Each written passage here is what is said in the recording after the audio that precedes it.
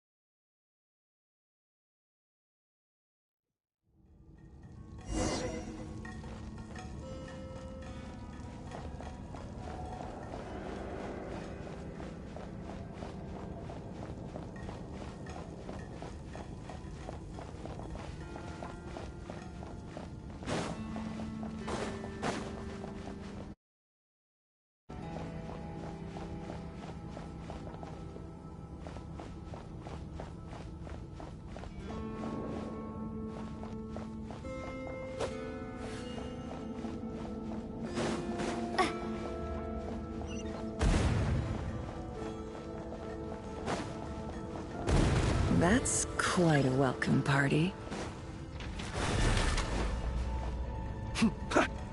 Observe.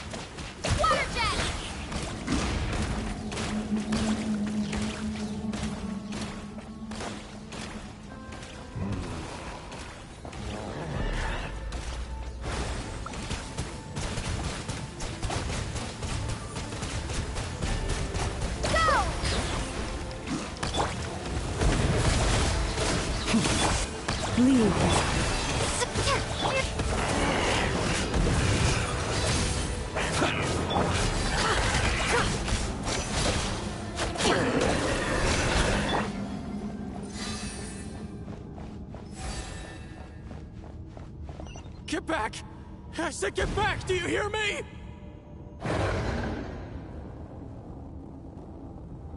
Why isn't it working? No! Don't come any closer! Don't!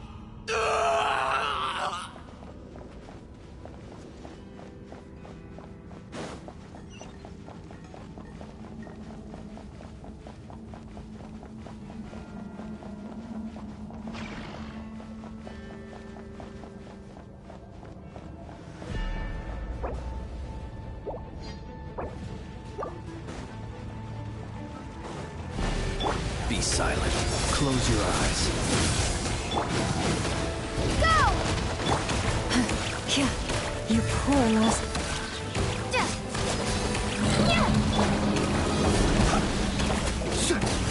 You poor soul. May your spirits find peace.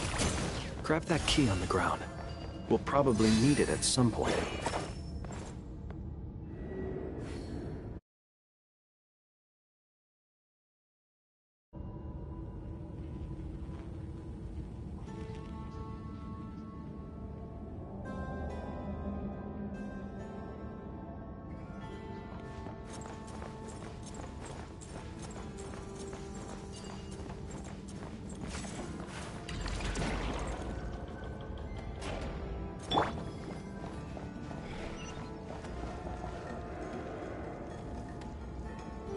Watch out! Ugh, there's no way through. Let's go around.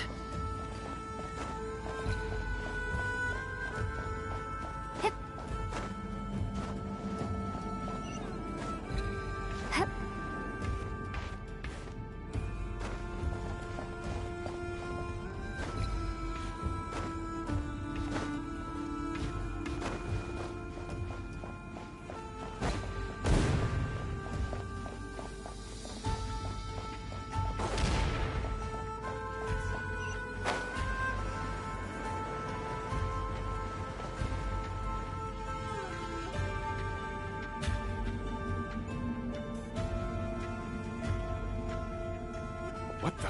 Trespassers? Here? What's wrong with you people? We're looking for the doctor, and we understand he might be here. I see you're fleeing the facility. You looking to settle a score with the doctor? Good luck with that. I don't think you have many chances left. Perhaps. But you might have a chance to live if you start talking. 2 other Harbingers had the same idea as you. They're already inside. But what good is it gonna do? The doctor wouldn't do something like this unprepared. Seems to me that you're not too thrilled about being his subordinate. Also, is it just me, or do I sense monsters nearby? If you'd prefer their company to ours, that can easily be arranged. We need to know what the doctor is up to. Please, if you know anything at all, tell me.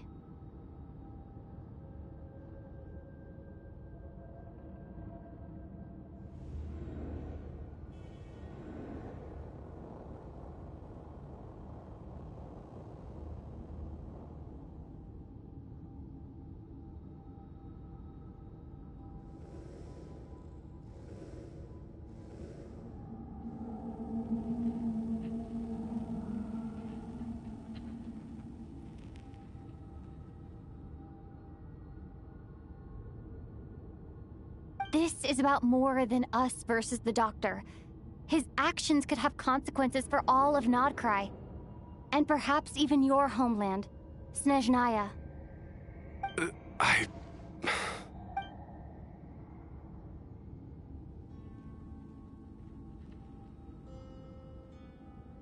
He's building something. Ambitious doesn't even begin to describe it. Feels like this could be the big one. God knows how long he's been planning it.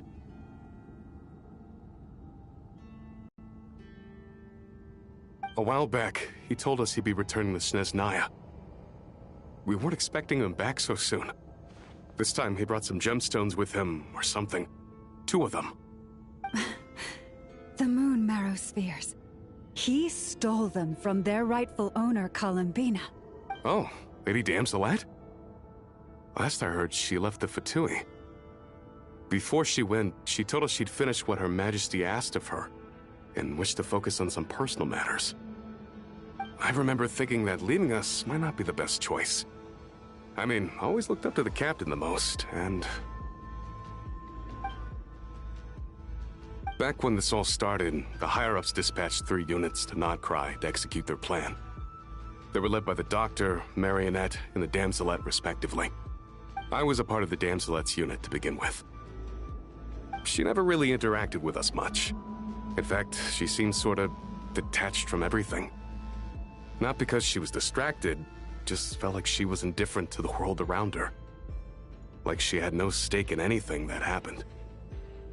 She always seemed like she was staring off into the distance. Almost as if she didn't see anything worth living for in the present, so she had to look further afield. That's right. She always used to stare up at the sky. The Doctor used to stand nearby and watch her. Apparently they got along well at first, but somewhere along the way, she grew wary of him, started avoiding him as much as possible. After she left, everyone in our unit merged with the Doctor's.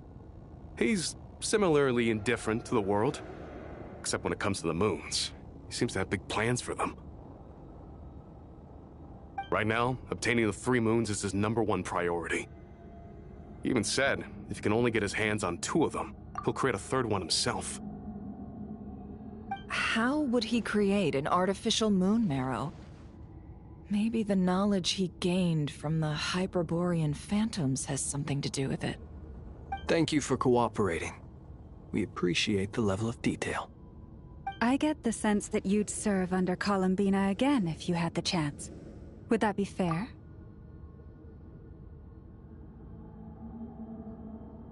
No, she's no longer a Harbinger. As a member of the Fatui, my loyalty will always belong to the Tsaritsa.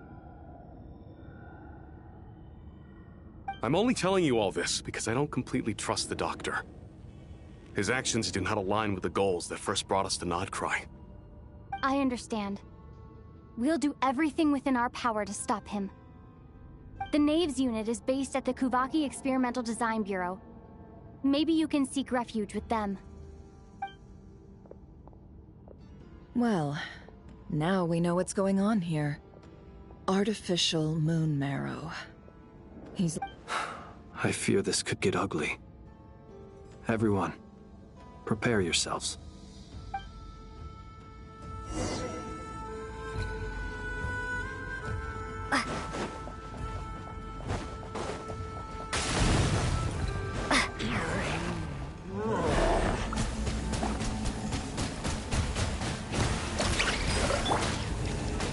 Be silent.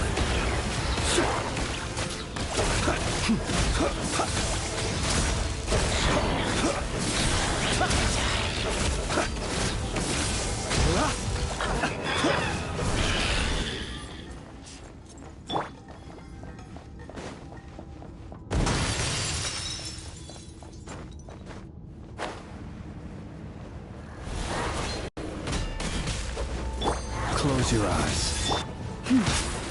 Leave this. No more lies. It all adds up. The mystery unravels.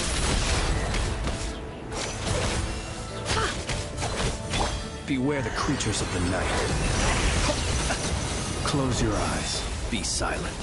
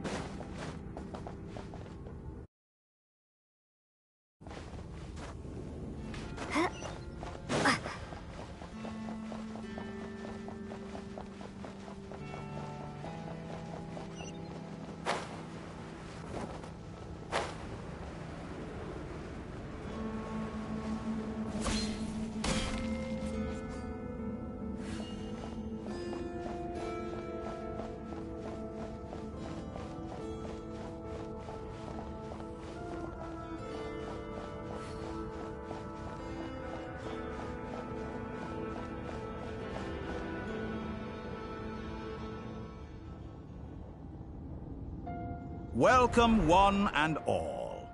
I've been expecting you. I hope my humble research facility is to your liking. Yeah, we really appreciated fighting our way in through... The gall!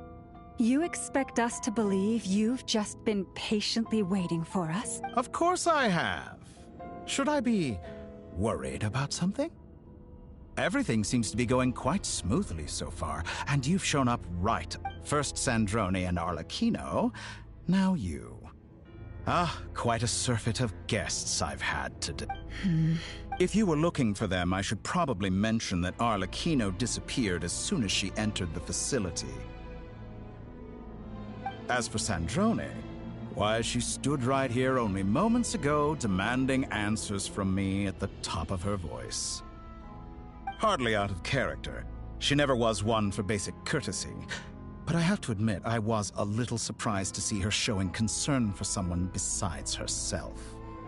Does everyone you associate with undergo such a change in temperament? Speaking as a researcher, I have to say, it is not a change for the better. It threatens one's ability to remain objective. Well, since you ask... So you've got your hands on the moon marrow, and now you're claiming godhood. Don't you think that's a bit of a stretch, Dottore? I must protest what you are insinuating with that phrase, claiming godhood. I am not claiming anything. I am stating a fact. You're a researcher. I'm sure you appreciate the distinction between the two. Huh? Wait, you really think you're all that? You'll excuse me if I'm not being a polite little lady for you. We're colleagues. We both know what kind of person you are. By the same token, I knew you'd respond along those lines. You and I both understand that facts speak louder than words.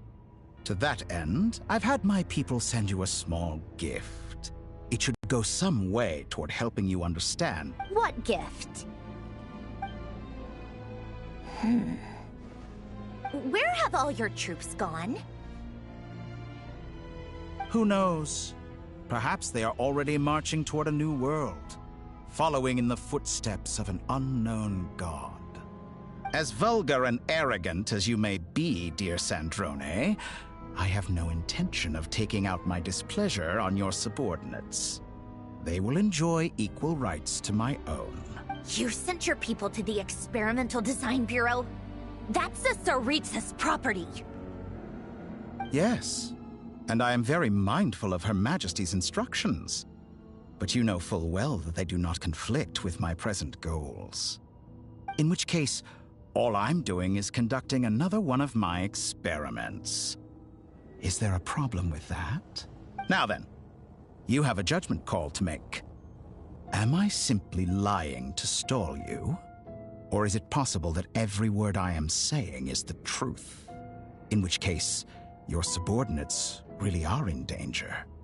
So now you've turned on fellow Fatui soldiers. You're completely insane. I have set a new rule for myself. Each person gets one chance. Naturally, that includes you, Sandrone. If you wish to leave, I won't stop you. We are colleagues, after all.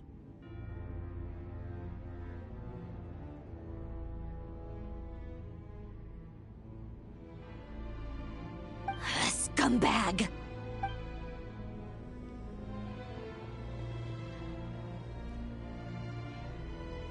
Still, I hadn't counted on Sandrone sparing any thought for the people of this world. Shame. I always found her self-centeredness to be one of her few better. How can she ever hope to achieve greatness when she's so obsessed with protecting her little design bureau? It's more than a little disingenuous to speak of achieving greatness while taking hostages. Or does honor no longer mean anything to you? Honor? I have the marrow of 2 moons in my possession and will soon complete the construction of a 3rd. I will be the god of a new world. And you speak to me of honor? Those are sacred relics. You do not deserve them. In my view, many in this world do not deserve to be alive. And yet, I mercifully permit them to go on living. You'll come to regret your actions.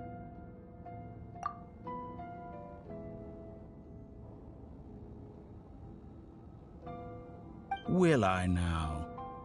Let's see if you can make me.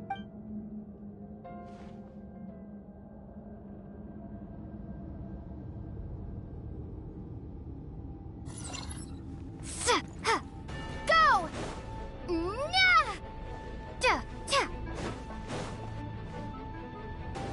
Forest, seek within.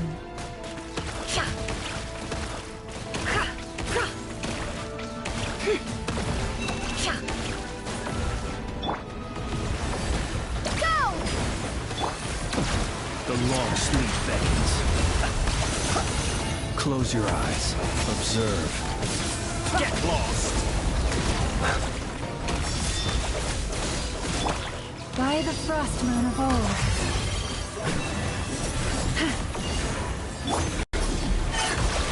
Your actions betray your fear of me. Arlecchino. Thanks for the assistance. Arlecchino? They see you as an ally. What a farce. You're clearly here to destroy my research, not me. I'd say your research is more valuable than your life. Am I wrong?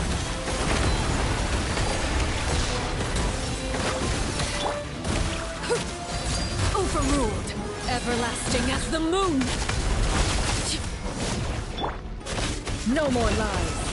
It all adds Your up. actions betray your fear of me. Forest, protect us. Shatter like a reflection. For the everlasting forest.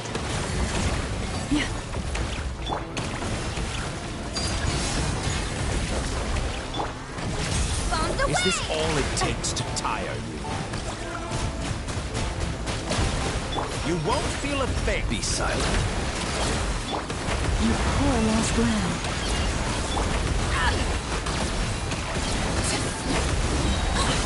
This is where you fall. Transfixed. Seek within. No more lies. It all adds up. The night cometh. Close your eyes.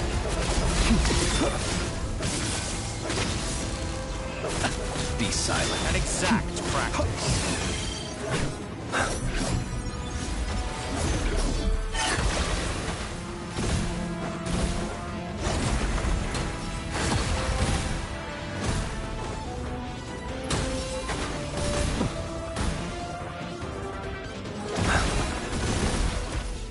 Dottore is too powerful with the artificial moon marrow in his arsenal. Fighting him is futile. Quickly! How's this?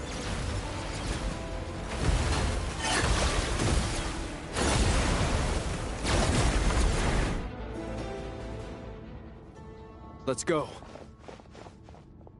I've always thought it is wiser to flee than surrender.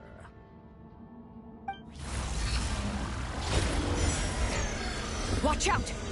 What the? Forget about me! You should... Where's the Traveler?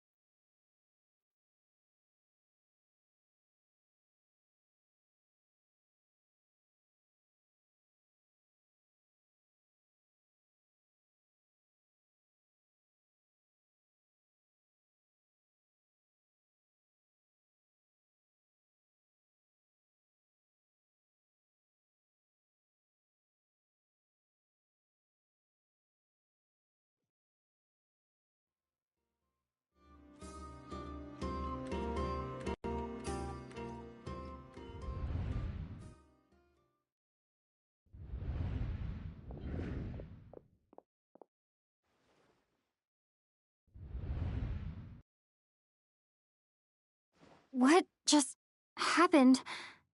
Nasha Town? How did I get here? Strange. I remember being trapped by Dottore during the battle, and now, all of a sudden, something weird is going on. Traveler? What brings you here at this hour? Huh? What are you in the mood for today? A hot dog? Or something else? We've got some special discounts at the moment. Want to see the menu? Sorry, I'm not hungry right now. Ah. Well, feel free to take a seat for now. Let me know if you change your mind. Everyone seems to be acting normal. Am I just overthinking? Oh, darling, look who it is. One of our regular customers. Get the Traveler something to eat, would you, dear? Wait. Why is he talking like that? Well, I'd love to, but can't serve a customer unless they order something. Anyway, I take it your business is wrapped up? Yes, thankfully. It was a long trip, and it's left me feeling pretty exhausted. But the upshot is, I won't have to leave again for a good while. We can have some quality time to ourselves. Wait. These two are a couple? I see some kids around too. Hey there! I haven't seen you in ages! What's keeping you so busy? I've been looking forward to playing with you again. You forgot already? You're silly. Daddy brought you over to our house recently. We had some snacks together. What is she talking about? We've had a lot of customers over the last few days, so we've been real busy. And like my mom always says, some people are more than just customers. They're friends. Oh! Another customer's arrived! I better go see what they want. This is all wrong. I never once heard the owner of this restaurant talk about their family. It certainly isn't a family-run business. And that child, I don't recognize her at all. Could this be a false memory? Very good. I knew you had it in you. Aren't you going to try the house special? When did he show up? No, none of this is real. You don't seem to like it here. That's fine. We can change venues.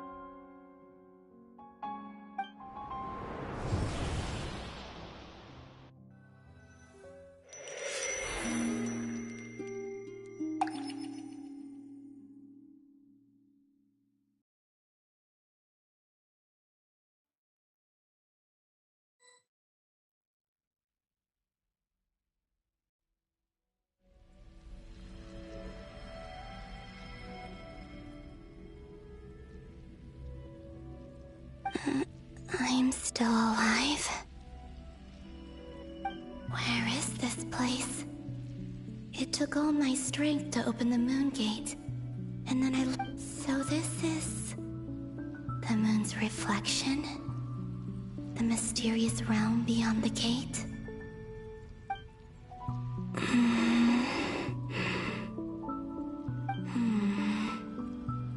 I can't sense anything. I guess I could try opening the gate once more. No response. Maybe this space can't be opened from inside. If this was the space that killed both Revier and his lover, then why am I unscathed? Or... no, I'm not unscathed. Even the air here feels... frozen in place. I should conserve my strength and proceed with caution.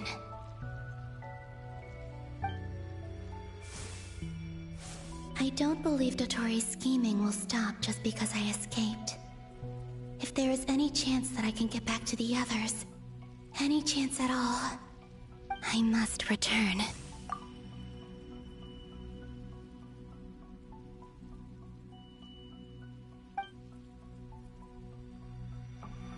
Emptiness. Silence. What is this place? Or maybe the real question is, what is it for? What's this? Looks like it responds to my power.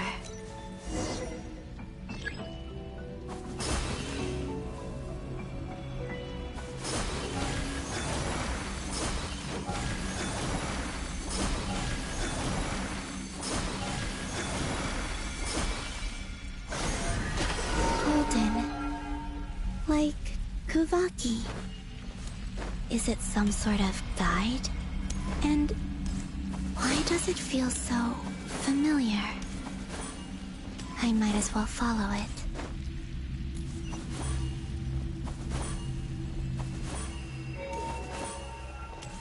Where does this lead? Could it be the exit?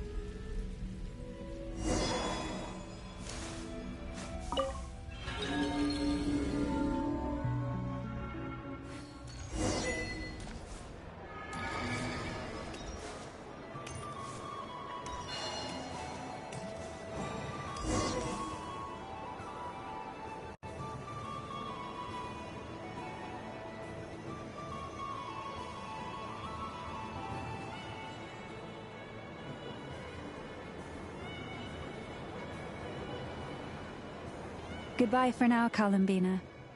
I hope you have a wonderful night. I will.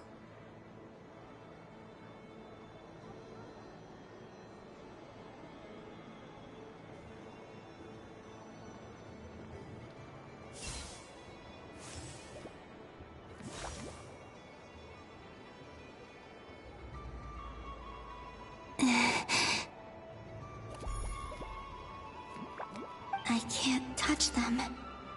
It's as if we're separated by some impenetrable power.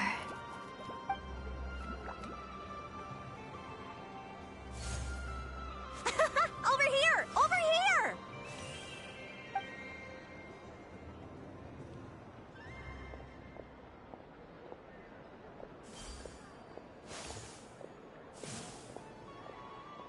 But the people in these memories pass right through me. Just like when I disappeared. If only I had known what would come to pass after that. Even so, I should still take a look around. Just being back here. It...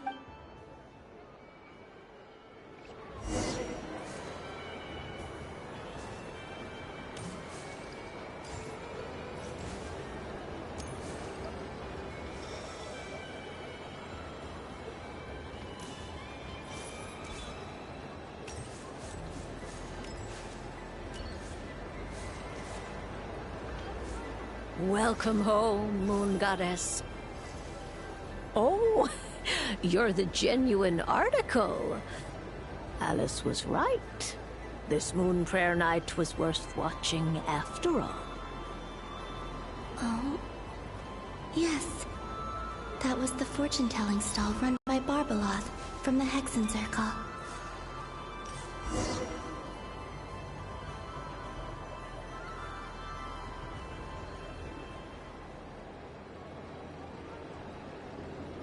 Please, draw the first lunar arcana.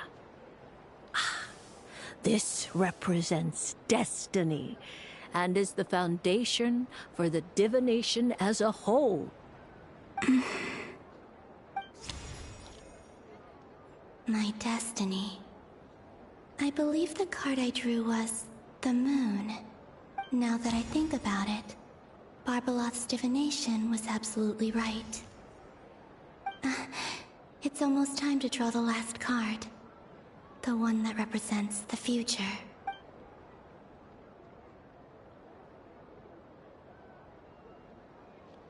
That was the card that popped out on its own. From here, I think.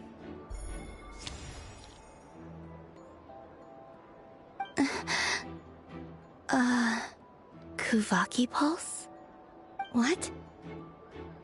Fascinating. I've never encountered this before in my role as a diviner. What's going on? Did that card leave the deck?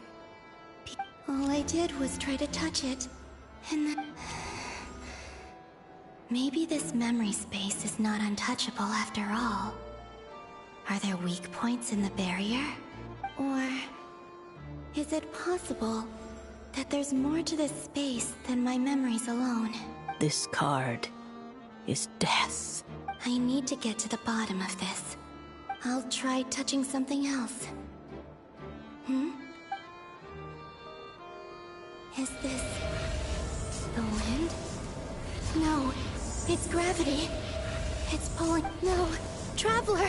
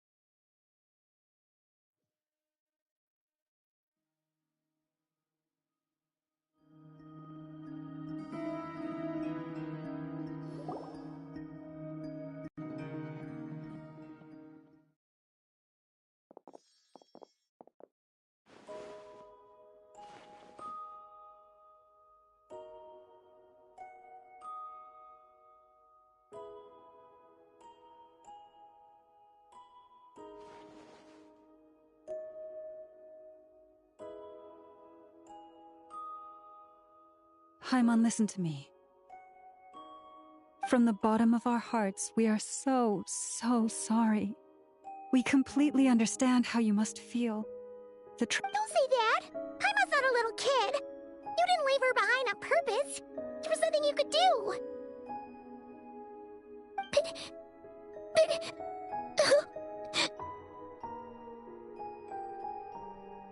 She's all alone in there! What if something happens to her? What are we gonna do then?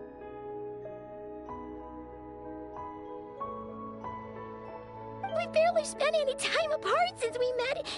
Is she gonna die? We must find a way to rescue her.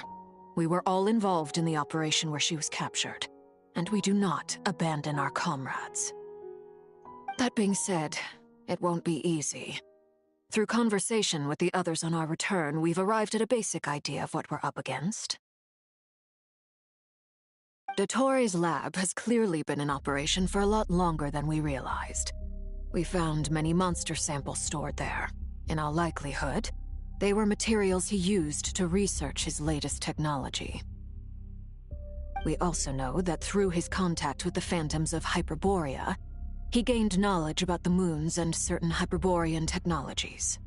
Using this knowledge, he then fashioned an artificial moon marrow to serve as a replacement for the frost moon beyond the sky.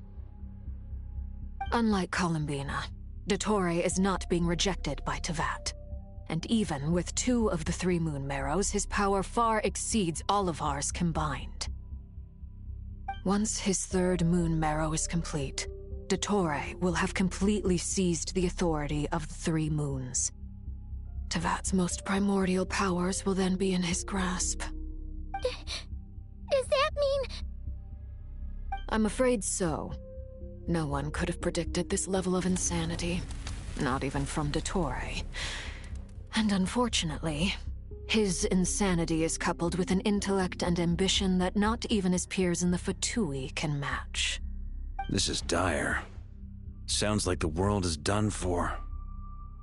The 3 moons' authority can influence the very fabric of time and space.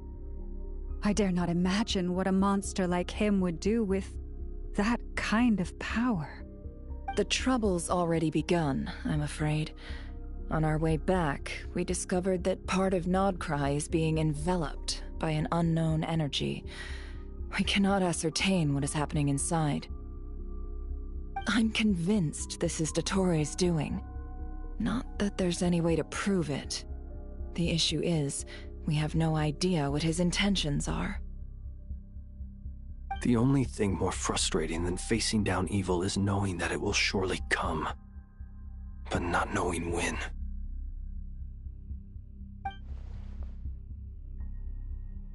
The Doctor is guilty of numerous crimes in Mondstadt as well.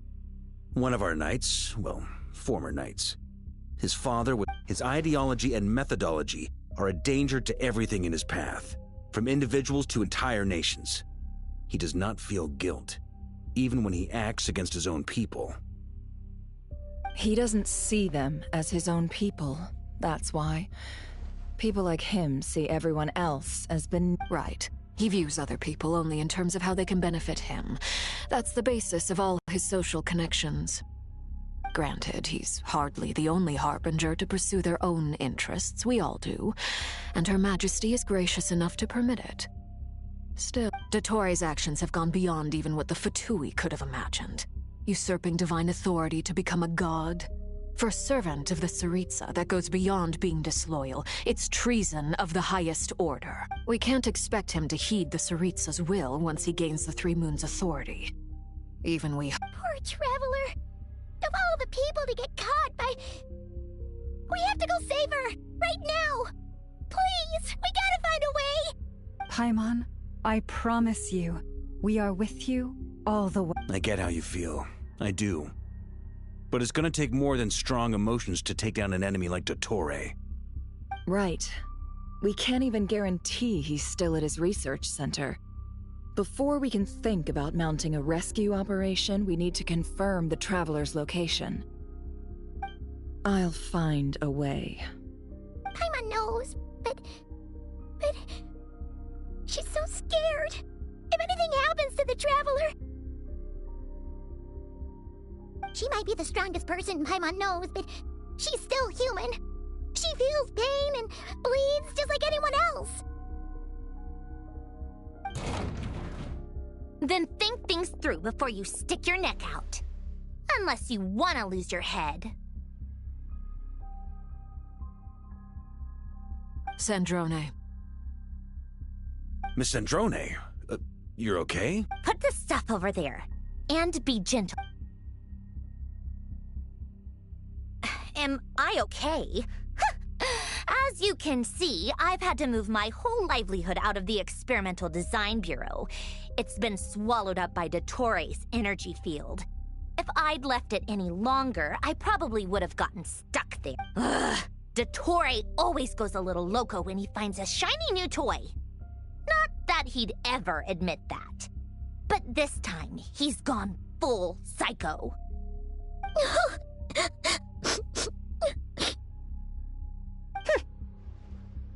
Just go ahead and cry already. Sorry. Paimon's not trying to make it seem. It's just... she can't. Oh, Paimon. Let it all out. There's no shame in it. When you're overwhelmed by fear and despair, crying can help get it out of your system. You'll feel better for it. Okay then, while the baby of the group is having a moment, how about the grown-ups get to work? Give me your hand. You've made a discovery? Polonia, scan.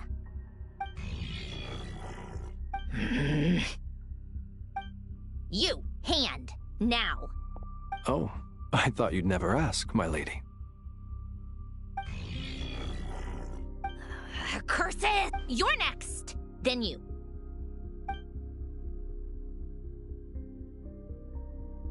Dottore, you son of a... He's done something to us! Everyone who entered his research center has been implanted with some sort of curse. I don't feel anything unusual at the moment. Does that mean it hasn't activated yet? Is there a way to figure out its purpose and what might trigger it? My best guess is Dottore created it using the Moon Goddess's powers. 1 second, analyzing. Ugh! That friggin' maniac!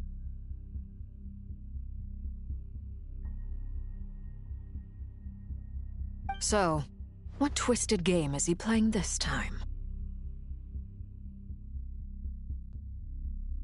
The moment I analyzed the energy composition, some encrypted text appeared in my mind's eye. And when I deciphered it according to the Fatui standard encryption protocol, I got the following message. Feel free to run, or you will perish in nod cry. He's mocking us. Yep, he loves to toy with people. Only in this case, there might be more to it. But I didn't detect any murderous intent or malice either in the message or the curse's energy. As if this is him at his least malicious. Or perhaps all people are cowards in his eyes. Maybe he thinks the threat alone will be effective. What a despicable person. And he has the Traveler in his grasp. If I may. As unhinged as Dottore may be, he has always exercised great patience with the objects of his interest. I remember a comment he made when we first arrived in Nodcry. He said, "This world is, on the whole, an exceedingly dull place. But at least there are a few intriguing features, such as the gods, or the Presumably, they interest him because they're unknown quantities. He wants to understand as much as he can about them." Agreed. The Traveler is Tevat's 4th descender. All Harbingers are aware of this. Since Dottore took such pains to capture the Traveler, he is unlikely to kill her right away. Okay, but we still have to do that rescue operation. Of course. I also think we need to read between the lines with Dottore's message. If he's encouraging us to run, that means we mustn't leave Nodcry under any circumstances. My guess is, His curse will only trigger if we leave.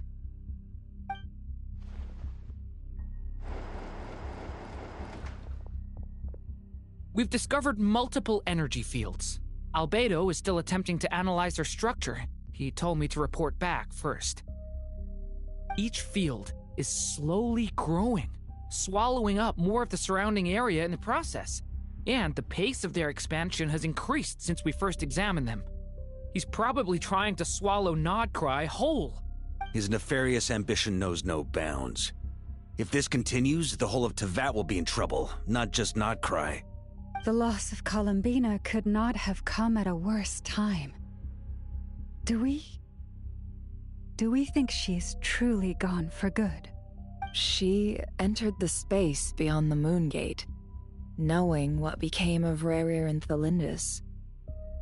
I'm sorry, but I fear the odds aren't good.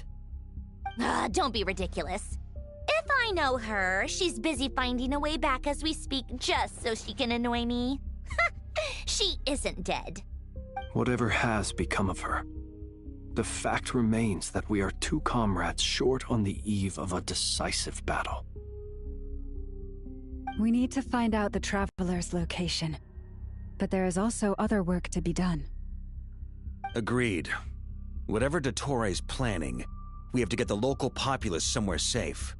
So, as well as a rescue mission, we have to organize a mass evacuation at the same time. It would be best if someone could approach leaders of neighboring nations and negotiate emergency asylum for Nodcry's inhabitants. Snezhnaya is one option. I'll see what I can do. Does it be so much easier if the Traveler is here? No! Stop thinking like that, Paimon. Paimon will join you. She's pretty well connected thanks to the Traveler. Maybe it'll come in handy. Either way, that's what the Traveler would do if she was here.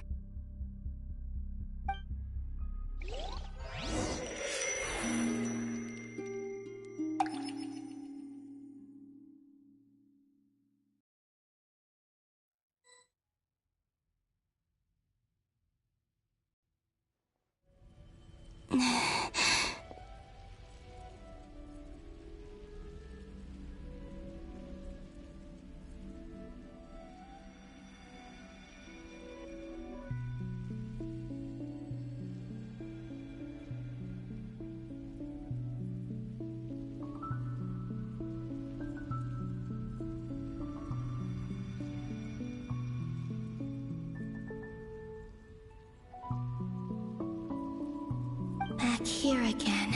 That gravitational force that pulled me back. Is this where when I saw that memory of Moon Prayer Night, I think I influenced reality. If only I could have sent the others some kind of warning on Moon Prayer Night. Maybe we could have stopped Dottore. I feel so heavy. Well, even so, back to emptiness and silence again. I should try and find my way back inside that memory.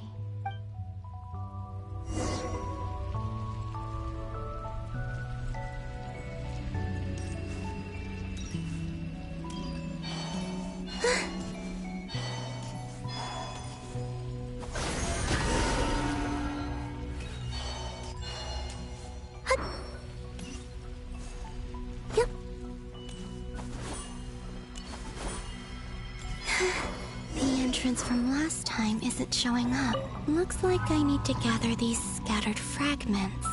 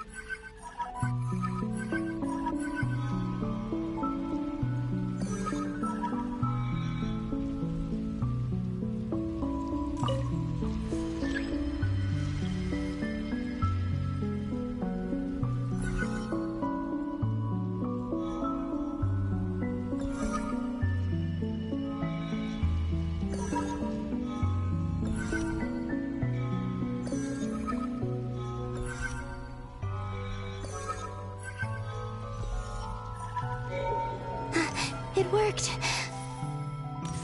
Hopefully I can stay inside for a bit longer this time.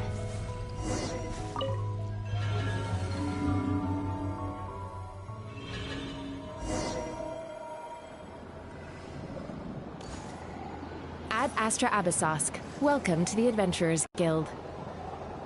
What? This doesn't look like Moonprayer Night. Extra, extra! Latest issue of the Nausea Express! I don't think I've ever been here. Maybe this space isn't comprised of my memories after all.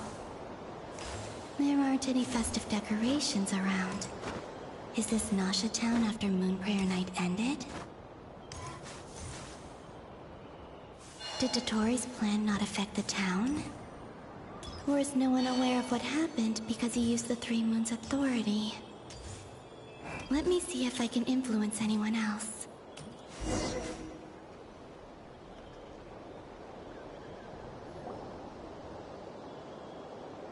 So, what do we do next? Wait, that voice. Paimon? The most important thing right now is to find that mage. Lauma the Traveler and Mr. Varga are here too. I'd better go pay the Fatui a visit. Traveler!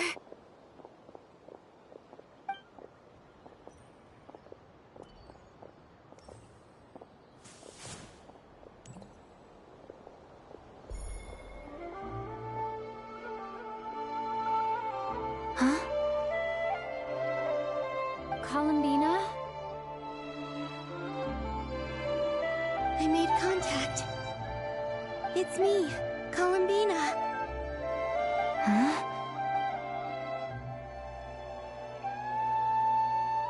Traveler? Let's go! This is no time to be spacing out! Huh? Huh? Wait a moment. This has happened before. This is what happened when I disappeared. I stood right over there, thinking that no one would ever find me again. It was only when she called my name that I decided to follow them. But did she turn around because she sensed my touch just now? Is it really possible that from in here, I can change the past? If I keep following them, maybe... Huh? It's that gravity again.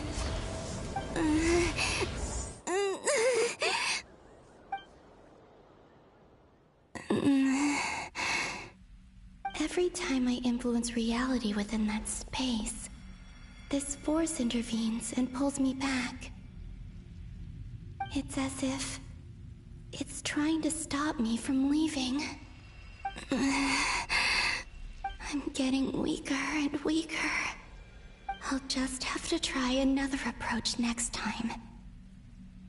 Come on, Columbina. Keep going. You have to tell everyone what happened.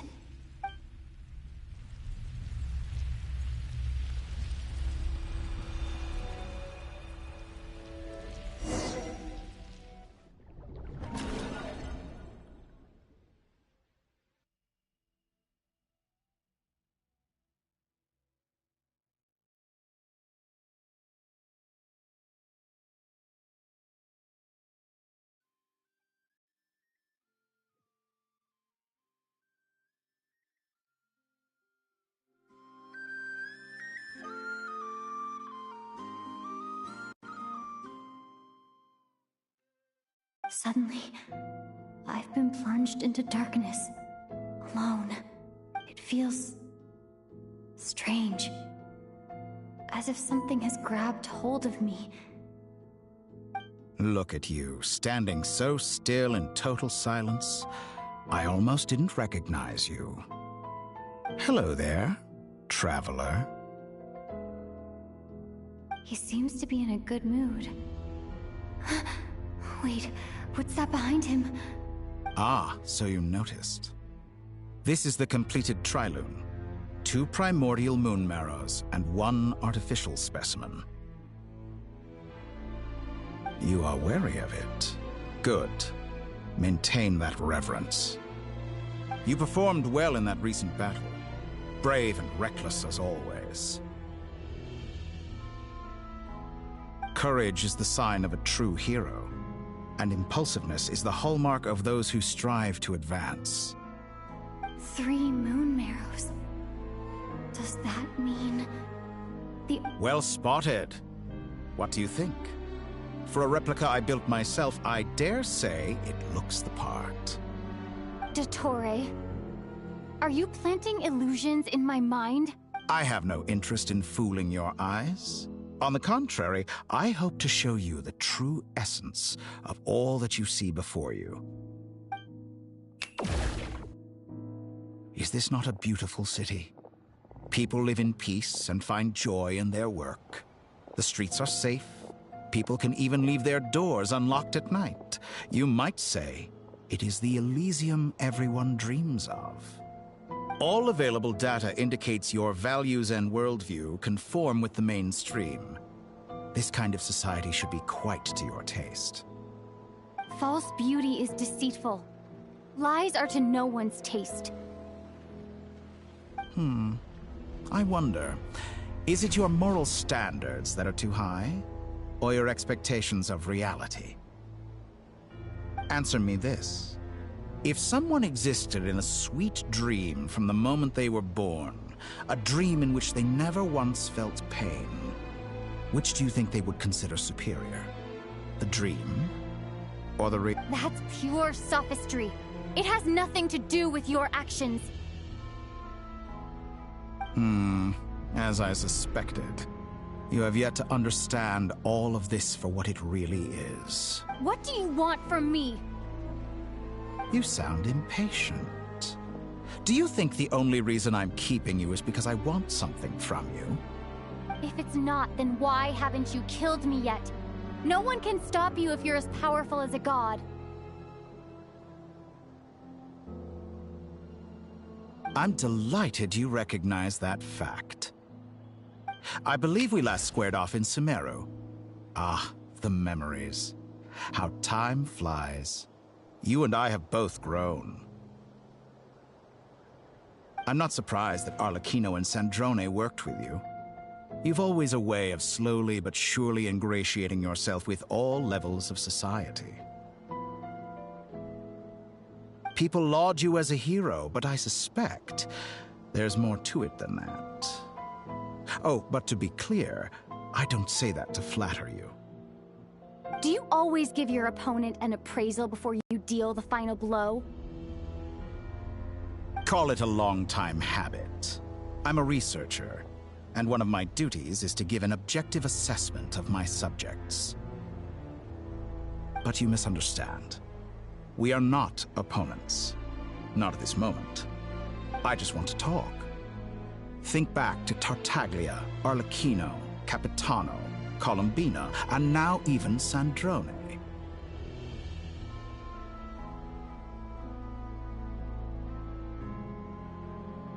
You've worked with each of them in the past. I believe you can work with me as well. What makes you so sure? Well, why not?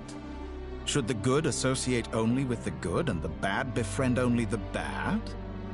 I like to think we could have a more mature relationship than that. Surely you don't think all your relationships are grounded in friendship or shared ideals? People come together because it benefits them to do so. If you think of the people you admire, you must surely admit that they have provided some benefit to you. Morality, ambition, dreams. People have plenty of words to embellish the nature of their relationships. But once you break free from those ethical frameworks, you will see that the only thing connecting the two of you is mutual benefit. And that is what I'd like to talk to you about. We're finally getting into it. He's probably been planning to kidnap me for a long time now. But for what exactly? He has the authority of all 3 moons. I won't be able to gain the upper hand in a fight. Best if I pretend that I'm willing to negotiate for now. You say you're a god, but you also speak of mutual benefit. What could a god want that the 3 moons cannot provide? Excellent question. But before I answer, I would ask you the same thing. Gaining Columbina's allegiance was a rare and extraordinary feat. But the Moon Marrows are now in my hands, and I have the edge over her. For this artificial moon is not being rejected by Tevat. Her identity and lineage may have been a thing of glory in the old world, but they were also shackles that prevented her from ever integrating into Tevat. I, on the other hand, you may view me as a thief, but I have overcome that limitation. So what is it that the Three Moons cannot grant you? What stops you from negotiating with me to get what you want? I don't make deals with lying psychopaths. That's quite an accusation. Are you expecting me to get angry with you? Well, this is one aspect in which my personal growth has served me well. In the past, my less mature self might have been disappointed, perhaps even angry, over a small setback like this. Like when you and Lesser Lord Kusanali joined forces to oppose me, for example. But things are different now. Just as the rich do not quibble with the poor, I no longer find myself perturbed by these trivial affairs. Human relationships end with conflicts of emotions and interests. But relations between humans and gods are different. And ours is even more unique. I have ascended to the highest heights and laid claim to unprecedented horizons. And you were no ordinary person to begin with.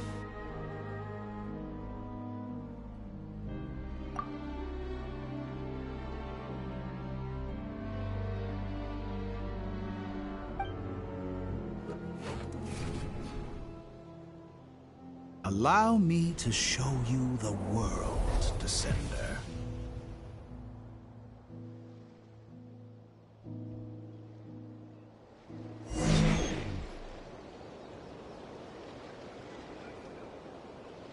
To stand, walk, jump, sit, and lie down. These are the most common of behaviors. Have you ever wondered why we were born following such laws? Who stipulated that we could not fly instead of walk?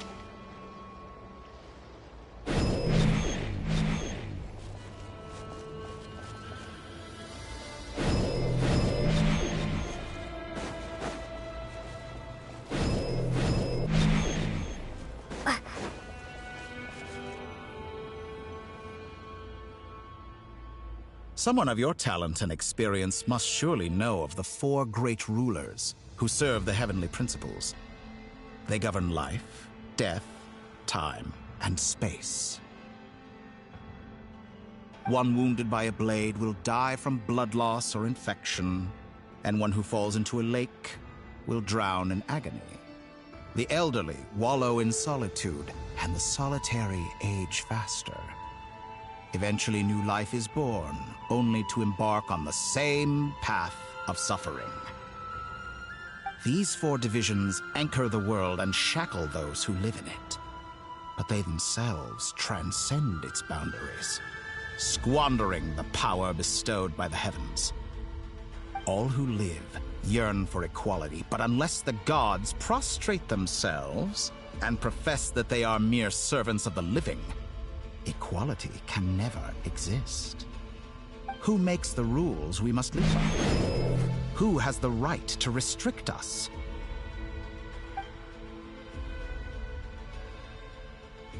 The limits of the body can be rejected.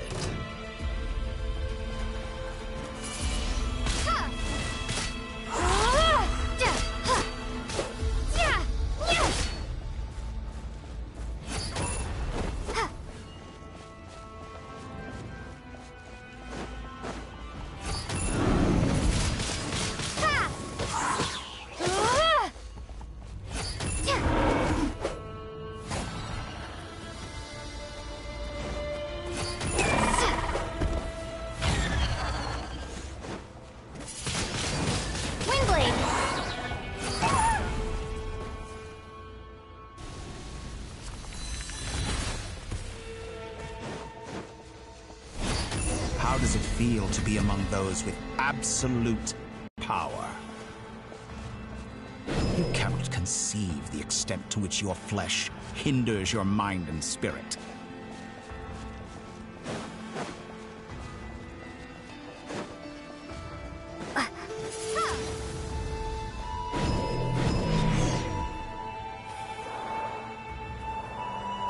Only by discarding our useless, primitive eyes can we perceive a new world. How narrow-minded we all were in the past. Why should the final answer of the world not be the power that predates those of life, death, time, and space? The power of the Trilune. Through it, I have glimpsed new experimental possibilities. Nature suppressed, authority exiled, souls controlled.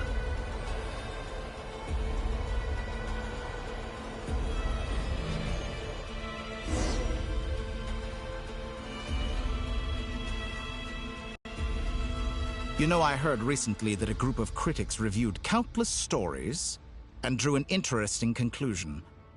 They found that it is more often than not the villains who strive tirelessly to push the boundaries of progress. In fact, long before this, someone voiced a similar idea in an academia editorial. I felt a great affinity with this perspective. Fanatics are trampled down for their transgressions, and those who transcend are rebuked for their audacity.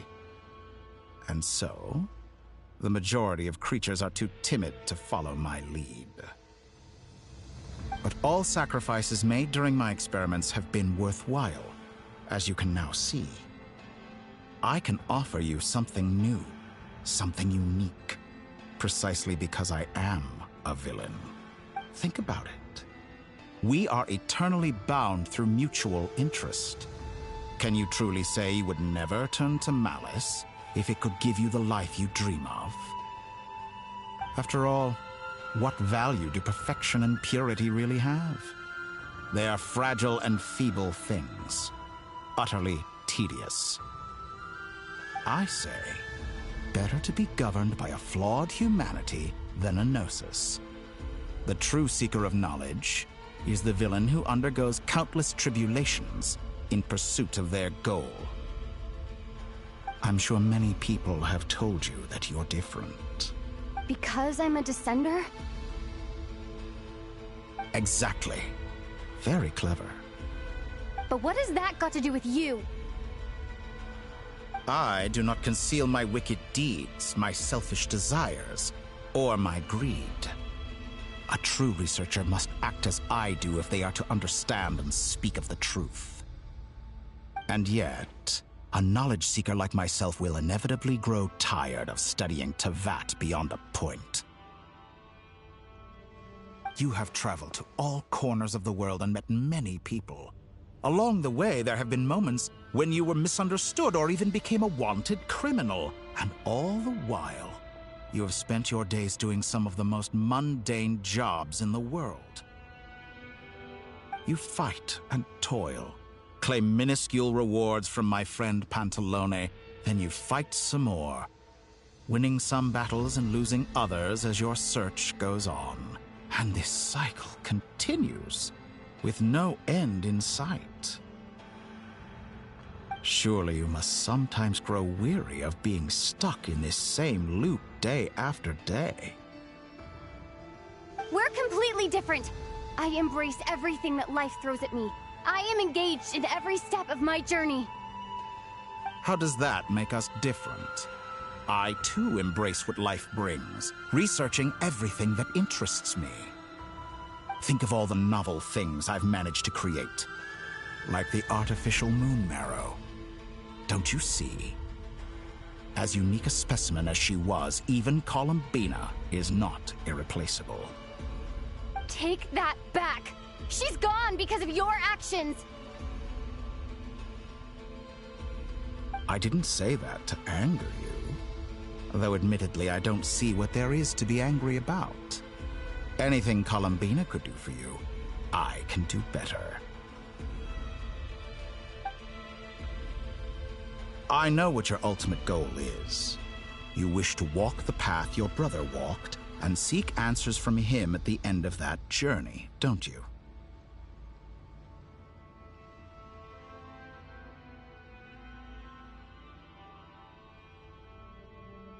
Someone like you could never understand what it feels like to care about another person the way I care about him.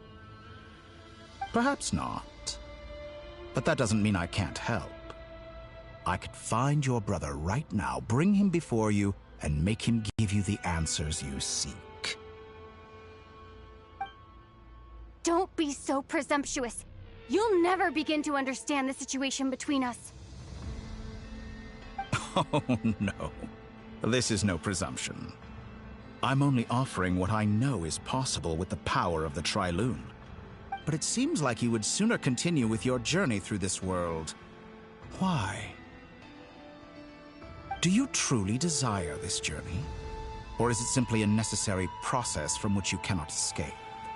Think of all the time and energy you have spent, everything you've had to endure just to make it this far. Is this really what you want? Or yes, you have made many friends. But do they ever spare a thought for the void in your heart and what it yearns for? What you want is not friends. It is family. But do they know this? I, on the other hand, am far more considerate. Join my experiment, and in return, I will bring your meaningless journey and all its struggles to an end.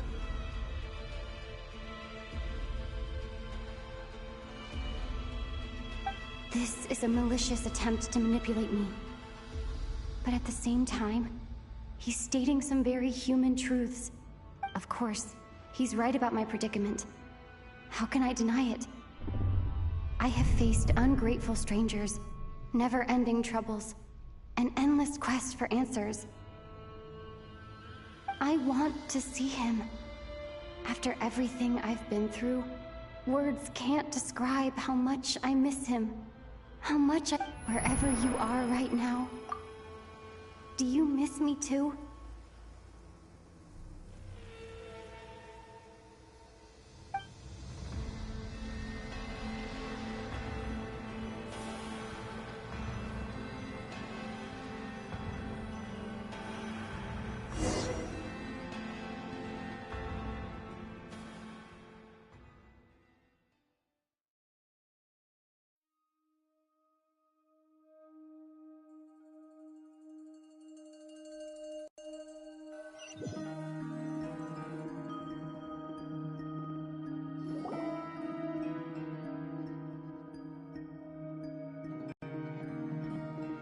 All right, everyone.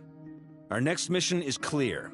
We need to contact all the major organizations, explain the situation to the public, and then begin the evacuation. The residents of Notcry are quite dispersed. The two most populated areas are the Southern Isles and Pyramida. Miss Lauma, I will leave Hisi Island and Nasha Town in your hands. I will liaise with the Fatui and Pyramida. Agreed. We will reach out to Natlan and Snezhnaya. Anyone found north of the Experimental Design Bureau should follow the Fatui to Snezhnaya. As for those dwelling south of that line, I will ask the Voynich Guild to help persuade them to leave. Then I, Mr. Varka, and the Frostmoon Scions will escort them to Natlan. The Voynich Guild has dealings with the Curatorium of Secrets. I will send them a letter vouching for your credibility. Yehoda, you should help Lauma. This is too big of a task for one person. My wish has come true. You're willingly lending me your most capable employee for the day. Well, good for you if all this only takes a day. Of course, if it takes any longer, I'll be charging a fee. Boss, wait! Don't I get a say in this? Oh, I'm sorry. Something to add, Yehoda?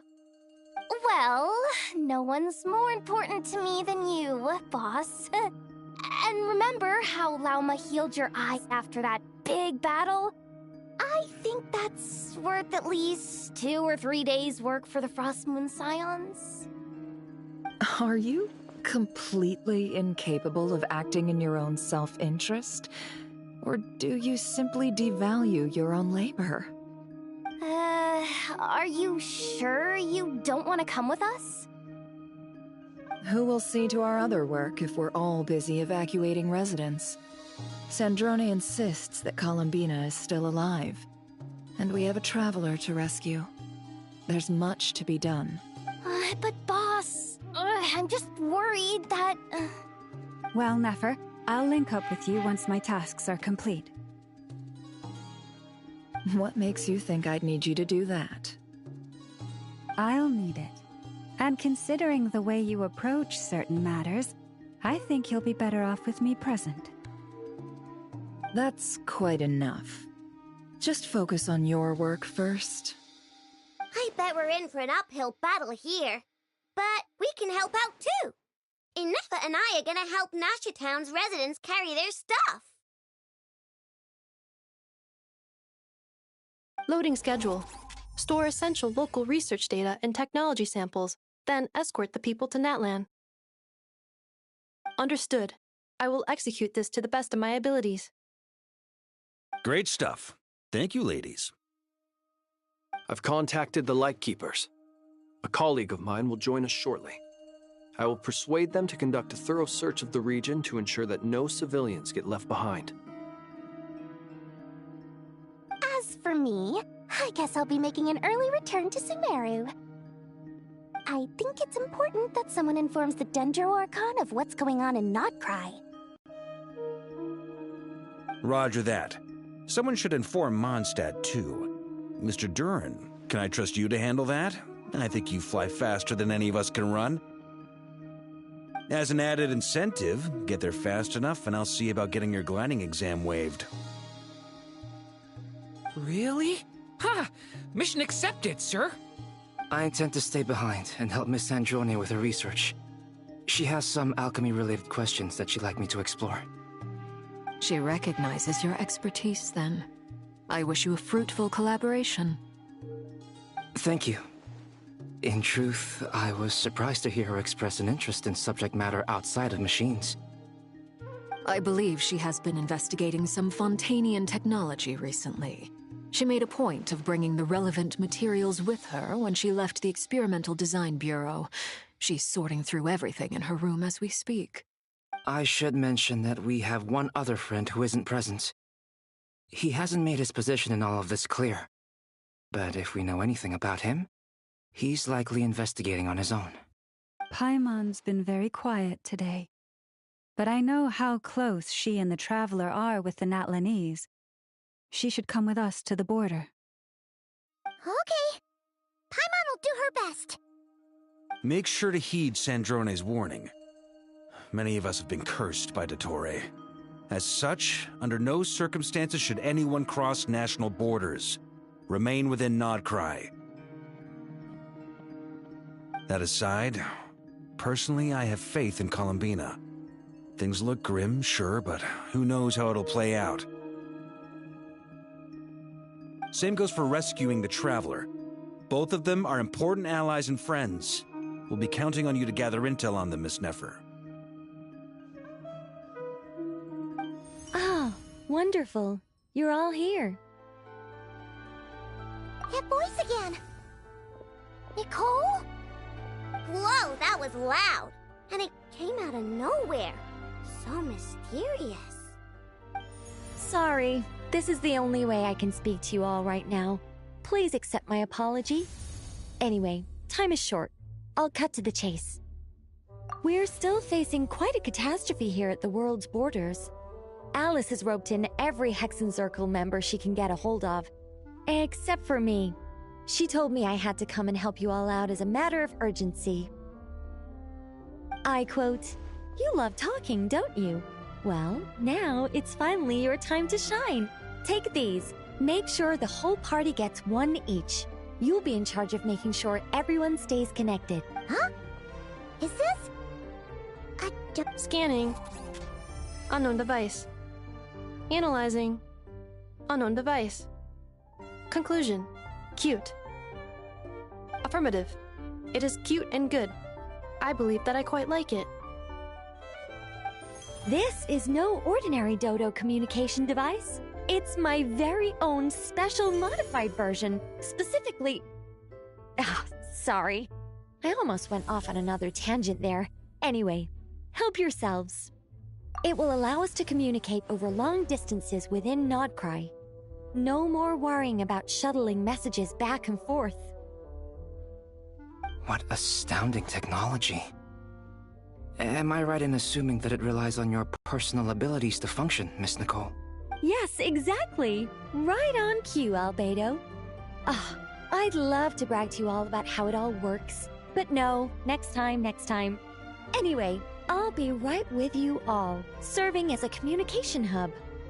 That's all from me. Head off as soon as you're ready. I'll be staying here to keep watch, and I'll be sending you my blessings.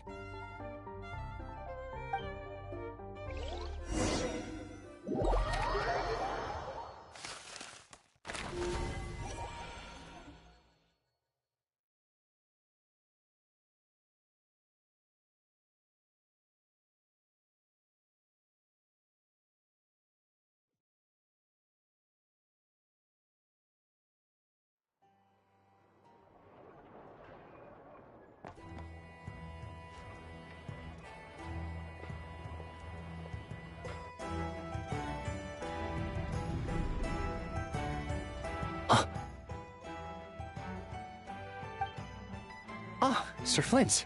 Perfect timing. I just arrived myself. You are most considerate, Master Ilua. But in fact, I know you have been sitting here for quite some time. If you saw me, why didn't you say something? I was curious to see how long you could sit still for. Also, shouldn't you have managed to sense me approaching? That would be a first. You always seem to appear out of thin air without making a peep.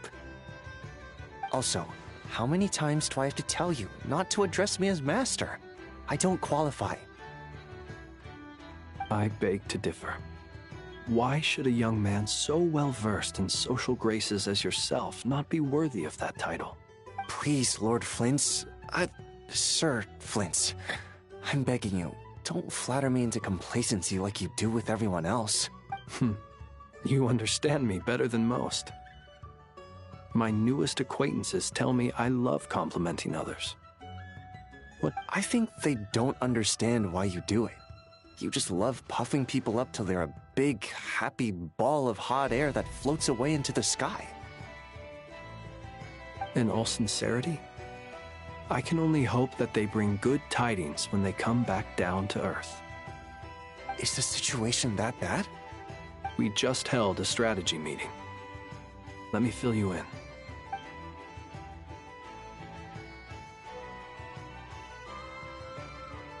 In short, we need everyone gone from Pyramida.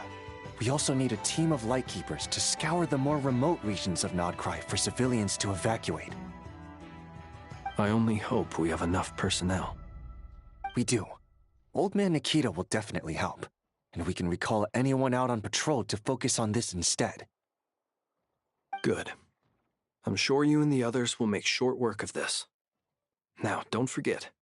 Once you've completed this task, make sure you and the rest of the team evacuate to either Snezhnaya or Natlan as well. Flint's? If you've got something to say, Master Ilua, why not guess what I'm thinking right now? You mentioned that you have something else to deal with later. How difficult is it going to be? I doubt it will be easy. I know you're a Lightkeeper, and it's your duty to protect others in times of crisis.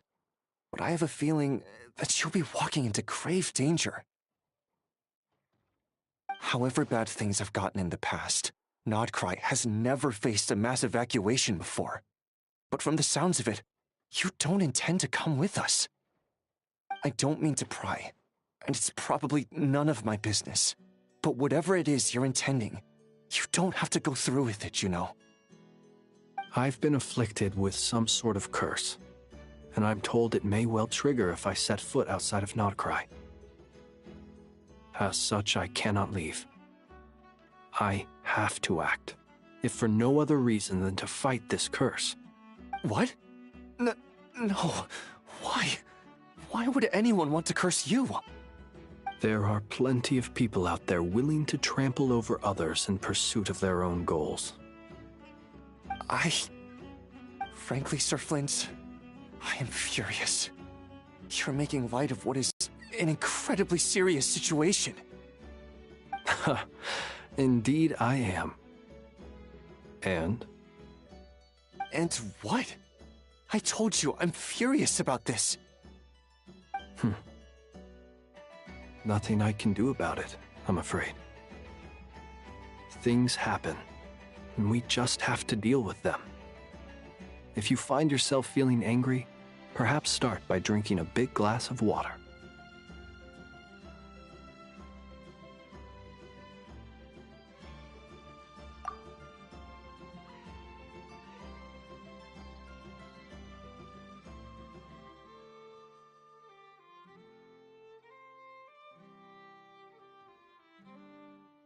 Hey, you mean you're completely unmoved by my anger? I'm devastated. Then allow me to express my sincerest regret. Come by the lighthouse sometime. We'll catch ourselves a few fish, have a little barbecue, play some cards, and bask in the sun. Maybe I need to spell this out. Lean in a little, Flint. Oh my, this doesn't bode well. Word is that you were caught up in a real horror show recently. People were amazed that you returned safe and sound. They've been debating whether you're even human.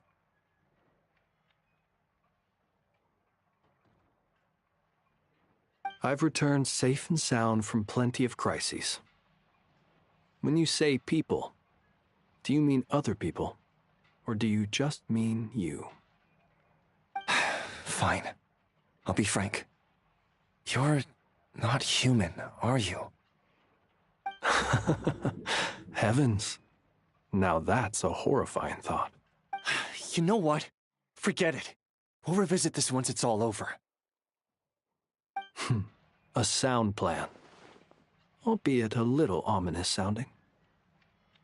Just promise me you'll come back in one piece, all right? For you, Master Ilua. How could I refuse? Also, please pass my regards on to our colleagues. Tell them, thank you all for your assistance. Please put safety first as you proceed with the operation.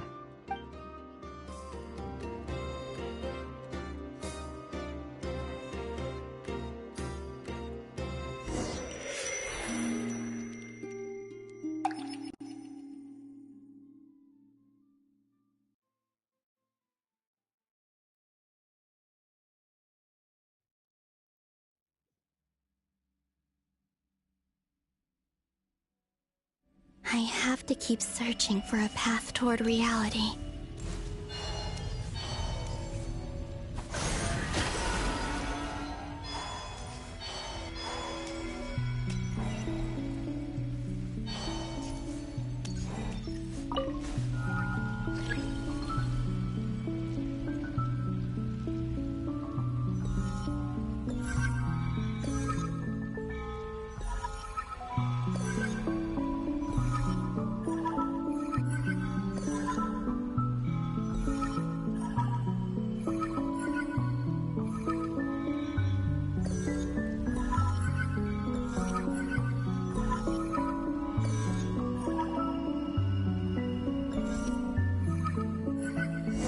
Should do it. The last 2 times I tried to influence reality in this space, it consumed a lot of Kuvaki. I'll try and be more careful this time. I need to leave key clues behind using less power. I hope everyone still remembers what I said on Moon Prayer Night.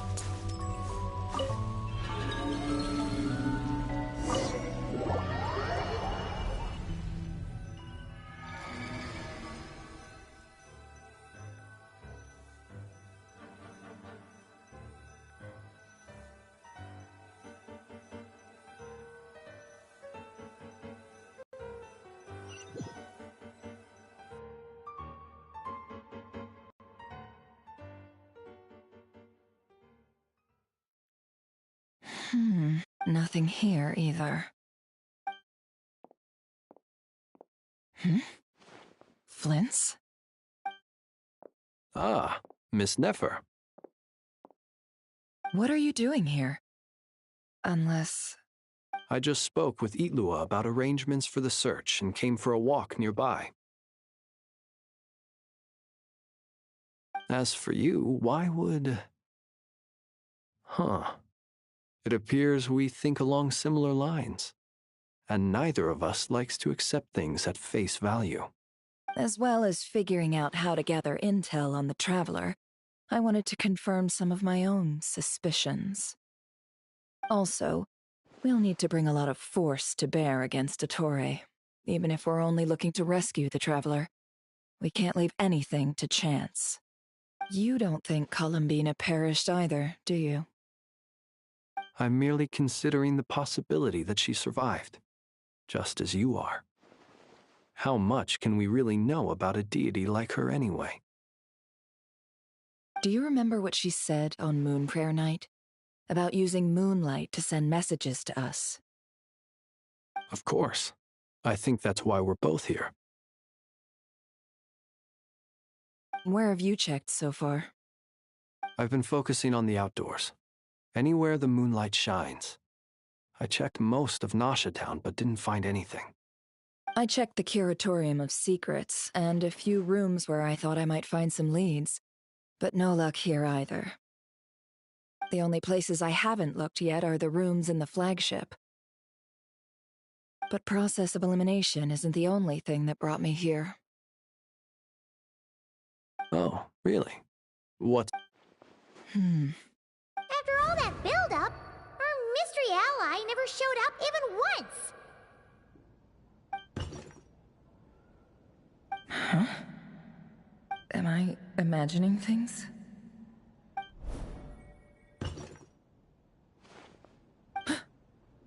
Come on, let's see what's going on.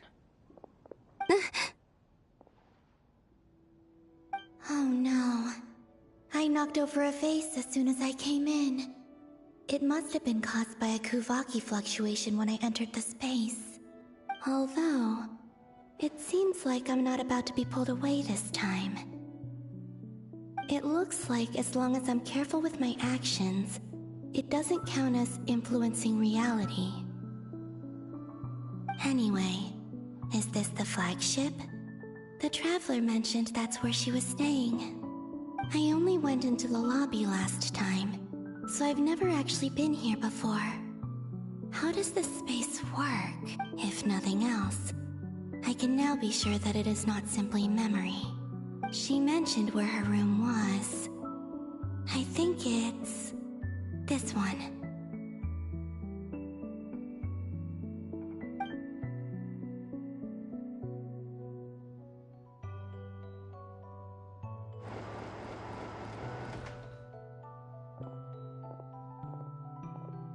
The door is closed. But if this is anything like when I disappeared, then maybe...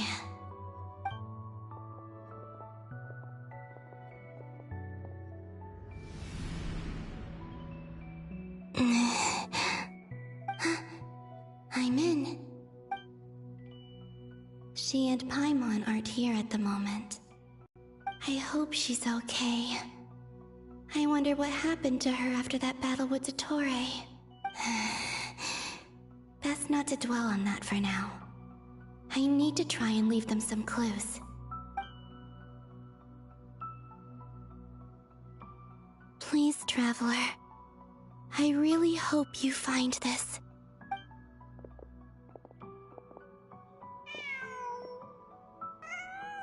Huh. Just a cat. Nothing else here strikes me as noteworthy. Didn't you stay here for a couple of nights once? Before Rarir showed himself, yes. It's also where the Traveler and I first met. Did you notice anything unusual during your stay? I remember thinking how much noisier the flagship is at night compared to the graveyard. Other than, the Traveler and Paimon were most congenial neighbors. This is where they've been staying, yes? Over here? That's right. I wouldn't usually condone breaking and entering, but we can make it up to them later. Focus now. I have to write a message on the wall using Kuvaki, just like I said on Moon Prayer Night. Simply open your windows on nights when the moon shines bright, and the moonlight will naturally flow towards the words I have written. Here goes. I'll need to carefully control my strength.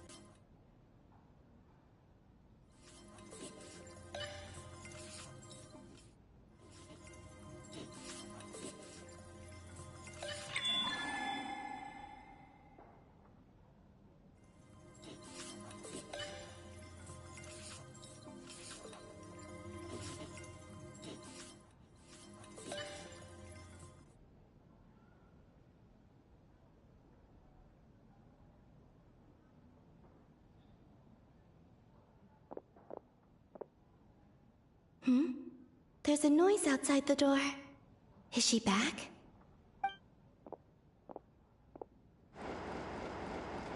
Please, you have to see these words.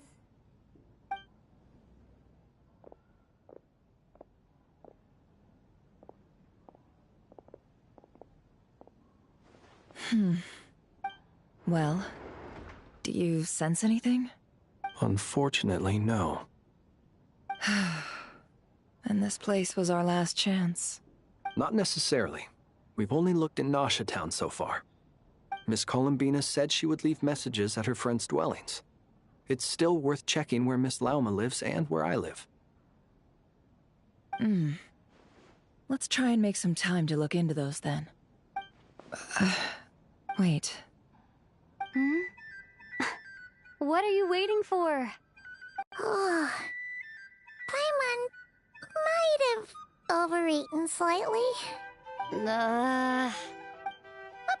that look for? This is a victory feast. It's normal to eat a little more than usual. The Traveler in Paimon. It's really you. But why are they talking about a victory feast? Huh. You worried Paimon sick while you were out there fighting Rare, so this is your chance to make it up to her, alright? Wait. So this is the night after the battle against Rare. How did I end up here? That's quite a long time ago now. Wait. Time. That's it. Every time I've entered reality within this space, it's been at an earlier point in time. Every one of those points has been before I fell into the moon's reflection. And everything I've done to affect reality really did happen in the past. Does this mean that within the moon's reflection, time flows backwards? Not long till Moon Prayer Night now. It's gonna be even livelier than tonight. Although, it's gonna be sad saying goodbye to the damselette. She seems like a really nice person. Paimon. No, I can't. Even if I make contact, they probably won't understand what's going on. And in any case, I'll likely get pulled away again if I do. Instead, I have to find a way to get them to notice what I've written using the moonlight. Wait, even I hadn't thought of doing that before Moon Prayer Night. They'd never conceive of that possibility. Is there truly no other way? Don't lose heart. We'll find a way somehow. Huh? Oh, you say that, but the Frost Moon is beyond the fall sky. If we wanted to go visit her, how would we make it through to the other side? We might not have all the answers now, but I'm sure we'll find a way one day. Huh. Guess someone's gotta be the optimist. The present.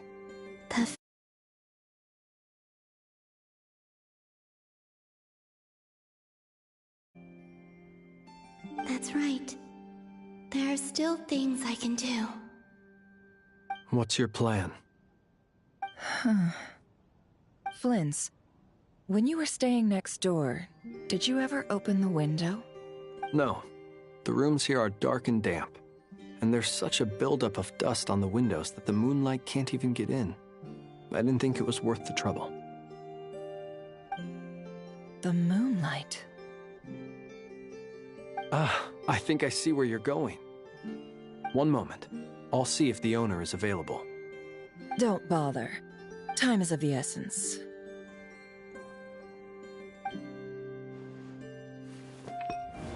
Time. Even if no one sees what I've written at this moment, maybe someone will remember what I said after Moon Prayer Night. I need to write down as much information as I can. And... Huh? What's up with you? You can't even hold your cup steady. Are you getting tired? A little. Well, you should probably hit the hay then. You've had a really tough couple of days for you.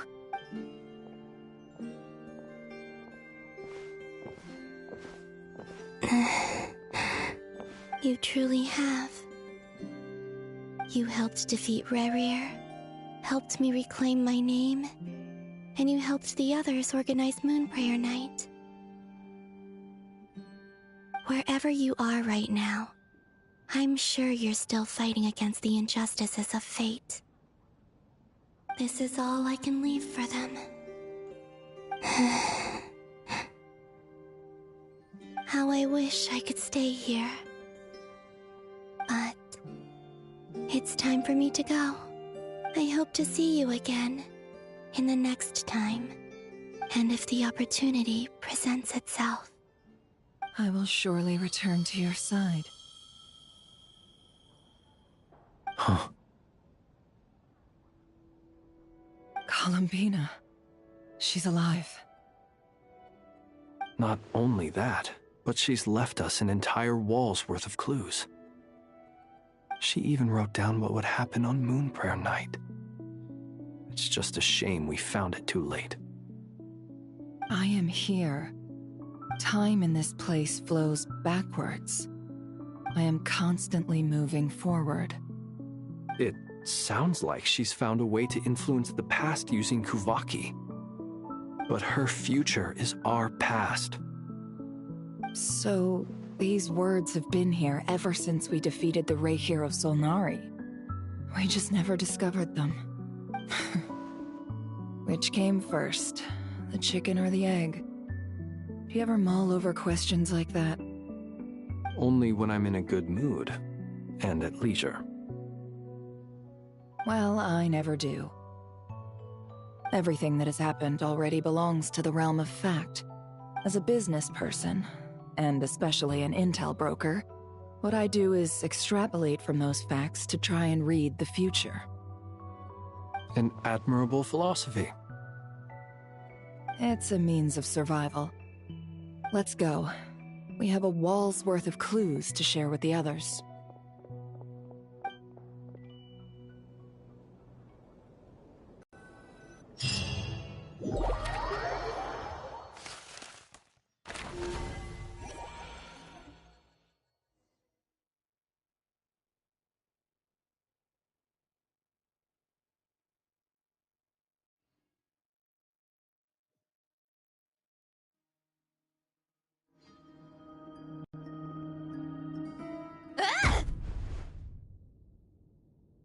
It appears that the doctor's energy signature has changed to something similar to Kuvaki, but not like the Kuvaki we're used to.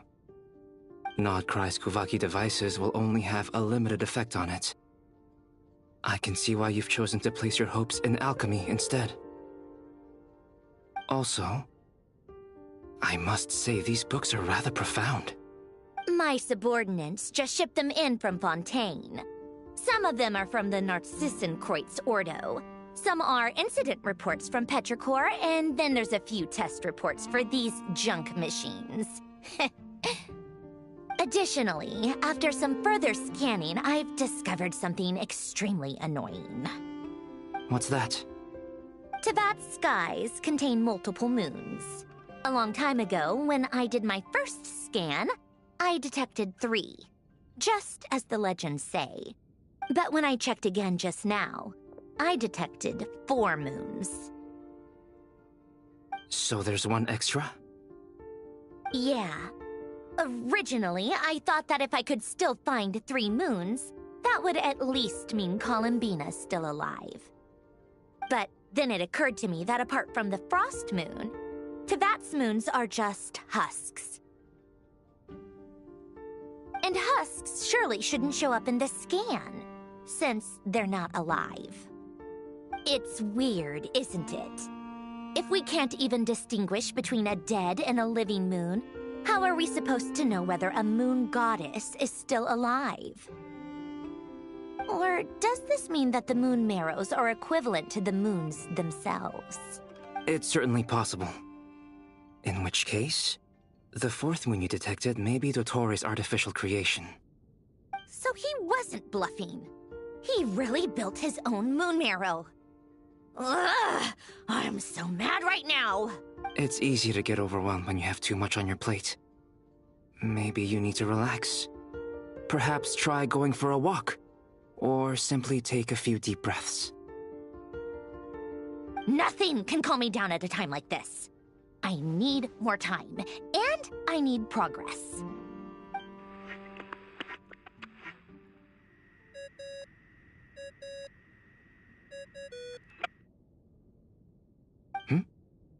It's Mr. Flynn's. I really hate that ringing tone. Ugh. First the 4 orthants of the Narcissenkreuz, then moon marrows. Now what? Oh, sorry if we're disturbing you. Might I ask what's troubling you? What do you want? We're busy. Are you still at the Curatorium of Secrets? Yeah. Look, everyone else is still out, so there's no hurry. Plus, I'm busy, so I would appreciate if you gave me some space. Even though we have crucial intel to share? Fine. I'm listening. Do you intend to share it via the Dodo communication device? Ordinarily, I would, but this is a unique situation. I think it's best that we discuss it in person. See you at the Curatorium.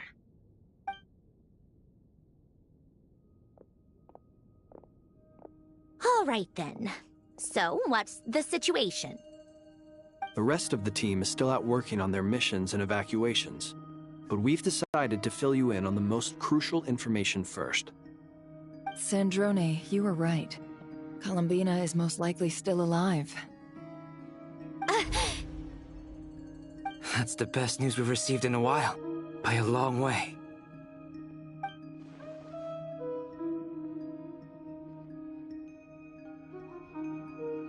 Random locations.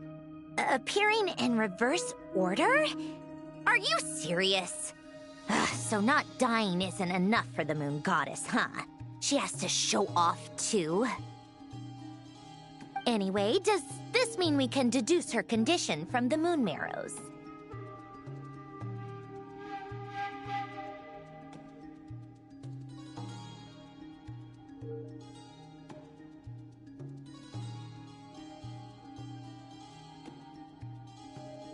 Miss Sandrone, there's nothing wrong with simply admitting that you're happy to hear the good news. I'm not. And she's the least of our problems. We're facing a huge crisis. If she can't control the flow of time in there, she's just gonna keep moving backwards. Different points in time won't intersect, and she'll never find a way out. Let's say life begins with a drop of water. When did time begin? The moment this planet came into being? No, that's not right. Her final destination would be the moment at which the space she is in was created. But it doesn't seem like we can influence that space from the outside world. So how can we help her? Also, if she's alive, Rerir and Thalindus might be too. But as far as we know, neither of them have come back out. That space may not have an exit at all. I'm afraid I must concur with Miss Nefer in this. Can't exactly argue with that. Let's leave it there for now. I've taken notes on everything you said. Will it help with your research? I doubt it's gonna help with breaking Dotori's energy fields. But who knows when it might come in handy. Better to have it all written down than try to remember everything when I need it. All right, I need to get back to my research. Mr. Albedo has made a lot of suggestions that will require my undivided attention. Sure, I'll stay here. I have things to work on.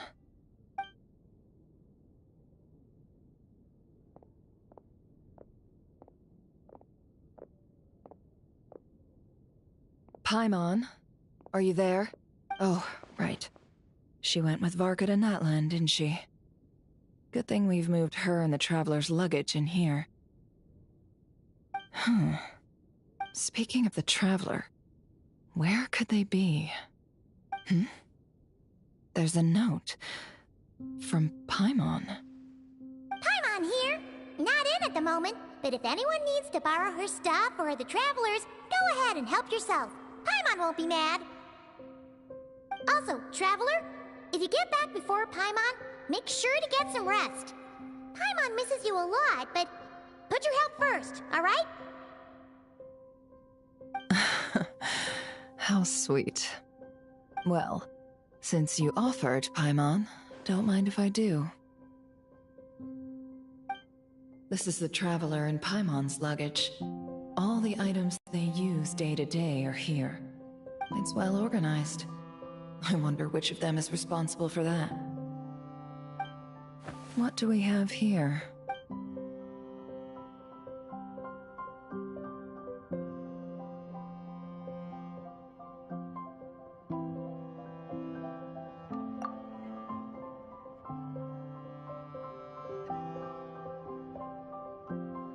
The camera captured a special moment that can only occur between people who are close to one another.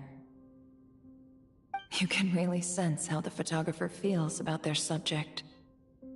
I wonder why this picture was placed outside. Is it because Paimon recently looked at it?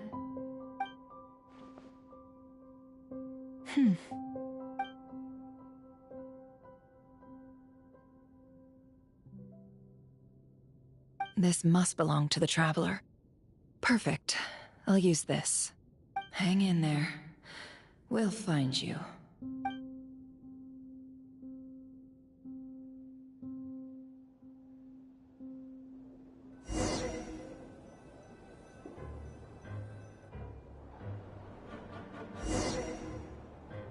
Polonia.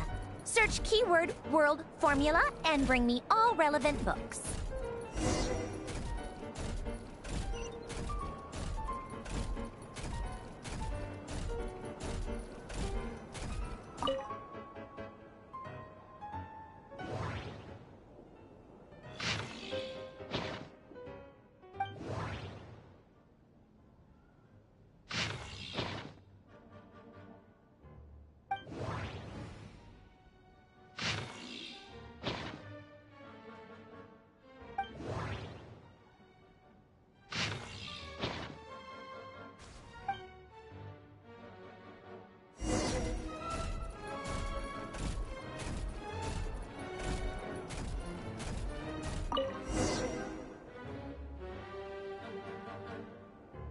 Let's see. This one is... On Tonki's sermon dictation, I believe that the correct term for this is Fortuna. This was an ancient Romorian technology, a wisdom unparalleled.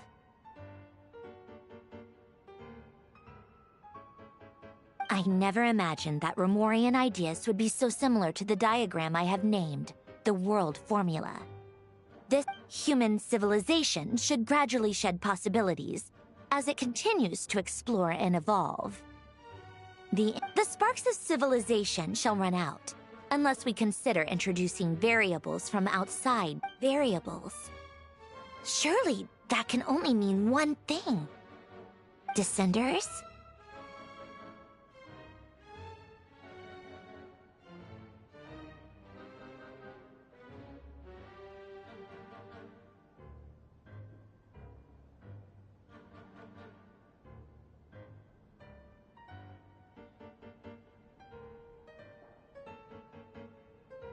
Dottore likely captured the Traveler because of her descender status.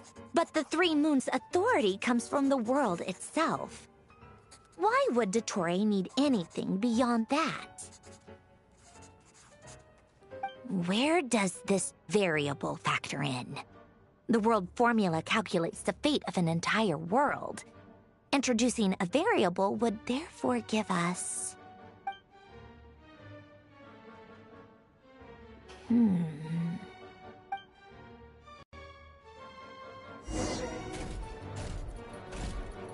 Polonia, search keyword pathway and bring me all relevant books.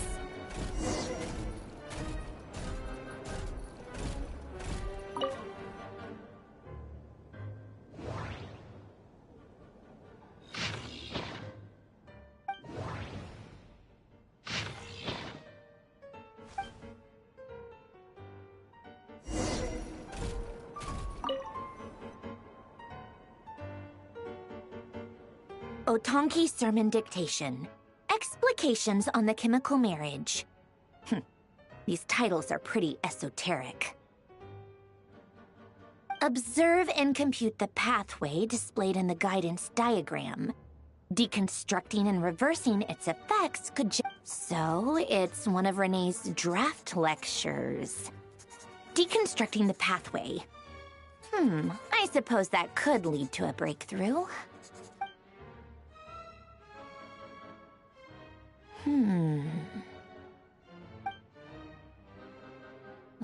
This is so long. This guy sure loves showing off his knowledge.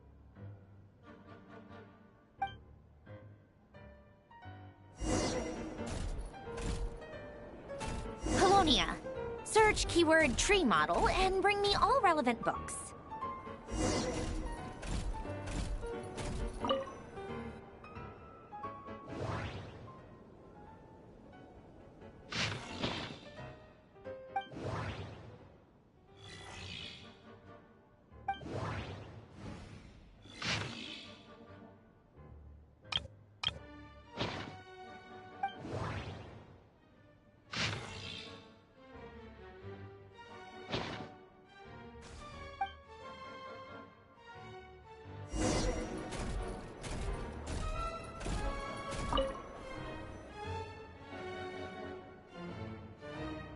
Most of the experimental devices proposed by the Lilia Crucis Ordo are built based on the simple and basic logical structure of a tree model. Lilia Crucis. Guess they were trying to cover up the name of the Nautitzenkois Ordo? When Duke St. Germanus departed, he said, "It seems that there's no going back." Alas, he is only a genius when it comes to machines. In all other things, he is but ordinary. Excuse me? I'm sorry. That's just ridiculous. What kind of great Detective Herlock, the alchemist and the clockwork saint? Isn't this a novel? Come on. Still, the author swears that they knew Renee well. Whatever. I guess it's not beyond the realms of possibility that Renee would say nonsense like that on occasion. Memory, wishes, souls, and persona. Frankly, this sounds more like occultism, but if Albedo vouches for it, I suppose there must be some alchemical basis to these techniques. The way Alain Guillotin saw it, the world was comprised of machines. The universe needed machines, and thus his technologies were created. That's why I was born.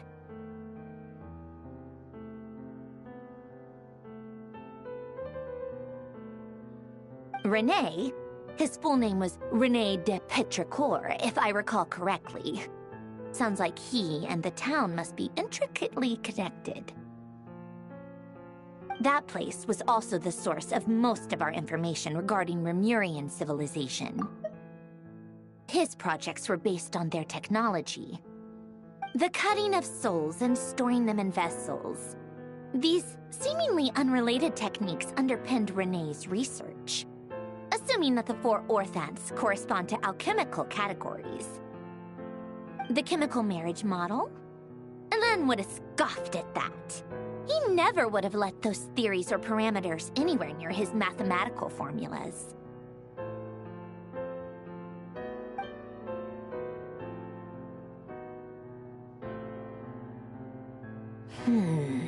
What was Alain's view on René?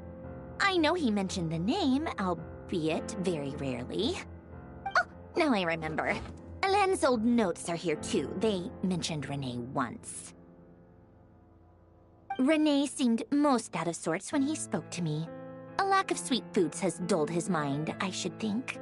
Either way, his words are not to be believed. Yep, that sounds like Alain. My subordinates actually did a half-decent job digging out all these materials. Makes a change. Good. Some of Alain's old files are completely consistent with these records. He must have gotten them from the Tower of Gestalt. I never knew he got his hands on René's records that early. Heh. He may have kept them, but he never even attempted to use them. Didn't believe a word they said. Come to think of it, René's world formula was filled with calculations of constants. That shows he believed that the fate of the world to be predetermined. As for Alain... it's been too long. I forget what he said. What would he have said? A guy like him, fervent believer in machines, but not headstrong enough. The world can be changed. It is worth persevering. Yes, that's how he used to think at least. He created that procedure to save this world. Yet the scale of the world's fate proved too enormous. The result was beyond his ability to calculate.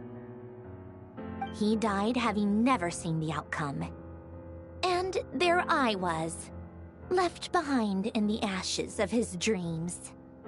Did you really never take a close look at René's research? Or did you read it, but deem his philosophy incompatible with your model? The very thought of trying to incorporate his ideas probably made you feel sick to the stomach. Well, don't worry, because there's a whole new category of lunatic in town. Next to Dottore, every other madman looks sane. You once asked me what I wished for. Should have asked him instead. He's the one pining for things you'd sooner die than witness.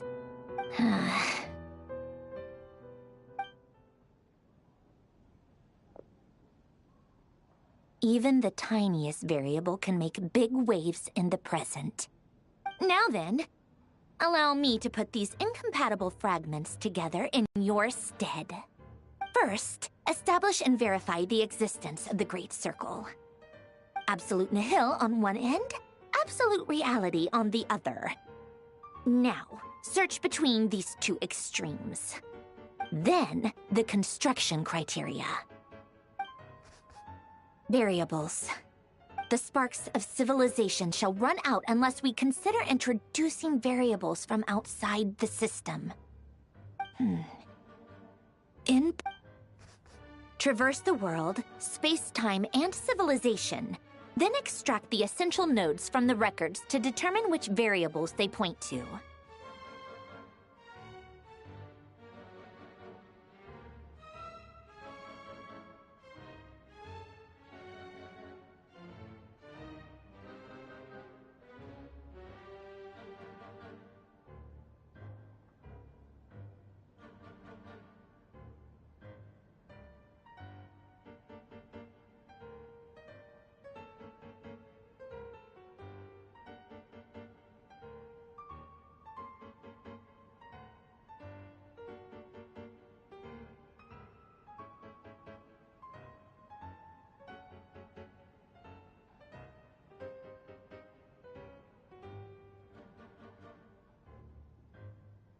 The primordial power that differentiated itself from the void. The power of light. Yes, light. Records. Hyperborea. This is so horrendously complicated. After all that, I'm still missing a few variables. I need to think this through again. How do you think it looks, Polonia?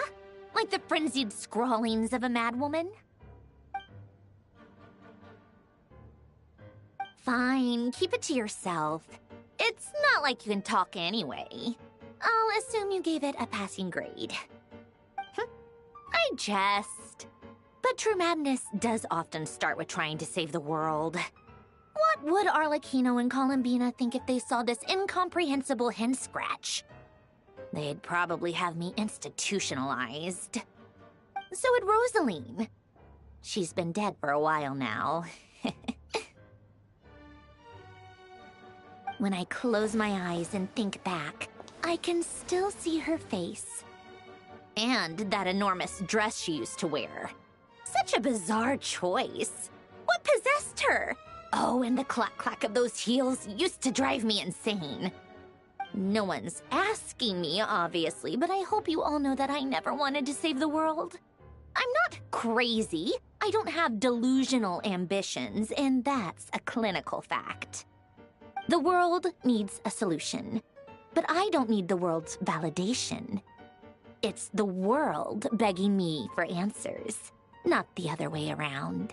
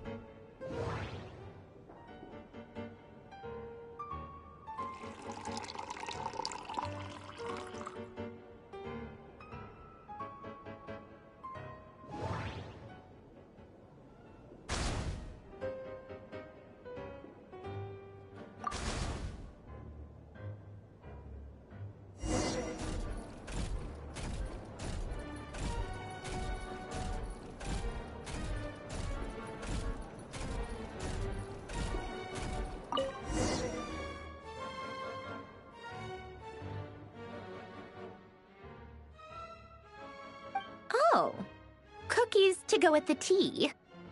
Let's see. They must be from that person who brought those documents. I see they're from Hotel de Boer. Something's written on the box. We are proud to present this homage to the Fortress of Meropede's fun-filled mill collection system. Fortune cookies. Have a lucky start to your day. Sounds like a dumb gimmick to me. Be early to bed and early to rise. Get plenty of sun and drink plenty of water. Then things will surely go well for you. What? Are you kidding me? Somehow I doubt that an early night and a glass of water is magically gonna save a world on the brink of existential peril.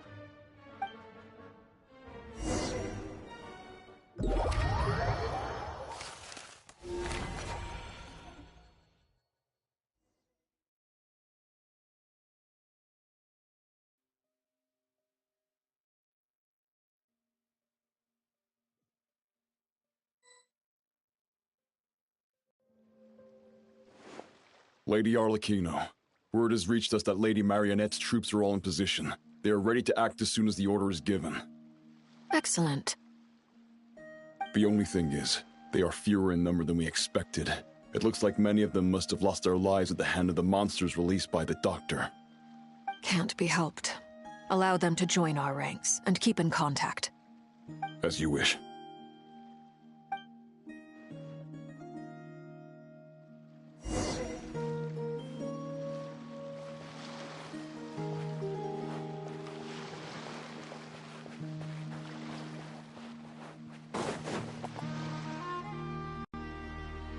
It's been a while, Arlecchino. You look well. Did Dottore really have to build his lab right on the sole path between Snezhnaya and Nodcry? Had to go on a huge detour to stay out of its line of sight. Sounds like an arduous journey. I assume you've brought word from Her Majesty? Of course, all part of the job. Firstly, the Tsaritsa has authorized Fatui Internal Affairs to review Dottore's case. They will reach a formal verdict on whether he has turned traitor and whether he poses a threat to Snezhnaya. While they're working on that, I've been ordered to come and receive the refugees from Nodcry. They are nearby. My team will escort you to them shortly. Great. Aside from that, Her Majesty has a message for you and Sandrone personally. Huh? Where is Sandrone? She stayed behind to work since I was making the trip anyway. It seemed sensible to have one person on standby at base while the other came out to meet you. All right, guess that's just how she rolls. In that case, tell her that the Tsaritsa's decree this time is pretty awesome sounding. I think she'll like this one. Still, I wonder what... Wait, what's that? Did one of our troops turn into a monster? Take him out.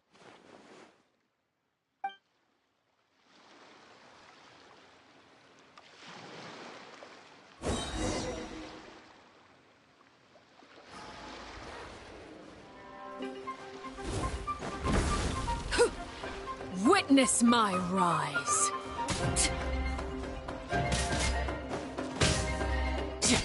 Brace yourself!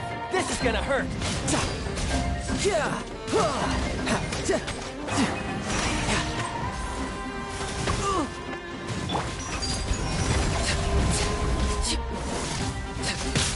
You've gotten stronger, Arlecchino.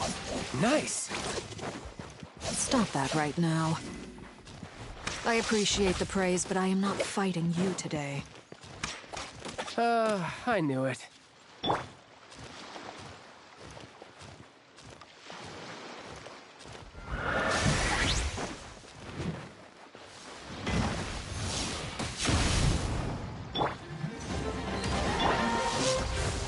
Laid bare.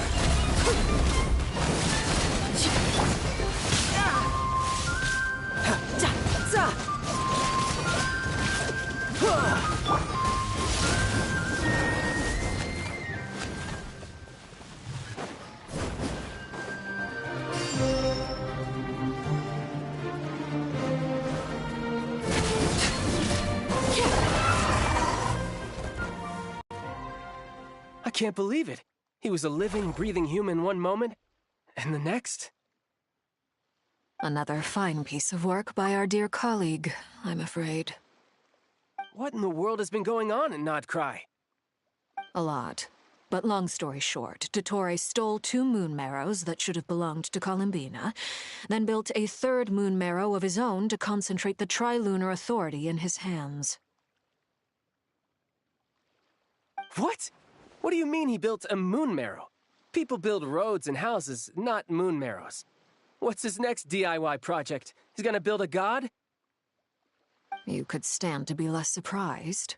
We are harbingers. The work we are engaged in makes the creation of gods seem mundane by comparison. I tell everyone who asks that you once crossed swords with Rex Lapis while serving as a key supporter for Rosaline's plan. But right now, you're acting like a common adventurer. Thanks for speaking up for me. Those 2 really took me for a ride back then. Then again, surely no common adventurer would manage to get tangled up with them the way I did. That's gotta count in my favor, right? It almost sounds like you wish to repeat the experience. I might have to lower my opinion of you. No. I'll stop talking. Please, go on. Dottore is currently still experimenting with his newfound power in ways that continue to corrode the outside world. As for the human mutation, I believe this is simply a consequence of his experiments, and not a strategic move. That radiant beast was once a subordinate of Sandrone's. I suspect he was only allowed to live so that he could become an experimental subject. Also, Those of us who fought Dottore have been afflicted with a curse. As such, I cannot leave Nodcry. This is so much worse than I thought. No wonder Her Majesty's decree is so extreme. While these exceptional circumstances persist, the Harbingers are hereby authorized to use unilateral executive powers. Should Dottore pose a threat, Arlecchino and Sandrone are permitted to eliminate him. My thanks to Her Majesty. I will pass these good tidings on to Sandrone. Her Majesty has also declared that she will refrain from launching an attack on the now evacuated Nodcry due to the presence of unretrieved research material. A wise decision. By the way, how's my old partner doing? I'm assuming they're with you? Partner? You mean the Traveler? I'm afraid I have bad news. She was captured after our failed assault on Dottore's lab. Her whereabouts are currently unknown. What? Why? Since when does Dottore have a bone to pick with her? That is indeed the question. I'm not sure he does. He must have some other goal in mind. This won't do. I have to rescue her. You can't. We have no idea where the Traveler is. What am I supposed to do then? Stand here twiddling my thumbs? Sandrone is working on it. The best thing you can do right now is complete your mission. Fine. I guess I'll leave this to you then.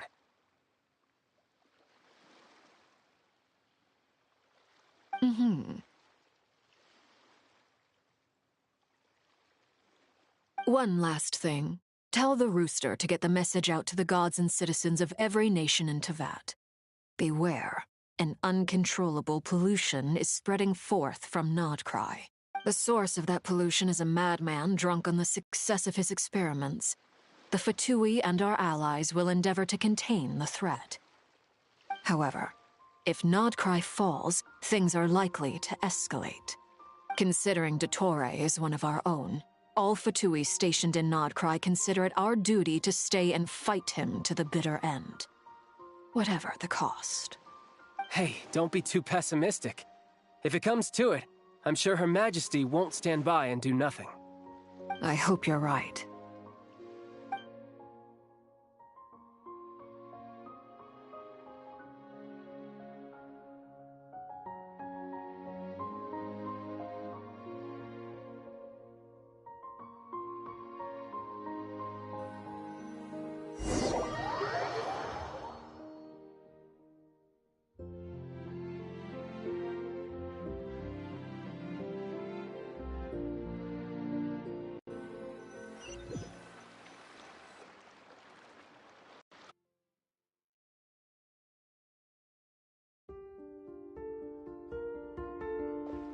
You're right on time. Thanks. Hey, do you think I'll get that gliding exam exemption? I made sure I was on my best behavior in Mondstadt. I landed well outside the city and walked in through the gates. I'll help you apply, don't worry. For now, let's see what we have here. What are the doctor's energy fields even made from? The usual attract and repel principles that govern Kuvaki don't seem... They are very mysterious. But ultimately, they appear to be comprised of energies from the three realms. Thanks to research by Master and the Hexen Circle, we know that Teyvat's 7 elements are derived from the more primordial power of the Light Realm, which is antagonistic with the power of the Void Realm. Since you have the power of the Dragon Durin within you, I'm sure you can already tell that this energy field contains no abyssal energy. That's true. It's not abyssal energy. It's something pure, wild, and untamed. I've been thinking about something. Do you still remember the device that Dory supplied from the Academia when you and Miss Columbina fought Raria? That was one of the most marvelous feats of ingenuity I've ever seen. The design, the craftsmanship, the material selection. I couldn't fault any of it. Not to mention the operating principles. Surely the most ingenious feature of all. Dory didn't go into detail on how it functions, but I have a working theory. The clue was that Miss Columbina was somehow able to use the pyro energy that you provided, despite the fact that, as a moon goddess, she should only be able to use light realm energy in principle. Now, all elemental energy is, of course, derived from light realm energy to begin with. Hence, I suspect that the device works by restoring elemental energy to its original state.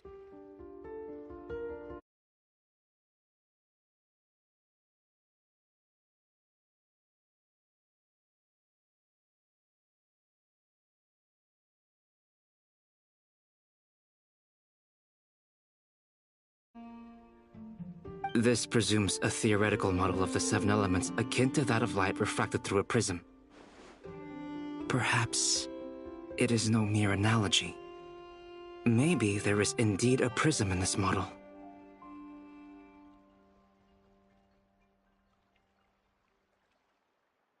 I almost wonder if the idea for the device was conceived based on direct observations of said prism. It would explain how such an ironclad design concept was achieved.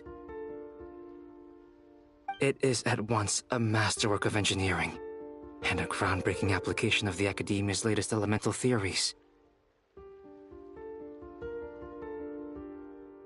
I suspect only Lesser Lord Kusanali herself could have devised such an ambitious technology. But back to the energy field before us. If this is pure light realm energy, could this mean that elemental Should we give it? We should.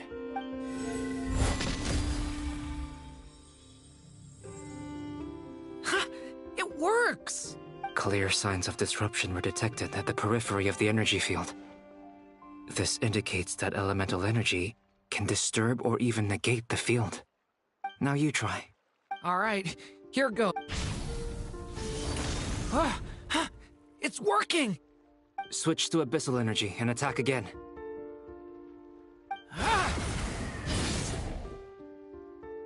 No surprises there.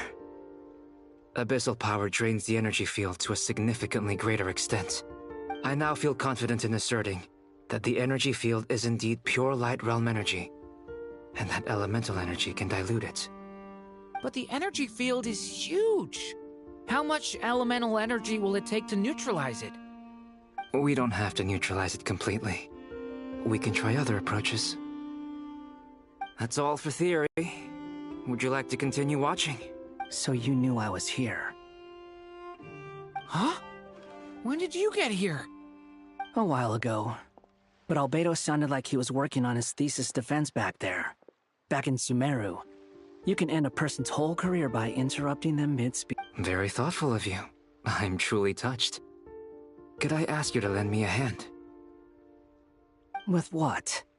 A little test. Try using Animo to unleash a concentrated assault with circular blades, with the goal of breaking through at a singular point.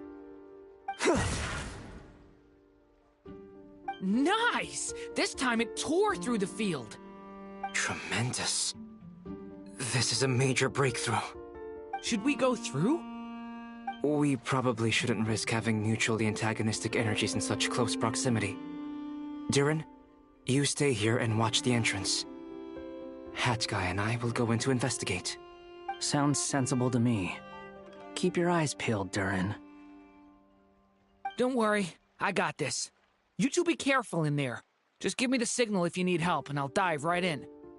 What do you mean, signal? It's based on a new alchemical concoction I developed last month. When 2 bottles of it are smashed on the ground together... Glad I asked. Thanks for the heads up.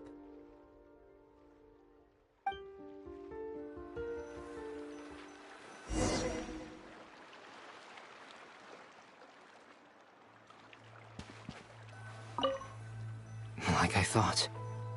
Beyond a certain distance, we can't see the opening where we came in. Maybe that's to prevent people from escaping.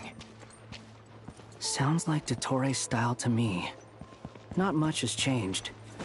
Things are basically the same here as they were before the energy field appeared.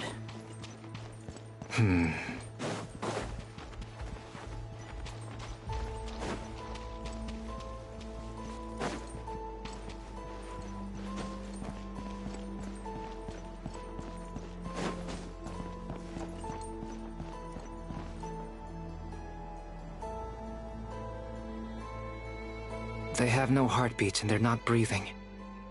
We can only assume they're dead. But also, there's an animal squatting next to each body. It's watching us. That's not an animal's... What are you trying to tell us? Doesn't seem eager to talk. I guess maybe it's just an animal after all. Let's keep looking around.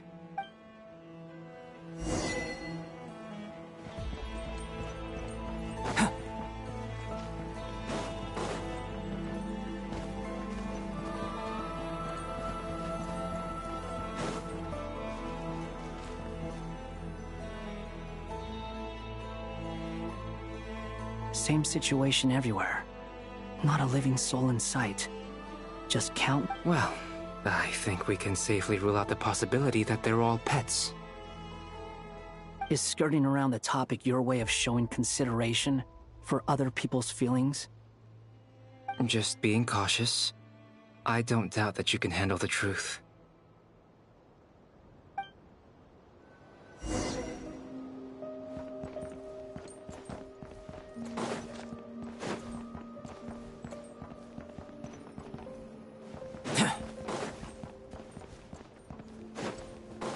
Careful.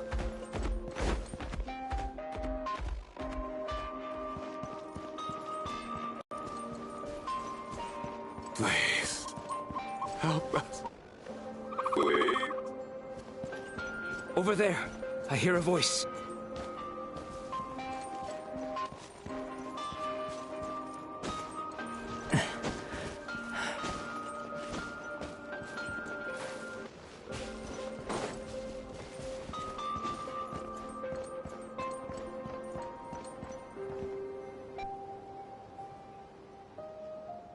Please.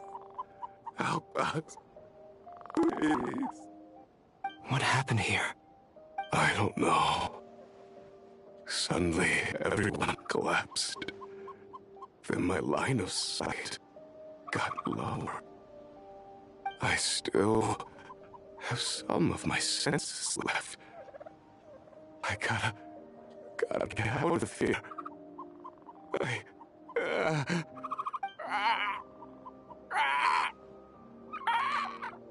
It looks like there's a huge experiment going on inside this energy field. Maybe each energy field is its own giant experiment. Vile. He's swapping human minds with those of animals. Even without the other circumstances, this would be an extremely radical experiment. Those people may have lost their sense of selves, but they are not fully animals either. If they were, they would have left. But instead, their instincts are driving them to remain by their dead bodies. We should go. No sense in sticking around here longer than we need to. Agreed.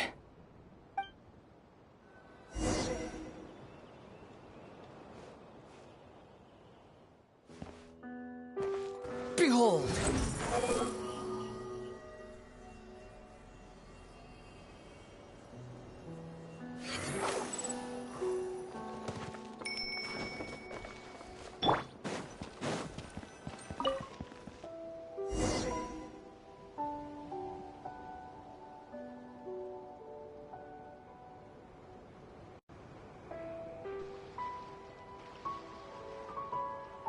You're back! Everything okay? We saw some things that take a strong stomach. Otherwise, we're fine. We should share our findings with the others.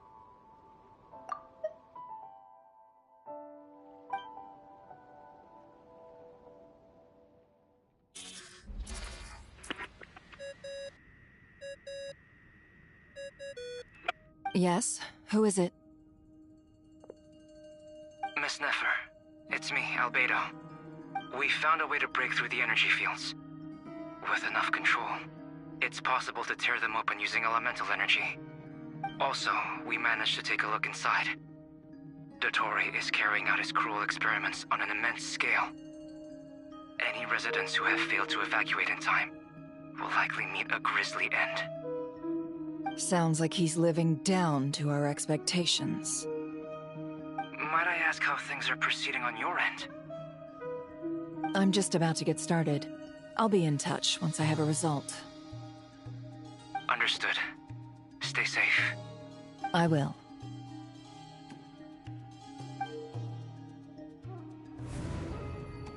Well, Nefer, I'll link up with you once my tasks are complete.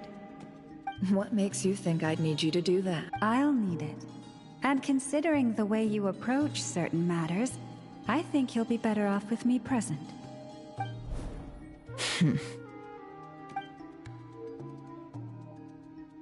Let's begin. Entering simulation mode.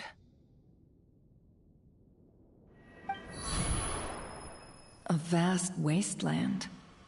Is this the Traveler's inner world? I was expecting something more vibrant, to be honest. Wait, someone's there. What are you looking at?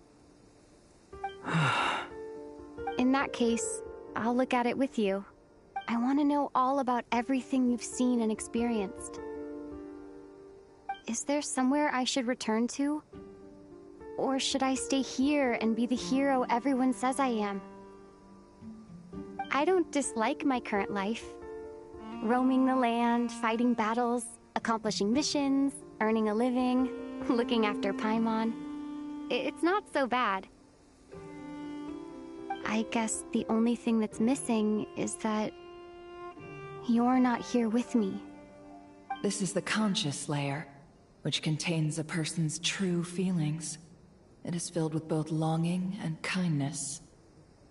I suppose anyone who lives long enough ends up wishing for someone who can't be there. Maybe it's the only way we can feel truly alive.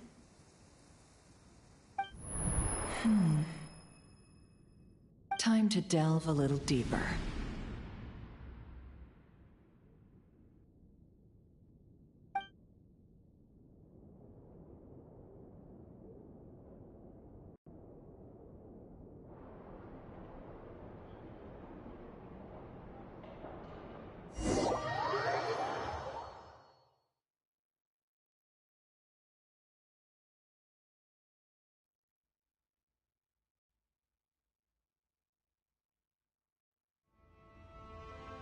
Nasha Town is hardly the optimal choice for a place to live, but it has character and a reasonable population density.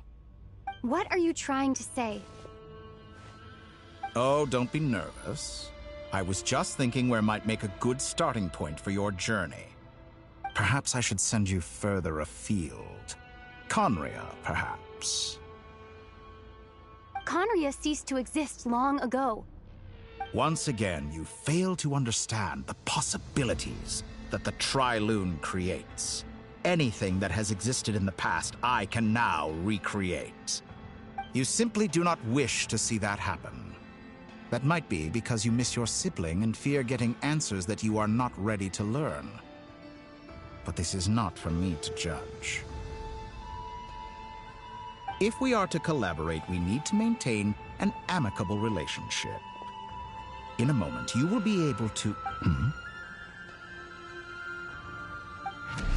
Oh no.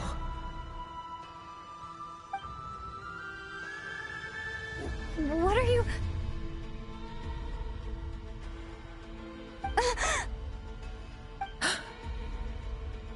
What are you gonna do? Don't move. Something unwanted has crept into... Oh?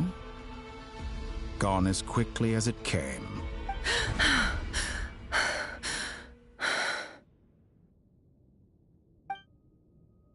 Did you save me? If I hadn't cut the connection, Dottore might have caught you from the other side and destroyed you. This was a good idea, but once is plenty. You were exceptionally brave. Excellent work. Thanks, but now's not the time for that.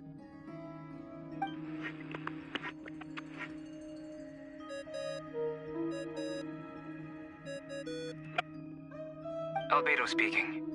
I think I know where she is. What is this endless darkness? I can't see anything, even though my eyes are wide open. But why? What happened?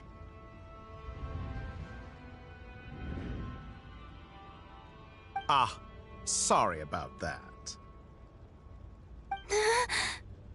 I take it you didn't notice. Just now, a friend of yours took a little peek into your mind. Could it be Nefer? How did she do it? Did she use something as a medium to connect to me? Do you think she's aware of your current circumstances? Oh dear. Have I stunned you into silence? I only wanted to slow down your time a little so I could stop your intruder in her tracks. It would have been nice to capture the spy. I must say, I'm finding the ability to adjust the flow of time rather intriguing. The moment you closed your eyes, time seemed to grow impossibly viscous, didn't it?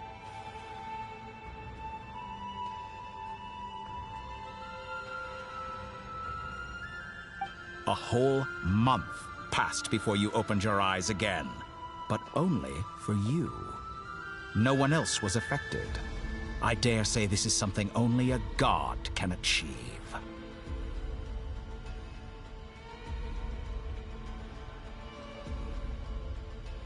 Point taken. You've proven once again that you have god-tier powers. Oh, you misunderstand. This wasn't about proving a point. I was testing things out. I find I learn best by doing, and I have to admit, time is not the easiest dimension to control. I only wanted to make you sleep for a short while, but it ended up lasting a whole month.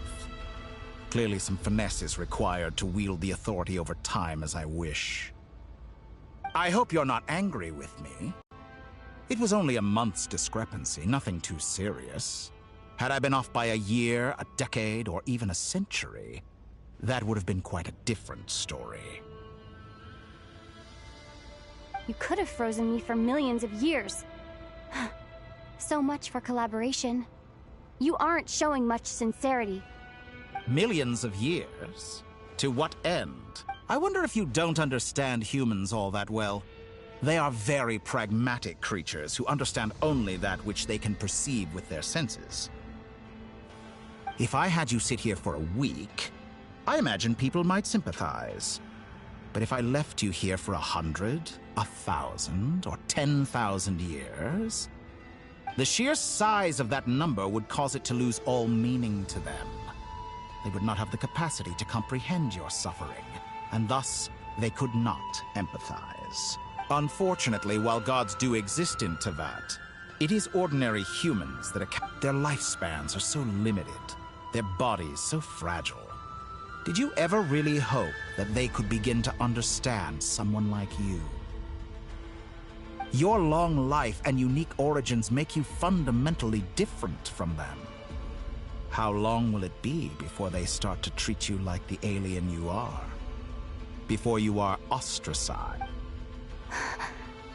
Alien. Even I feel bad for you sometimes.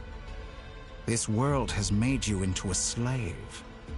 So many times you have served its will, and not once have the powers that be ever thought to grant you the one simple thing you wish for. You have been treated most unfairly. I can change that. I will grant you special privileges, and give you back the status you rightly deserve as a descender.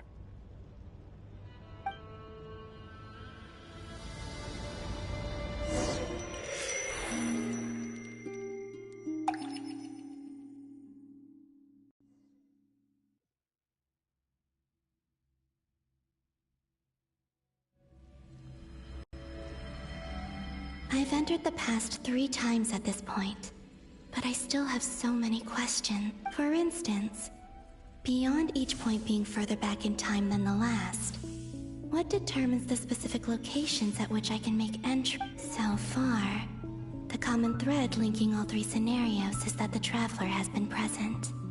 But it's more than that. I know I sensed something familiar around her. What was it?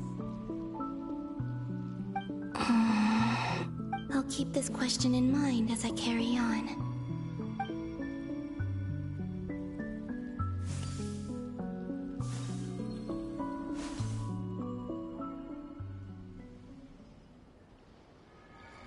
Humans, you never change. Always trying to use powers you neither comprehend nor control. This looks like Star Sand Shoal. Was this before Rerir regained his physical form? You've messed with the cannon again, huh? Sorry, but this round's not gonna go your way. The cannon. That's right. I was at Silvermoon Hall and I sensed an abnormal Kuvaki fluctuation coming from Nasha Town. And right after that, came an ominous power emanating from Star Sand Shoal. My body was once torn into countless pieces and hurled into the swirling chaos of time itself. But even so, my life and will were not extinguished. I wonder if I could try to prevent his resurrection. But how would I do it? What can I do, here and now? Traveler! Behind you! Look at that light! No, I won't make it in time. She's using the Kuvaki shield like I taught her. Is she gonna use it to block the cannon's beam? She's strong. I'm sure she can manage. But the force released when the beam impacts the shield might lead to collateral damage. EC Island. The Frost Moon Scions will be exposed to lethal levels of Kuvaki. A question, if I may. Kind Miss Columbina. When the cannon's Kuvaki beam was deflected earlier, I saw several bolts of energy streak toward Hisi Island, only to be blocked.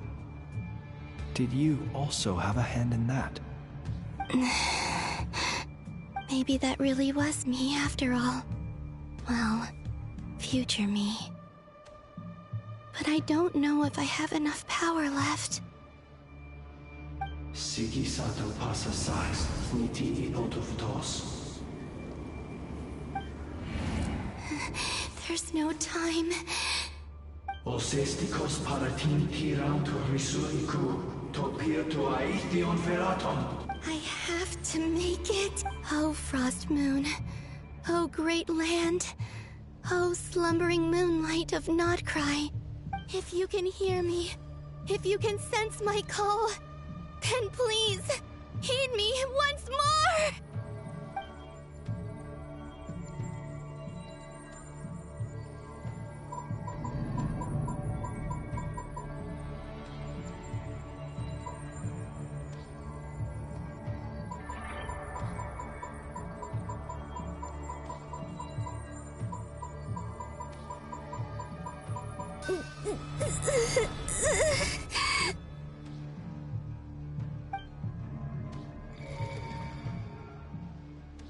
Did it work?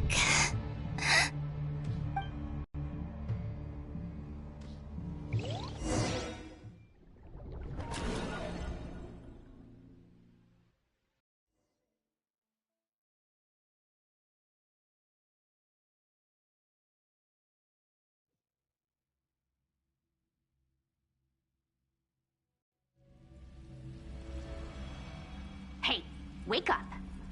Hey, did you hear me? Columbina, I said wake up. Now?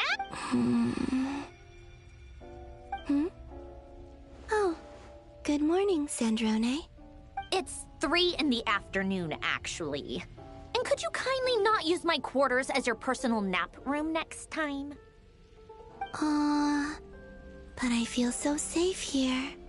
And your coffee, right? It's so bitter, but it smells lovely. It's like you were raised by wolves in a forest or something. What did you drink growing up? Grass tea? The Frost Moon Scions certainly led a more frugal existence than the Fatui. Then I'll bet you've never eaten one of these before. It smells delicious.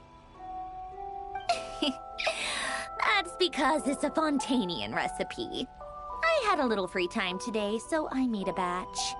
Rosaline will be here shortly, but if you really can't wait, I guess you can go ahead and... Hey, at least let me finish before you start eating. Did the Frost Moon Scions not teach you basic table manners? Or did the rules not apply to you because you're the high and mighty moon goddess?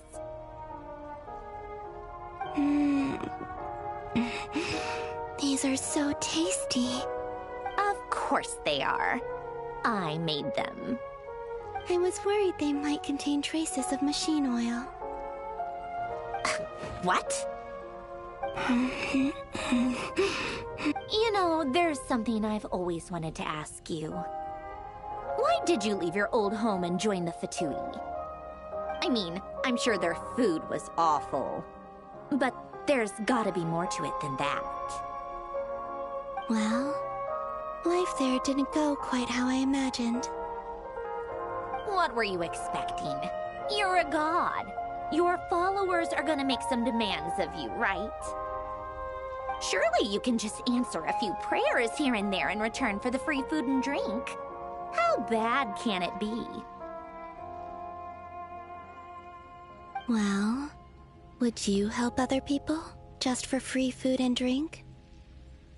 The doctor told me that you were created by a great mechanic, Lord something Fisher. The Lord Artificer. Ugh, some people can't keep their mouths shut. Oh, Lord Artificer.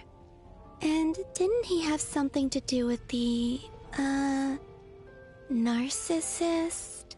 Narcissenkreuz Ordo. Yes, that was it. Narcissenkreuz Ordo.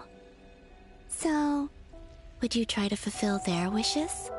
You must be joking. I wouldn't go even if they paid me. I don't even know them. Exactly. Well, I felt the same way. I did not know the people who made demands of me. What do you know? We're on the same page for once. In his later years, Alan did ask me if there was anything I wanted to do. If I had any wishes of my own. Well, I don't. And I'm not in any mood to fulfill someone else's either. Who's Alain? He was the... You know what? Never mind. You're not gonna remember. Anyway, the point I'm trying to make is, neither of us is the self-sacrificing type. Let me ask you this. What sort of place would you like to live in, if you could choose? A place where people don't ask me for things I cannot give them. Where they don't worship me, or fear me, but just want to chat with me like a normal person.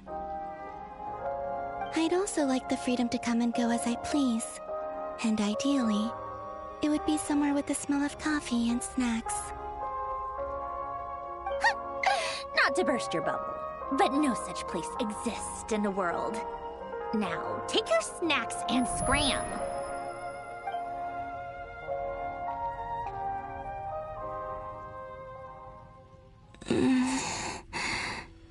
Did I pass out?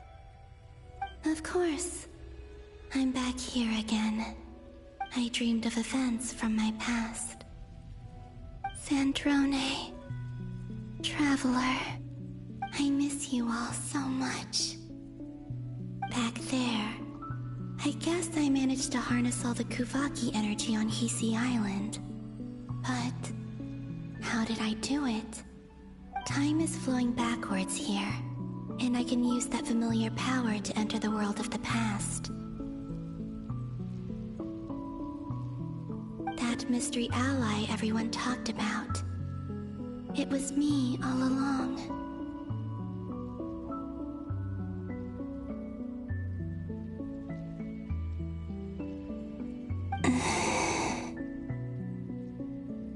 I can sense that there isn't much more power remaining up ahead. What lies at the end of all of this? Will time keep flowing into the past? And will I ever find my way back?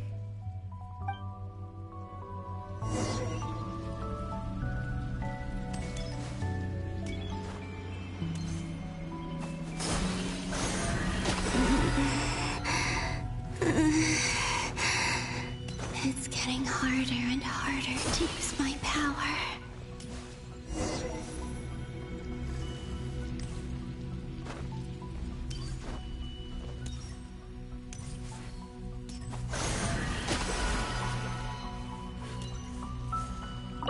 I'm no match for the Abyss in this state. I need to avoid the contaminated fragments.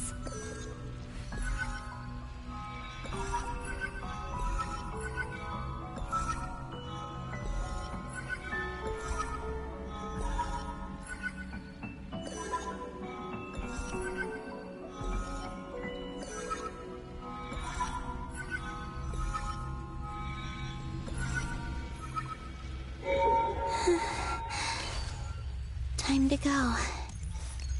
I wonder where I'll find myself this time.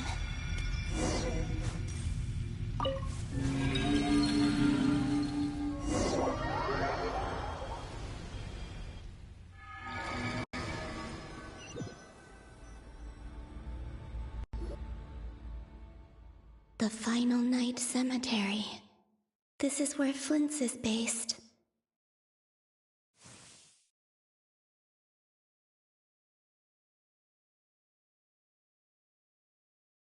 Seems like they're searching for information.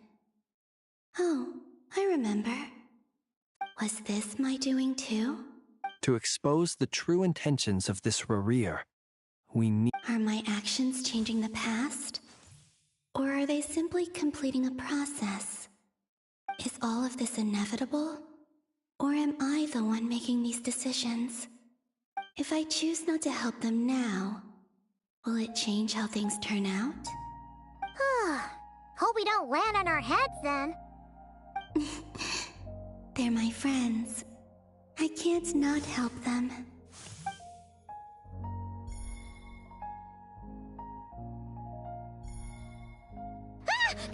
Ghost! And the other one was... here. Hey! Another file's moving!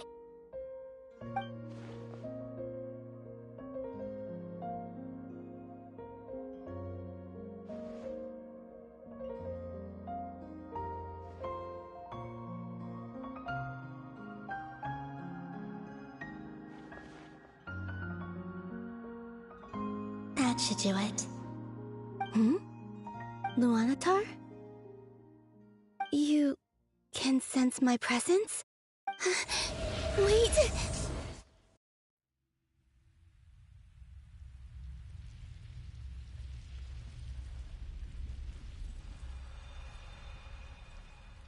Luanatar. So she's that familiar presence I've been sensing all along. She's always been by the Traveler's side. That explains why the Traveler has been there each time I've entered the past. But why Luanatar? Is it because she has a connection to me as the Moon Goddess's familiar? If so, why not any other Kuhenki? That's...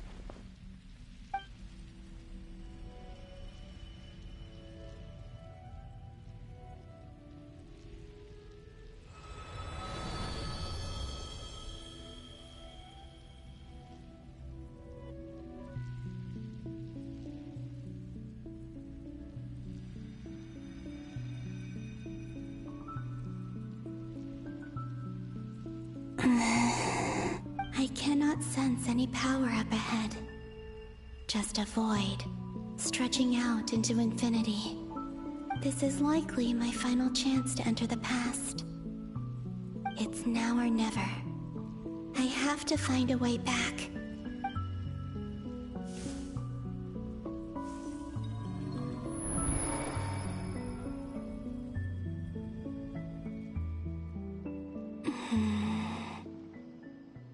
Easy Island? How far back in time is this? Where's Luanatar? I can't sense her presence this time.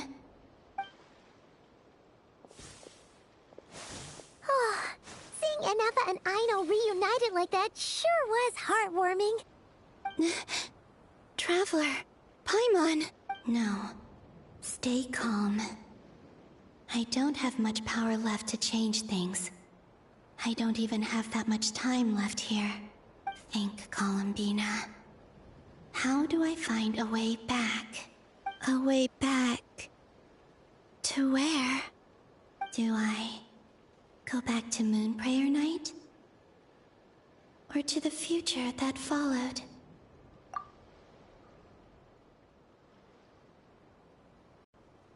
And if I return in my current state, what will become of me then? Dottoro's actions that day proved that he'd been planning that for a long time. He had already seized the power of 2 moon marrows before capturing me. Even if I manage to get back, how can I fight against him when he wields the Tri-Lune Authority? I can't. If I go back like this, I'll be playing right into his hands. I have to find some way of rivaling the power he has usurped. Wait. Time flowing backwards. The Tri-Lune Authority. Does that mean... I think I know what the final destination of this lunar reflection might be. I know what I must do. Speaking of homes, we must already be close to where the Frost Moon Scions live. The vibe here feels different, just like the scenery. But how do I communicate my plan to my friends? Should I write it down here? No. Someone else will see it. I need something with a close connection to me. Something I can use as a medium to tell them what's happened to me in here.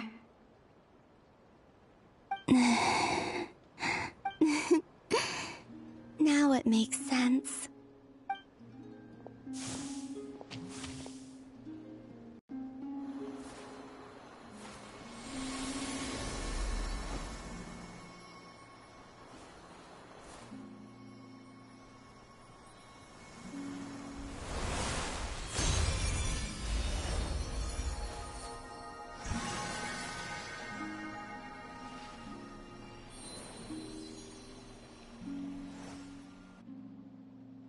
Hey, what was that? I feel like some sort of breeze blew by, and then the petals suddenly turned into... Huh? It was I who brought Luanatar into being. I gave up a piece of my own soul to create her. That's why I could sense a familiar power from the moment I entered this space. It also explains why she's been present in every past location that I've entered. Because we have a deep connection. Hey there! What's your name? And the reason why there are no more gates to the past after this point is that Luanatar hadn't been born then. No wonder I sensed the trace of a blessing when we first met. But I still didn't recognize the soul hidden within you. Back then, I was just a little lost dove. I had yet to become Columbina Hyposelenia. Go on now. We've got stuff to do. Best you find someone else to hang out with. Hey, you scared it off. I'll be counting on you. Remember to stay by the traveler's side, guide her, and help her in my stead. Oh, and bring her to the garden where the Moonprayer blossoms grow. There's a little lost dove there who will need her help. Go on.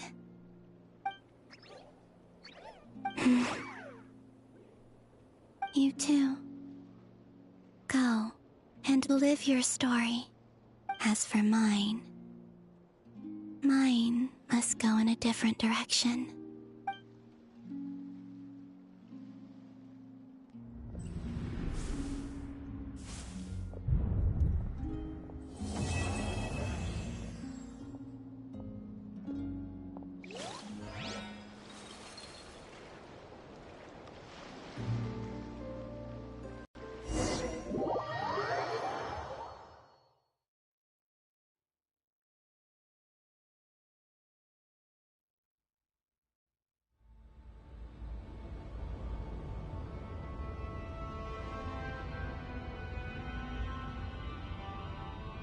How would you like to experience the thrill of never being held accountable for your actions?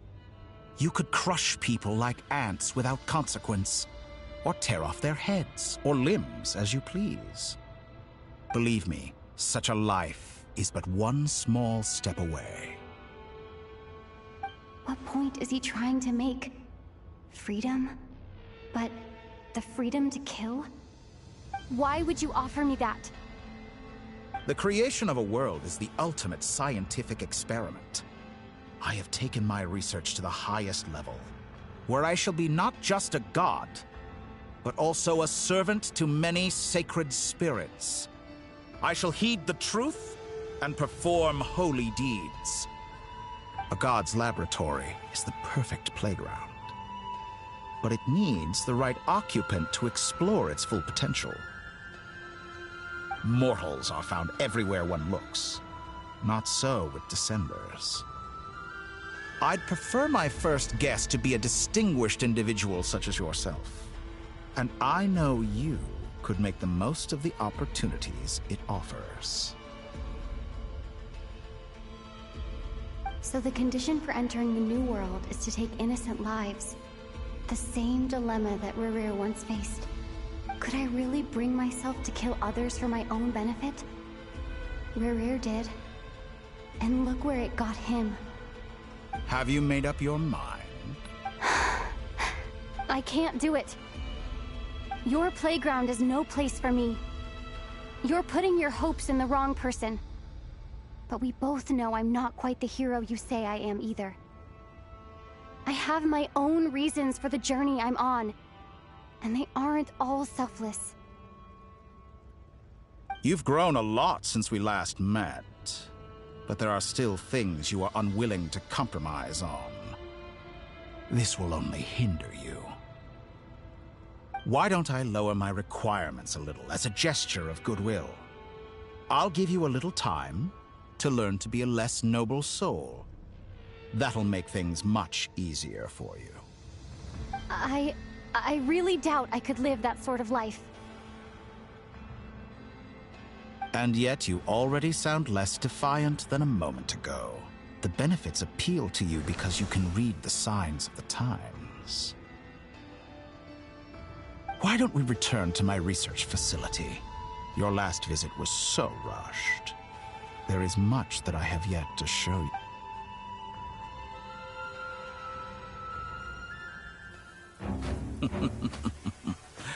Now to that question, Heroes don't attack from behind. Guess I'm no hero. This is most disappointing.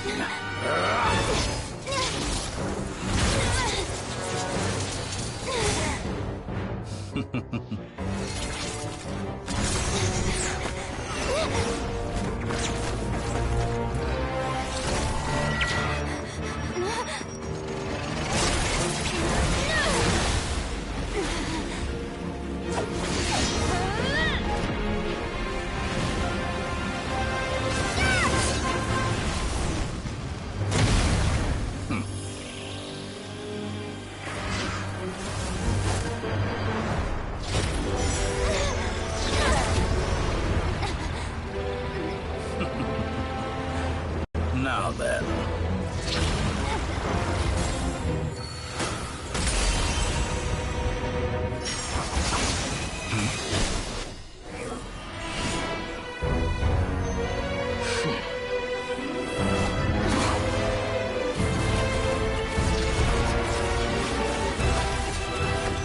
A new face. Interesting.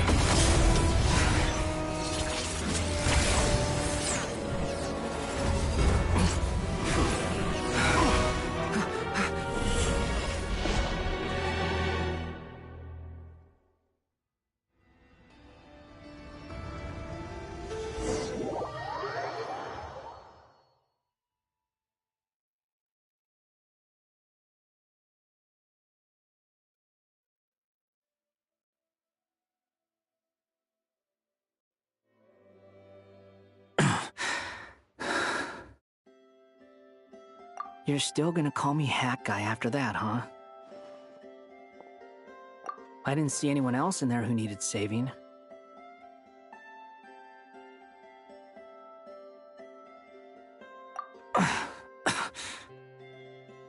It's nothing. I'll be fine. Why are you looking at me like that? Is it that shocking that I'd come to your rescue? I owed you a favor back in Sumeru. Now we're even. Distracting Dotori was tough. I won't lie. He's not gonna fall for the same trick twice. That was my one shot. I'd hoped to use it to take him out. Ugh. I never wanted to obliterate someone more than I do. Dotori doesn't recognize me, but his segments were originally made based on an analysis of my operational principles. I expect it's only a matter of time before he figures out what I am. So Dotori doesn't recognize Wanderer because he deleted himself from Irminsul. Did he really miss his only chance for revenge by saving me? Why the long face? Hey, I'm not blaming you, okay? And I'm not complaining either. Rescuing you and killing Dotori are equally important goals. Everyone would be pretty stuck without you. It's best you live to fight another day. How are you holding up? Are you all right? Hat Guy said to put safety first, so we agreed to run as far away as we could after leaving the energy field and only meet up once it was safe. You don't look injured. It seems that Dotori didn't do anything to you. All right. Rescue operation complete. Let's head back. There's a lot more work to be done before this is over.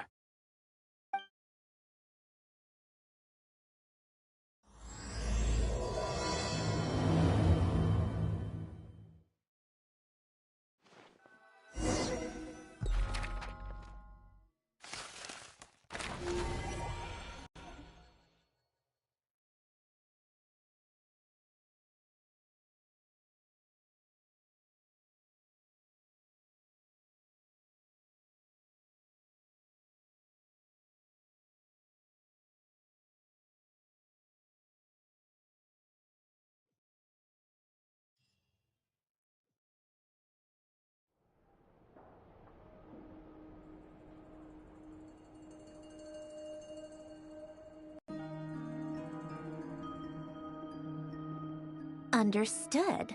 I will bear the Tsaritsa's decree in mind. I don't see what's so awesome about it, though. Does he really think everyone else is as immature as him? I'm not stooping to Tartaglia's level. I thought you might say that. How's your progress? Quite promising, actually. That alchemist Albedo gave me a few ideas. Remember how I asked you to look up some files for me? That stuff on the Nazi-Kreuz Institute. René de Petrichor and Jakob Ingold. Alain Guillotin despised René's theories and methods, but he never managed to come up with better alternatives either. So I thought Alain was like a father to you. He and René were mortal enemies, were they not? And what would you say if Linny and his friends one day learned something useful from someone you utterly detested? I would applaud them for it. That would mean that they have surpassed me. For all we know, Alain Guillotin might have thought the same thing. Not that it matters, though. He's dead, and I'm alive. So it's my call to make. Once you die, it doesn't matter how great you were in life. Only the living get to decide what happens next. Hey, come on out. They're back. Huh?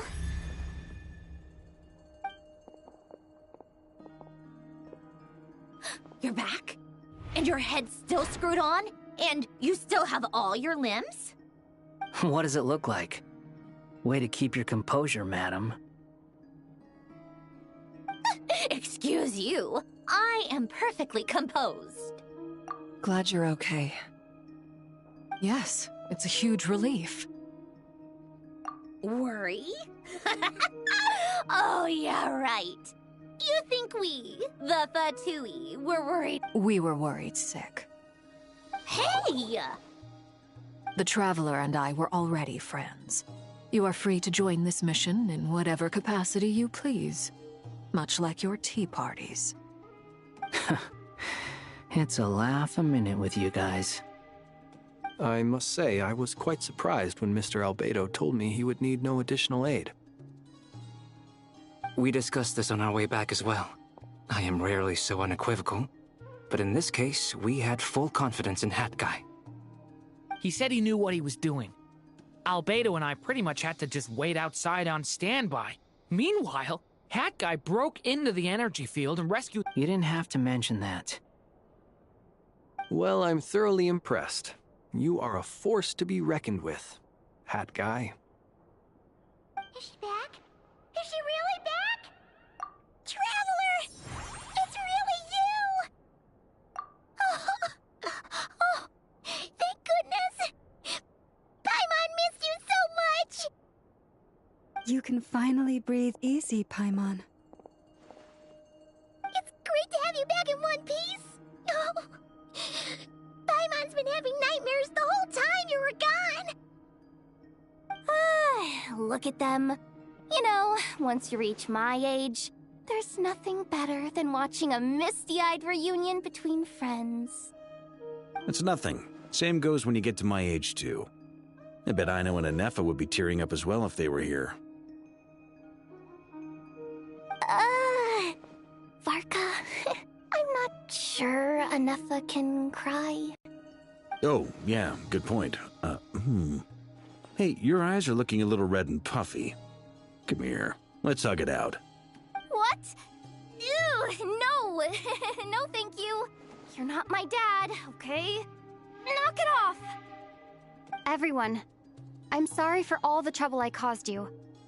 But the silver lining is, I didn't come away from this ordeal empty-handed. While I was being held captive, I learned a lot about Dottoro's current capabilities and what he plans to do with them. Allow me to explain.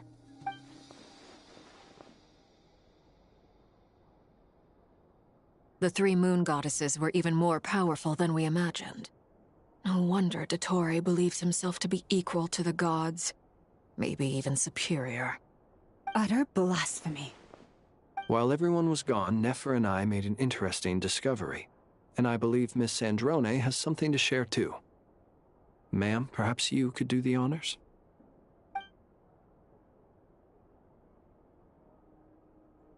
Called it. Getting rid of a pesky troublemaker like her is like trying to clean up after a crumbly cake. It always comes back to haunt you.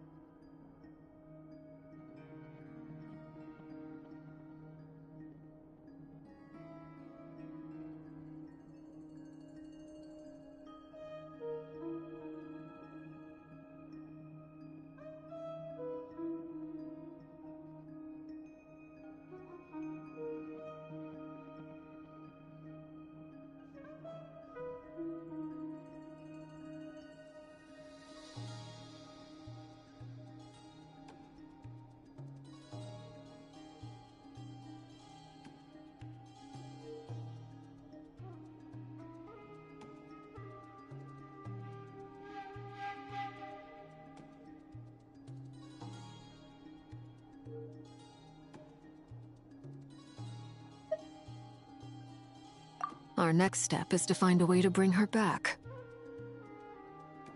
A place where time flows backwards, with no destination in sight. Surely it must have been created for a specific purpose. But I fear the answers are buried deep into Vat's history, held by great powers beyond our reach. It sounds like she's on a specific path through time, just traveling in the opposite direction to us. The question is, where does that path lead? Or will it keep going to infinity? We considered that question as well. Strictly speaking, time is not infinite. Indeed not. Every road has an end. Nicole! You sure loved quietly sneaking in mid-conversation. I do, in fact. It's something I've always done at our mages' tea parties. Quiet, mysterious, and persuasive. You wonder what lies at the end of her road. Well, just as the world has a beginning and an end, so too does time. And so, the end of the road is the moment that Tevat was born. But where Miss Columbina will end up along this road, that depends on where this particular river of reverse time began. What about the original moons and the moon goddesses? Do they have a beginning too? All things do. In the beginning, no moons adorned the sky.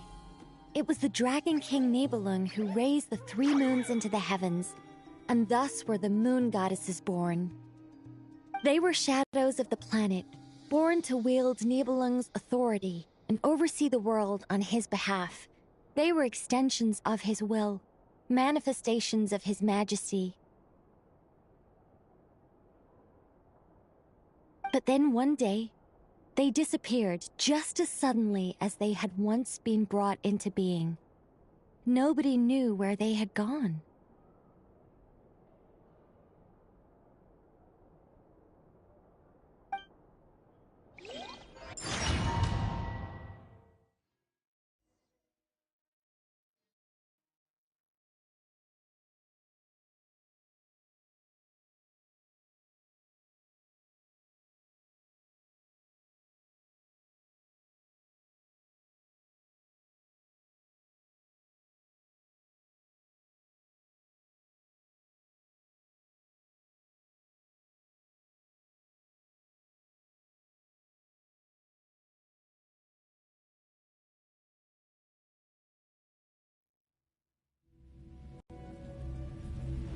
Like I thought, no more paths back to reality have emerged since.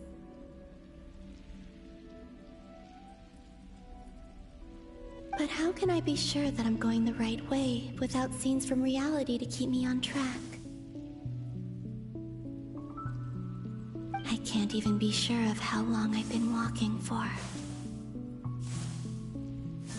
The further I travel, the less stable this space becomes. There are even moments where I can sense something that feels like abyssal energy. They can just materialize out of thin air. I have to keep my wits about me.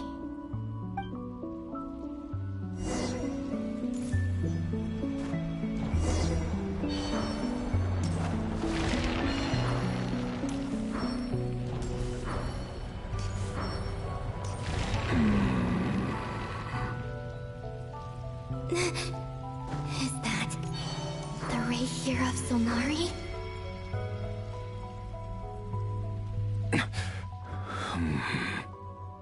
You are the moon goddess. But how? Please, there's no need. I'm not interested in fighting anymore. I find that a little difficult to believe. Yeah. Honestly, so do I. The way you used my own power against me was... It was a brilliant strategy. And then, in the final moment before I was thrown into this space, I got to see an old friend. Mr. Dainsleif. Right. It was so long ago now. But we were friends once. When I first got here, I was filled with hatred, remorse, and rage. How I cursed and devoured. I tore everything here apart. I was consumed by the desire to leave this place and have my vengeance. But to no avail. This is a place with no exit. This is the second time I've entered this space. Though I have no memory of the first. I was torn to shreds the moment I entered. But this time I survived. It must be partly because of this new body, and partly because of all the Kuvaki I absorbed in Nodcry. Are you the source of the abyssal power in here? Not all of it. Some is from when I first arrived here and tried to destroy everything. But there was already a degree of abyssal power here before I entered.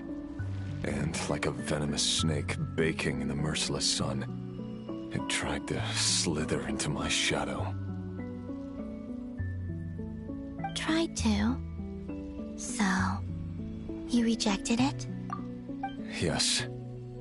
Because after that, the world suddenly became silent for a moment. What do you mean? The voices in my head, they were gone. And then I saw her. Her? Thelindis, my former lover.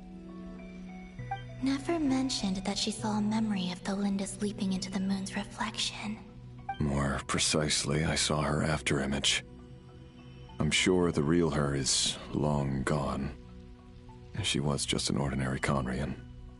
She couldn't have survived here for very long. Anyway, why have you come here? Didn't you know it was a dead end? If I hadn't escaped through the moon gate, my friends would have been in far greater danger.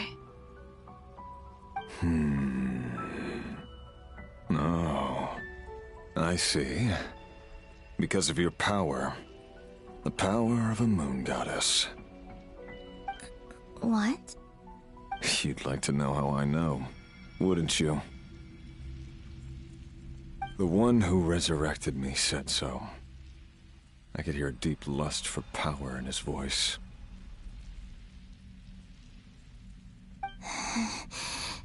Do you mean...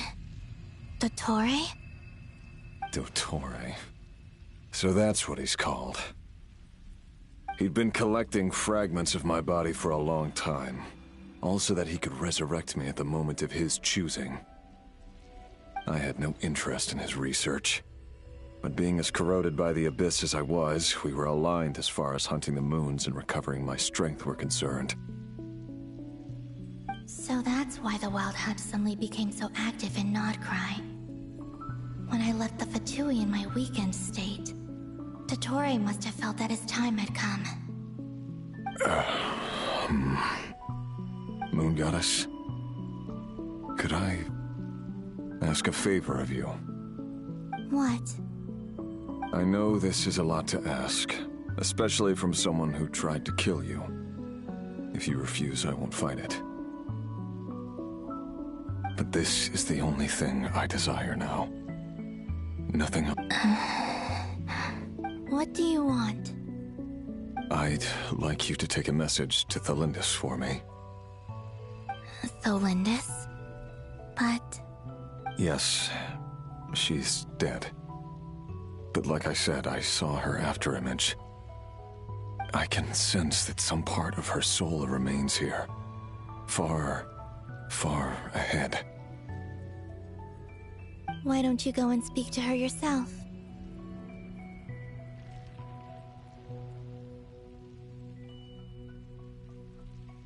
I can't.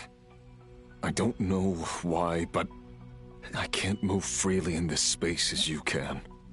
All I can see is a glimpse of her, walking away. Just like the moment when I last saw her in life.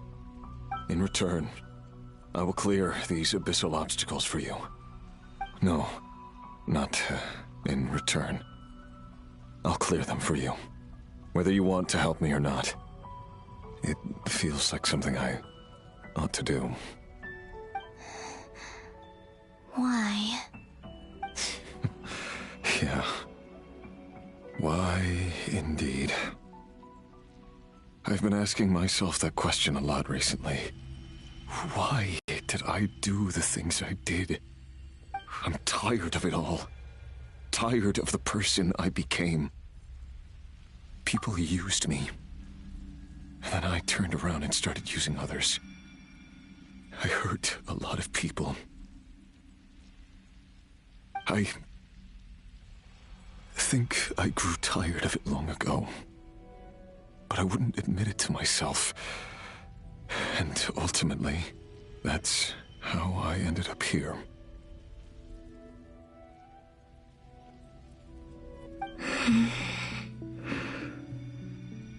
What do you wish to tell her? All of it. My past. My mistakes. Everything that happened after we were separated. Is it okay if I give her the abridged version?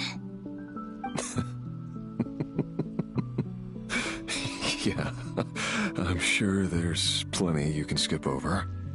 Like the part where you relentlessly tried to kill us? It's up to you. Love demands honesty. But my relationship with Thelindis was built on lies. We hid too much from each other. But after living my whole life in the shadows, I don't want to hide anything anymore. I will do my best. There.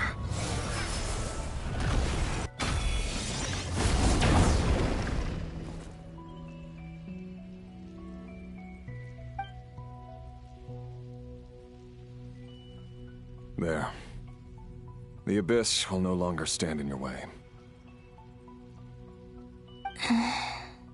Even though Mr. Dainsliff felt he had to fight you, I think he still regarded you as a friend.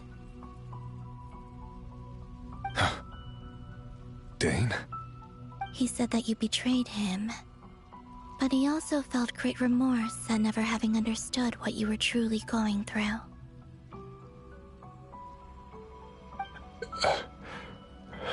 Why tell me this?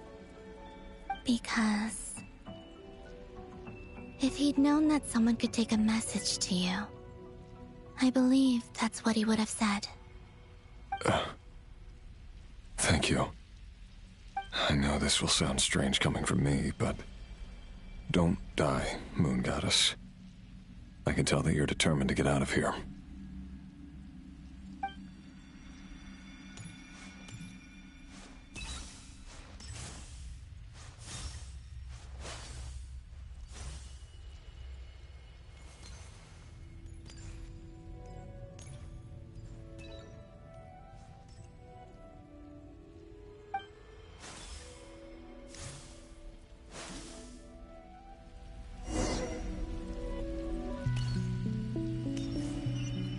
He kept his word. The Abyss is no longer obstructing my path.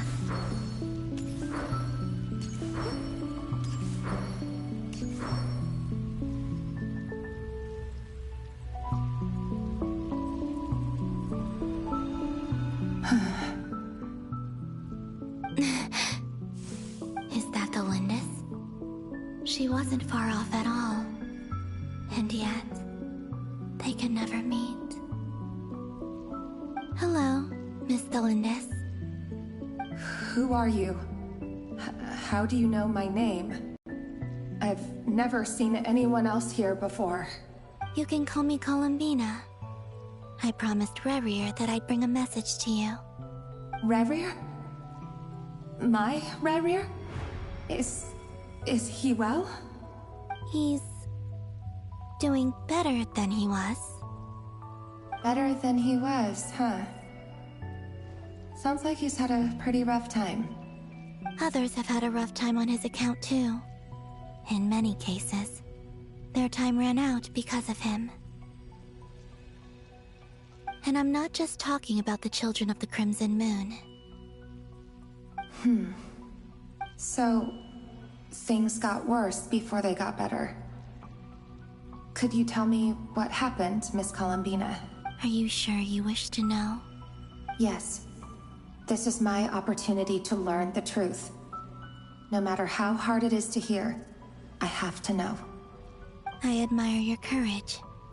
However, time is short. I cannot stay here for long.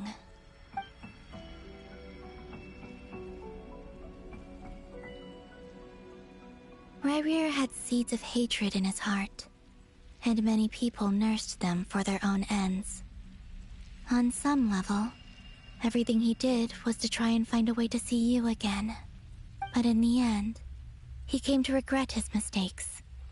He wanted to apologize for hiding his past from you.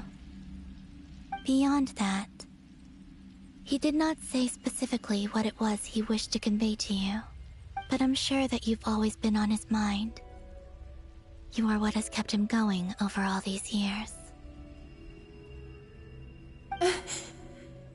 I'm sorry, Miss Columbina. This is so upsetting. I'm not sure how to put my feelings into words. It's all right. I understand.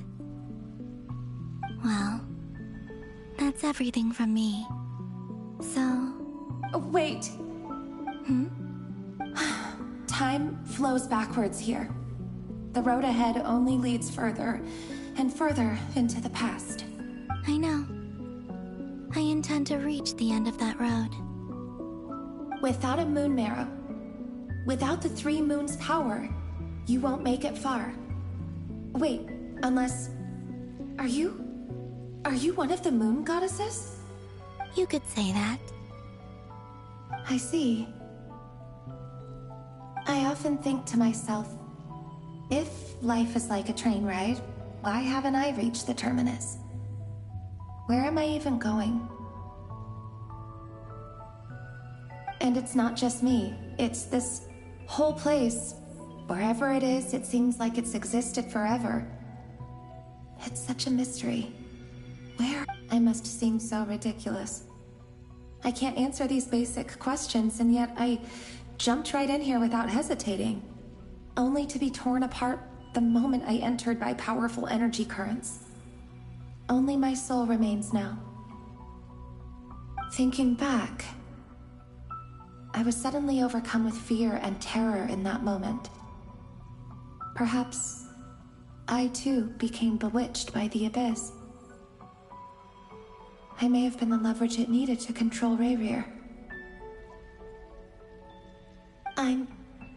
I used to be a researcher at the Universitas Magistrorum in Conria, researching the iridescent moon's marrow. Eventually, I came to the conclusion that time in here flows in reverse. Rayrir was one of the Finster King's retainers. With me, he was in an impossible position. I wanted to help him escape his lot in life. I wanted him to be happy, so I thought I'd use this place to return to the past.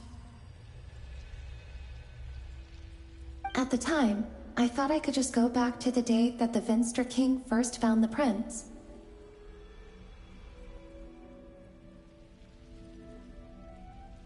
It was only after meeting the prince that the Finster King started going too far with his research into the abyss. That was the day all of our woes began. I thought I could stop the king from ever meeting him and solve everything. I couldn't kill the Finster King himself, so I had to find another way to save Rayrir. That's why I wanted to go back, to kill the person who had brought new possibilities to our realm. I'm sure it was a futile endeavor, but the abyss probably enhances the basest human desires. So I naively hoped I could change everything. But I was simply too weak. Like a speck of dust against the whole universe. Look at me. I didn't even survive the journey here. Not physically, at least. I know I'm never getting out of here. But you're different. You can make it, and I want to help you. I owe you that much. How do you plan to help me? Have you noticed the golden energy that exists here? Based on my past research and my observations since coming here, I believe they carry you forward faster. I can share what I've learned, and help you understand the pattern in which this energy appears.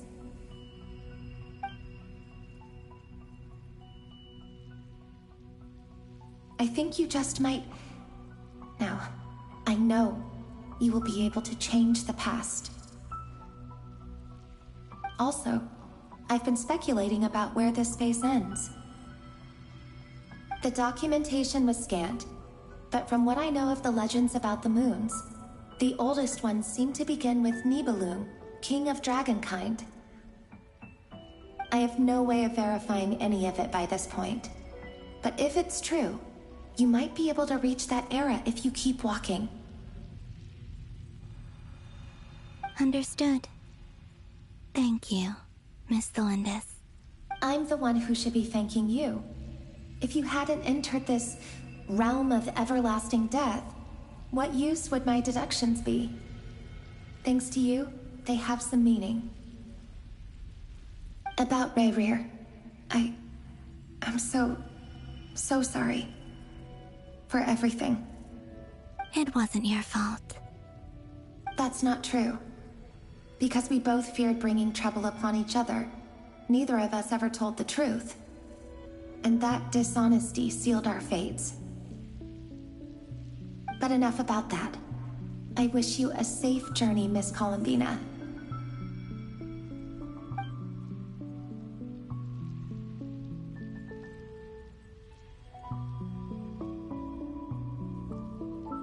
And may the outside world never have to experience pain like this again.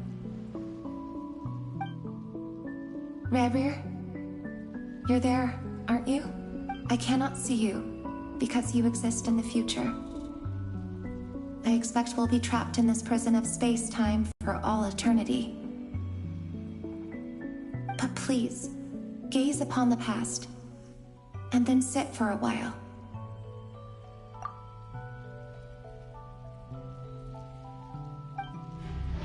Let's find a place to sit down together, just like we did when we first met.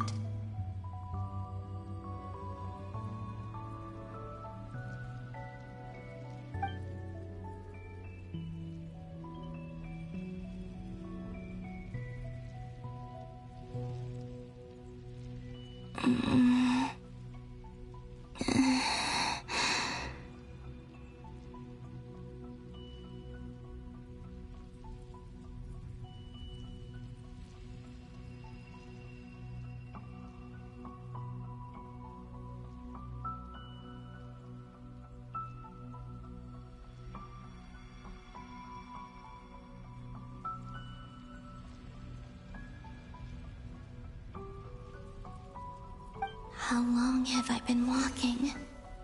How much further till I reach the end? Is there even an end to be found? Everything's getting blurry.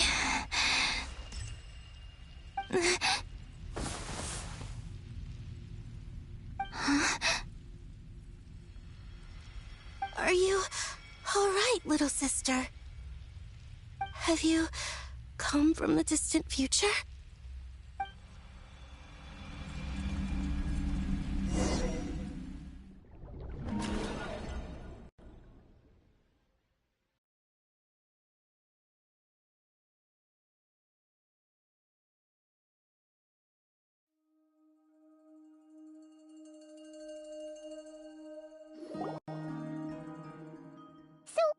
How exactly did the moons just disappear? Shouldn't it be a little harder to get rid of major creations like moons?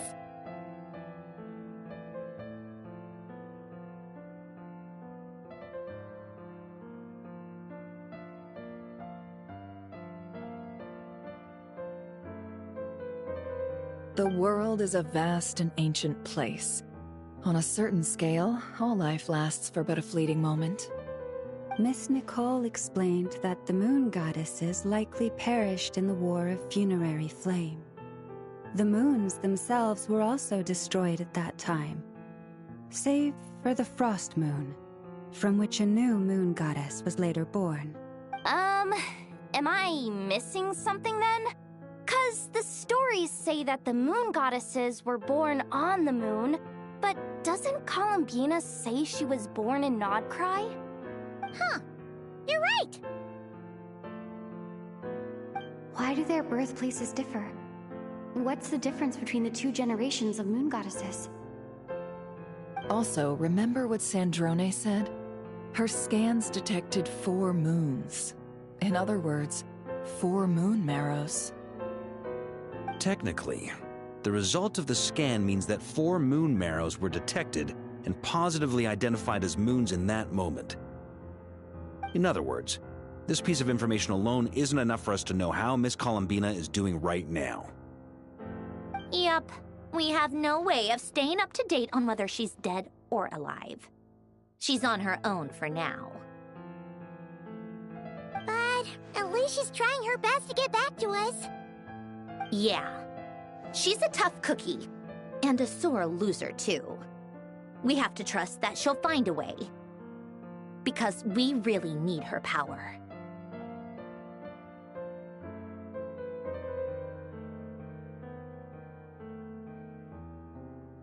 As much as it pains me to say it, we've got no chance of beating Dottore in a straight-up fight.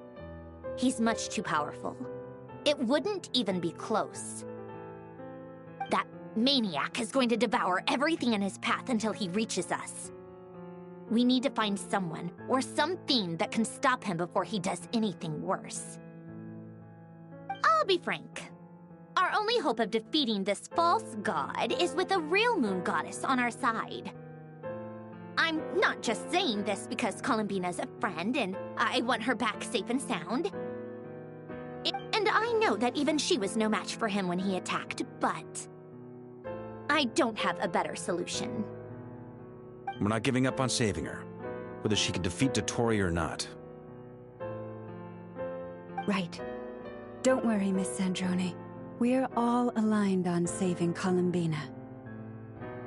No one's trying to argue that we can only justify saving our friend because it will help save the world. This is about multitasking. We want to save both. So, she's more than just a moon goddess to you guys? Absolutely. Duh! She's part of the gang! And you are too, you know. Yes, I know. You don't need to labor the point. I knew that the moment I came running over with my documents that I was part of the in-group. I mean, if Arlecchino can fit in, Anyway, as for how we get Columbina back, I've been working on it constantly. But I think I'm still lacking certain information about the moon. I'd probably get there if I could continue my calculations, but the problem is, I've run out of computing power. Computing power? You mean, you need more energy? No, the issue isn't energy, it's processing power. There's so much data to get through that the whole process has just ground to a halt. That's a tricky problem. René de Petrichor of the Nazissenkreuz Ordo once foretold the fate of the world. But I don't know how he did it. My guess is that he used the primordial sea's power. However, that won't work for me. His methodology was vastly different from my own. What's worse, they're incompatible. And, to top it all off, we can't even leave Nodcry. Ugh, this is so annoying. If I'd known we'd run into a bottleneck like this... Well, no, the design bureau's a bust as well. Curse that Dottore! Couldn't have made this harder for me if he tried. Oh, what do we do then? How about we grab a bite to eat and take a break? Maybe something will come to mind after you've cleared your head. You don't get it, do you? I'm trying to calculate the fate of an entire world here. And I need accurate results, not vague prophecies. Where the heck am I gonna find the computing power for that? Ahem. Anyway, time to shelve the discussion on technical difficulties. Being a killjoy isn't very ladylike, after all. Either way, we've done what we can. Rest well, everyone. Remember to let us know if anything new comes up. Hawkeye? Is he hinting that we should talk outside? Let's go somewhere a little more private.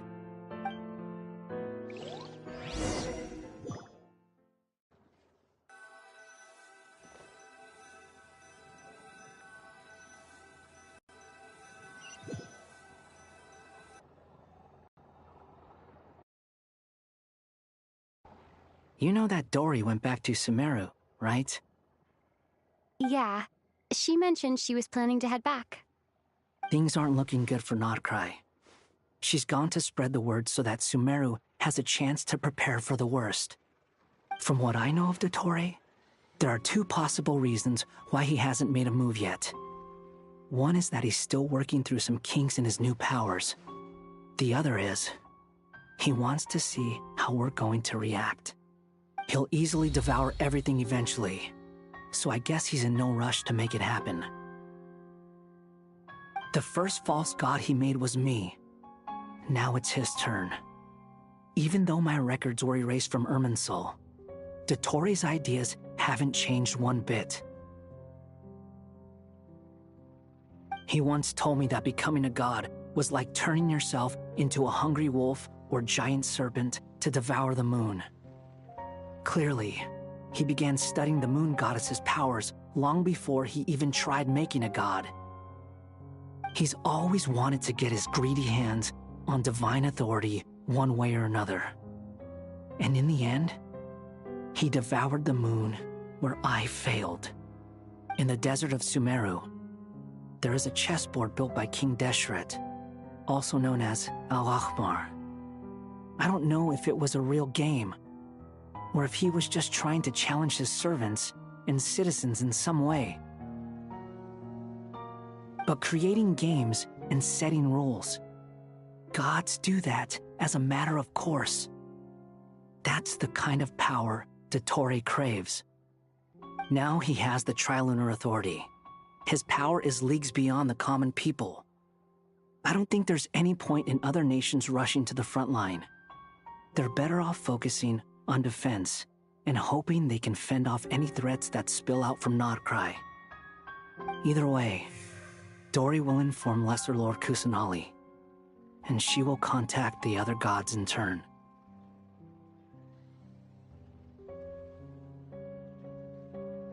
The Seven will have some recourse available. If nothing else, their protection should keep the rest of the world from descending into chaos as quickly as Nodcry has. So on the bright side, even if Nodcry is doomed, your friends in other nations won't be in any immediate peril.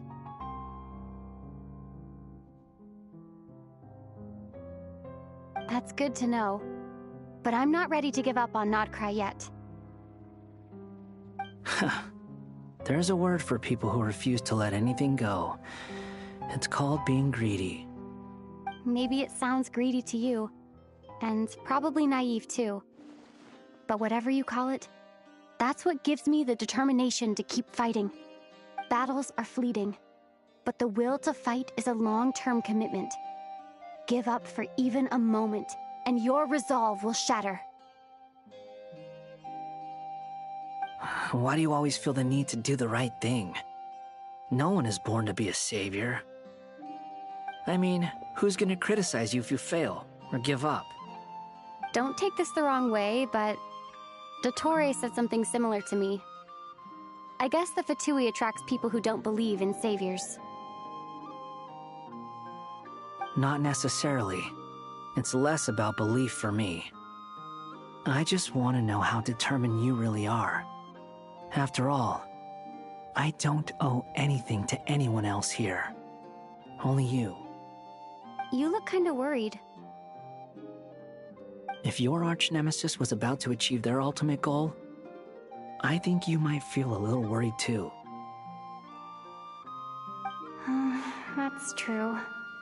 Dottore is about to become an omniscient, omnipotent deity. That's gotta be a bitter pill to swallow. Still, you're calmer than I expected. Obviously. I have to admit that my past self was a reckless fool who misunderstood not only the point of revenge, but how to achieve it. And as much as I want my vengeance, I know I'm not gonna get it by acting alone. If the world's taught me anything, it's to think before I act. Too bad it never taught me any other virtues, though. So, I am going to destroy Dottore, no matter what it takes. So, What's your plan? I'll get to that. First, tell me, what do you think of Sandrone? Just like Paimon said, she's a friend, part of the gang. How much do you trust her? This is a serious question. Think carefully before you answer. Although she's with the Fatui, she has her own values, and she's helped us a lot. If nothing else, she's clearly going the extra mile for Columbina. I see no reason not to trust her. If you say so. In that case, the three of us need to talk.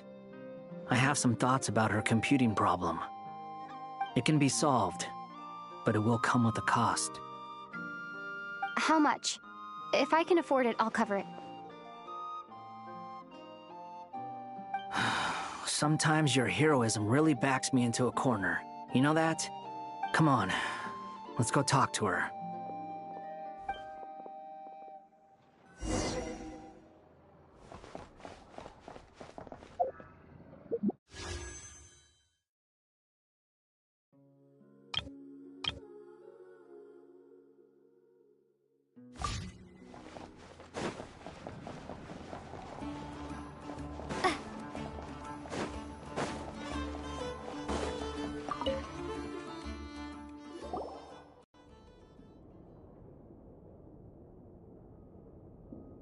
Miss Androne, Traveler.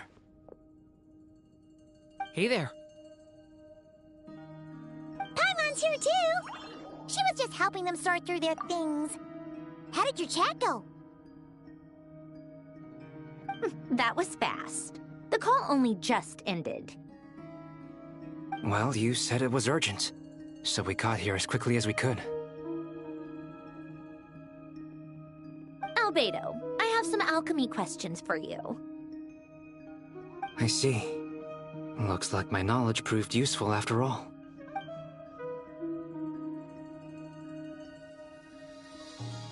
If I might ask, what is the end goal for the modified formula you'll be using? I needed to predict the future of the entire world. But I've run into some teething issues since trying to implement Renee's theory of the four Orthants. I see. I'll have a look at it. Still, computing power is the real issue here. How do you plan to solve it? About that, it's been sorted. Oh, with the Traveler's help? Actually, you're not wrong. She found the person with the solution. Was it Hat Guy? Yeah, it was him. Wow! Go Hat Guy! Seems like all that time studying at the Academia is paying off big time. But where is he? Wasn't he the one who asked Albedo and I to come here? Come with me.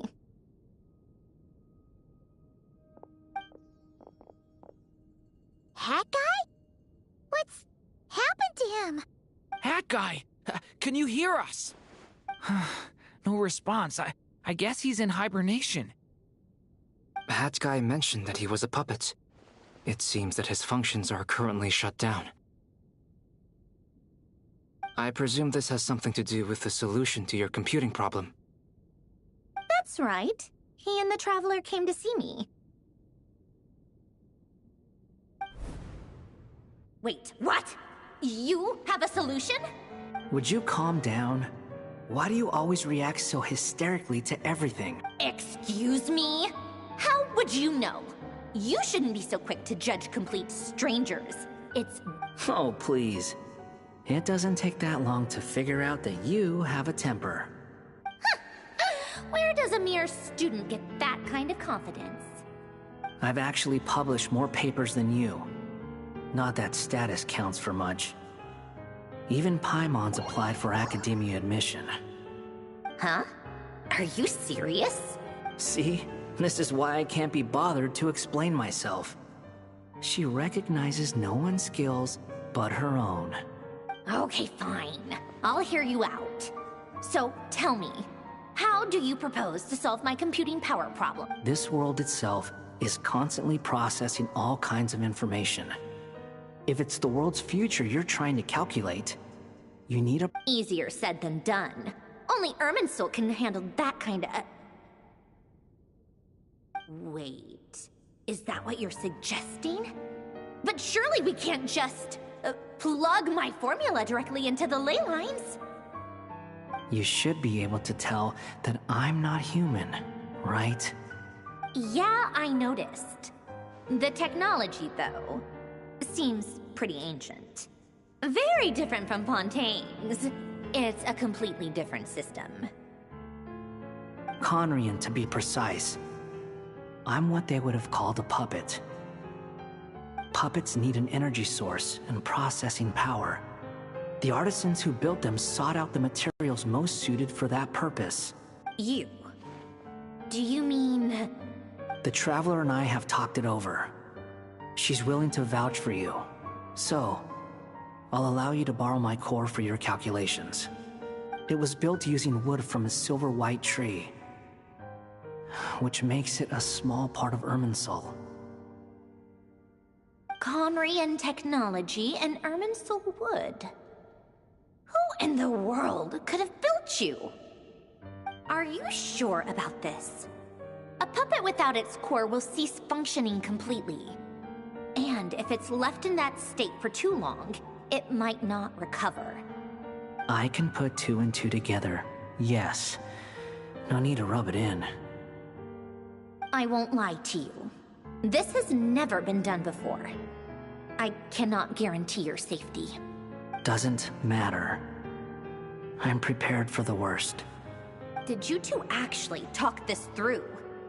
Is he... Are we really considering this? Yes, we discussed it. The bottom line is, he trusts me and I trust you. Let's give it a shot, shall we? Honestly, I have no clue where this kid even came from. But for whatever reason, he lent me his core to use in my formula. I'm very close to finishing my calculations now, and the core is currently in use. So I'm sorry, but I can only show you a sketch right now. This is what the core looks like. A silver-white branch. It certainly matches the legends told about Irminsul. Is Hat Guy gonna be okay? He's not gonna die, right? In theory, he should be fine. As long as we put his core back in time. Beyond that, all I can say is that I'll try my best to avoid risk and make sure the core doesn't sustain any damage.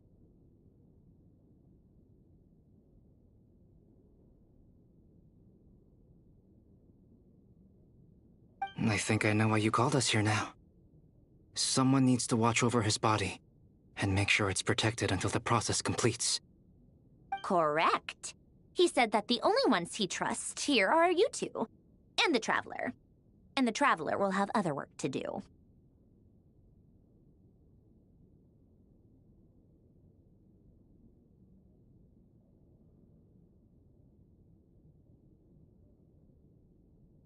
He will have our undivided attention.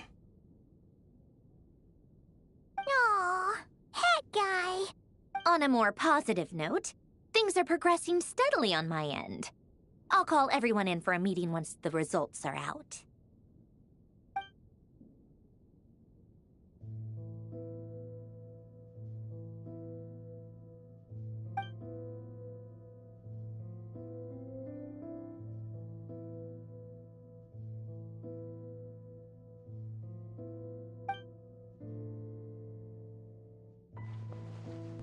The worst-case scenario with the core removal is either a system reset or a total loss of function.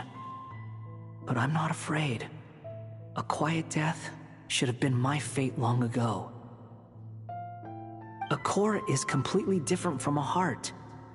It's like another vital organ entirely. I never believed it could be a true replacement for what I sought.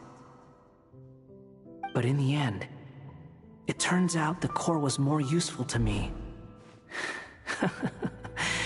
Pretty funny when you think about it. It's like the punchline of my entire life. Do you think there's any difference between a puppet and a human? If not, then this would just be another samsara. I have already experienced both a past life and a next life. Part of me wonders whether I'm only capable of making this decision because I've become a real human. What's with that expression? Isn't this a good thing?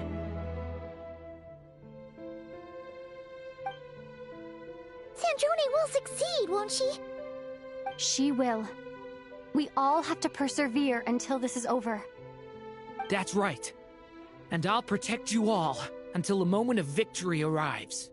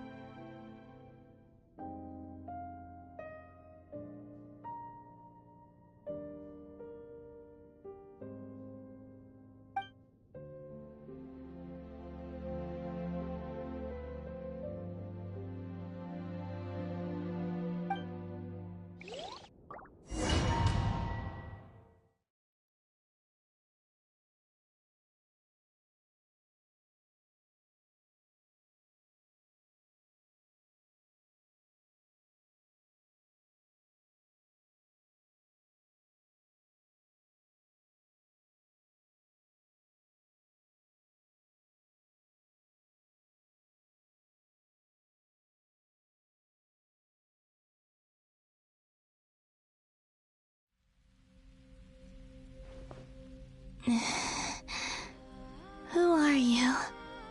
Call me Sonnet. You have the same power as Canon.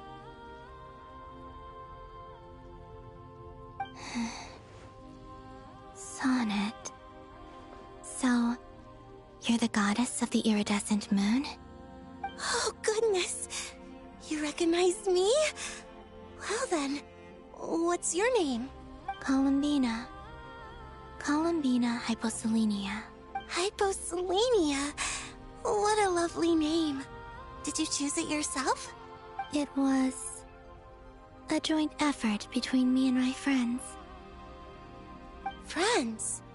You mean your friends in the heavens? Huh? Oh, sorry. You must be exhausted. I apologize. Hang in there. Let me introduce you to my older sisters. Do you mean the other two moon goddesses? Arya and Canon? Wow, you sure know a lot. Hey, does that mean that our story goes on into the future? Oh, I guess that wasn't the best question to ask. It's alright. We were prepared for that possibility. You could say we were too prepared. I can't even remember how long my sisters and I have been here. When did you get here? How long has it been? I can't say for sure, but it feels like it's been forever. I see. Are you feeling alright? You look a little unwell. I can hold out a while longer.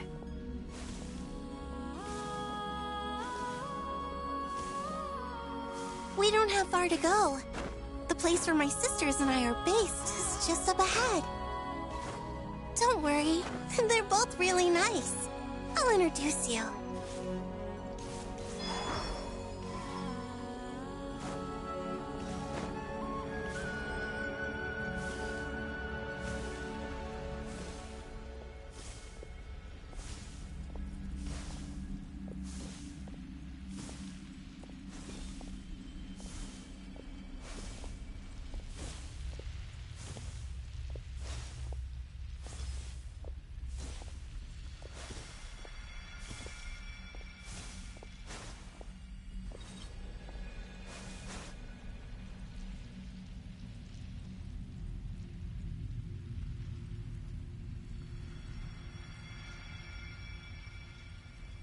Sisters! I'm back! And look who I've brought with me.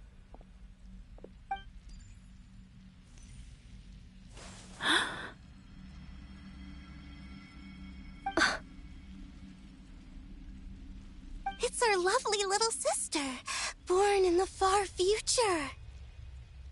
The pleasure is all mine.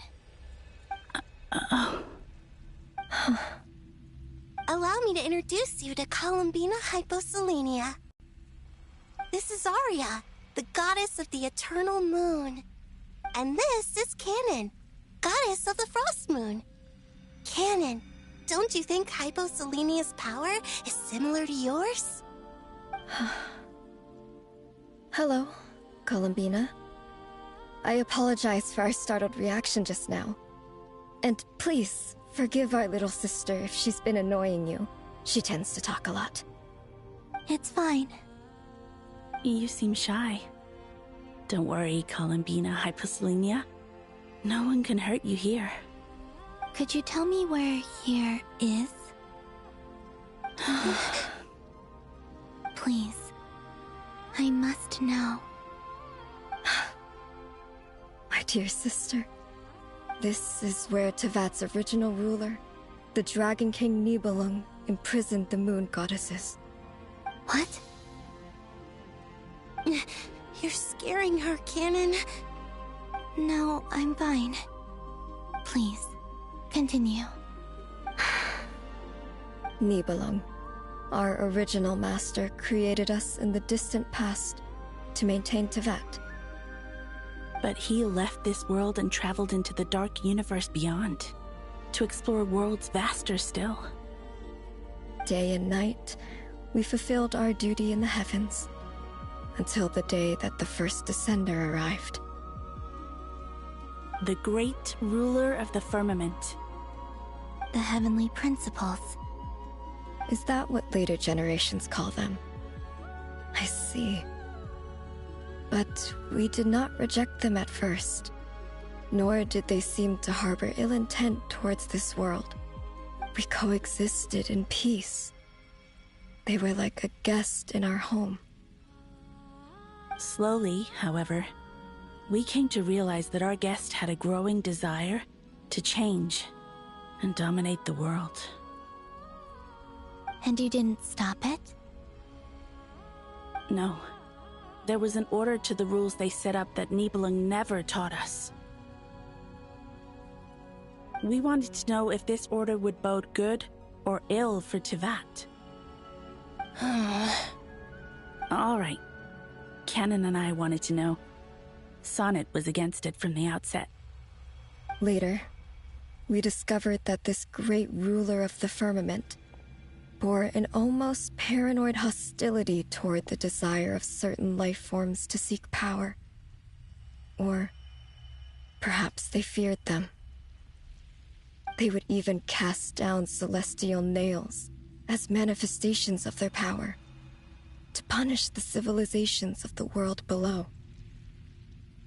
Only this was far beyond mere punishment. Right. Their rules brought order, but the price people paid for merely testing the limits of those rules was far too great. I did everything in my power to help the punished escape catastrophe, but still... The ancestors of the Frost Moon Scions were some of the ones you helped. But just when we had decided to take countermeasures, the Dragon King, Nibelung, returned. And so began the War of Funerary Flame. So, that's the name the world gave that war in the future. Well, who won in the end? As far as I know, the Heavenly Principles won, although it came at a great cost. They remained in Tevat, where they continue to rule to this day. And the world's original master, the Dragon King Nibelung, was destroyed. And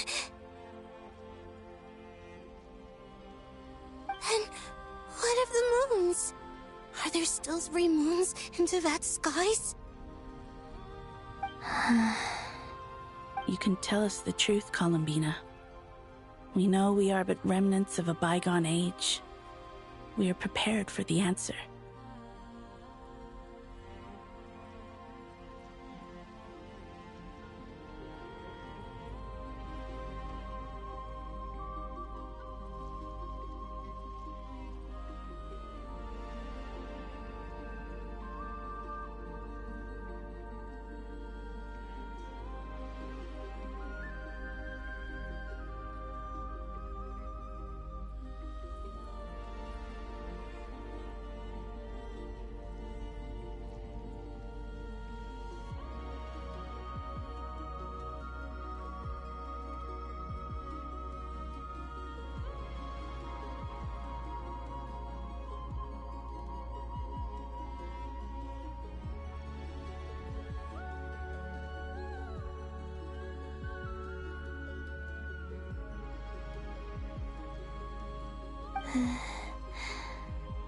Only the frost moon remains, but it has been cast beyond the false firmament by the heavenly principles. The eternal and iridescent moons were both shattered during the war. So death finally came for us in the end. Sonnet. But you're still here, aren't you? A moon goddess cannot live without her moon, Columbina. She's right. That's why I began to disappear. Because the frost moon is cut off by the false sky.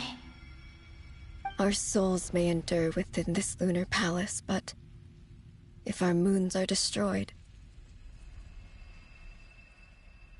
then we shall disappear the moment we depart from it. I'm sorry. There's no need to apologize to us, dear sister. If anything, we owe the world an apology. If only we'd decided to act sooner, rather than arguing amongst ourselves. all the more reason not to spend this time in regret and repentance.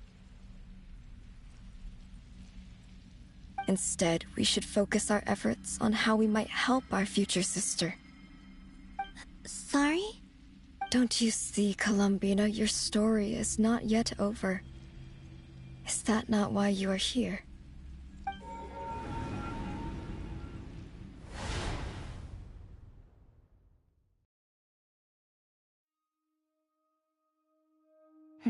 It's done. Initiate numerological array. Continue running primary process. Calculate the world's fate through extrapolation. And identify nodes of potential change. Secondary process, scan for moons. Still 4. The number of moon marrows hasn't changed. Wait, let me think. Is it possible that there's something I've been misunderstanding about the moons all along? Variables. Variables in the world. I know where potential variables within the world come from. So what about the moons? Are there any variables there? Like their life or death, for instance. What if being alive or dead makes no difference to a moon? But that's so strange. Even immortal gods can die. Why would the moons alone be?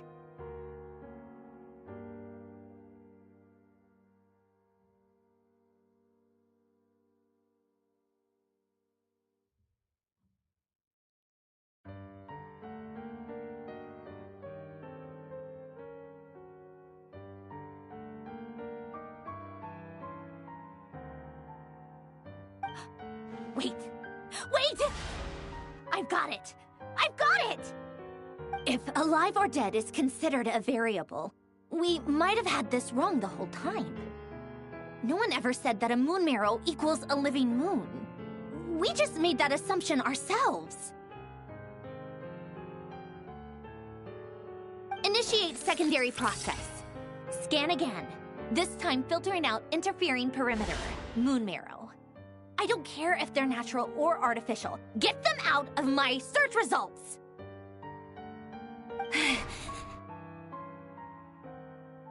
Why? It says 3 moons still exist in Teyvat, even after excluding the moon marrows. But we know for a fact that 2 of them are dead. Redo the scan. Narrow the results to living moons and real moons. No, scrap that.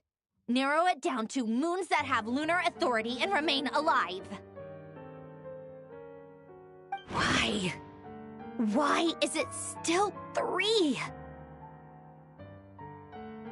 What is this, Columbina?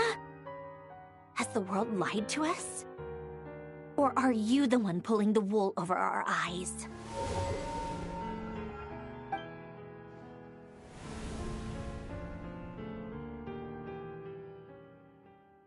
So, you think that the moon's reflection might be where Nibelung imprisoned the 3 Moon Sisters? Yes, it would explain a lot, such as why that space would respond to a moon goddess's power, opening the moon gate at her command. It would also explain why Miss Columbina has been unable to leave, and why time flows in reverse there.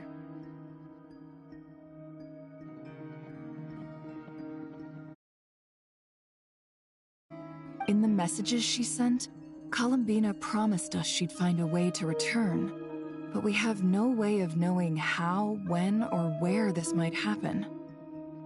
The fact that she still has yet to reappear in this world indicates that returning from that place is no easy feat. We cannot afford to simply wait for her. So you're saying, if she could return by her own power alone, she would have done so long ago? Yes, she certainly wouldn't leave it to this late stage when it's so touch and go. I've been giving this some thought, and I've come to believe that Luana's harm might be an anchor that she left behind, as a sort of future waypoint. This could also explain why Luana's heart is always by the traveler's side. Sounds like a plausible theory. If that's the case, there must be some criteria we need to fulfill to allow Columbina to return to the present. The question is, what could they be?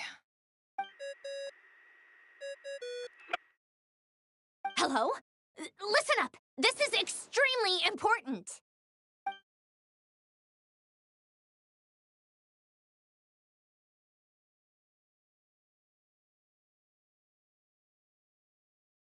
Not only is Columbina alive, but she may well exist in a form unimaginable to us. I'm still unclear on the details, but she's done something truly inconceivable in the past. And the clue to what she's done lies in the moon and Teyvat sky. Truly amazing. Oh, I'm so delighted for her. I'm sure we all feel the same. And I'm sure Columbina is ready to get back here and fight by our side. I'll keep my calculations going and try to find some way of coordinating with her. But that's not an excuse for everyone else to slack off, okay? All of you had better keep trying to think of solutions. How can the dead moon still live? And Luanatar...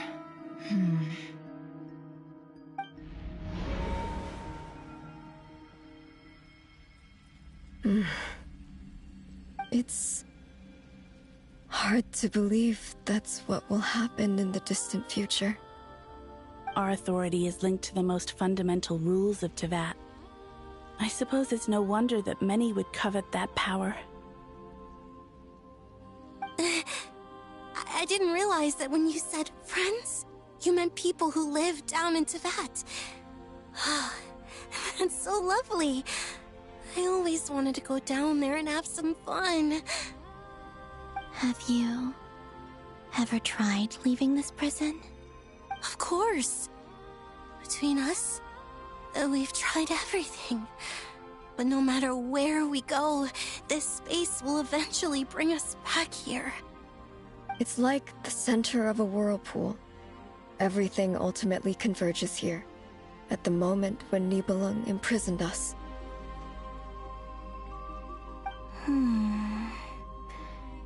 In that case, have you tried using any of those pathways that connect this space to the real world?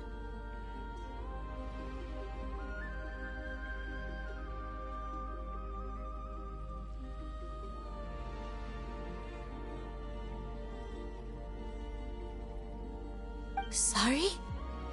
What are those? They're passages through which you can make small-scale changes to reality by using Kuvaki. Or am I the only one who can use those passages? Because part of my soul remains in reality. Kuvaki. What is that? You don't know?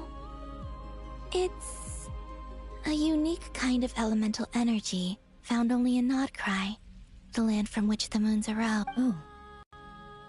Well, it's true that the moons first rose up from the part that you say is called Nodcry.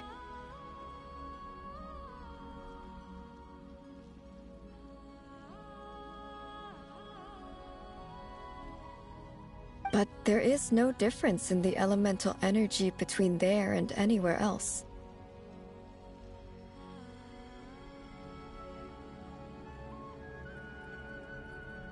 What? Could you show us some of this Kuvaki hyposelenia? Maybe if we see it, it'll make more sense. Okay.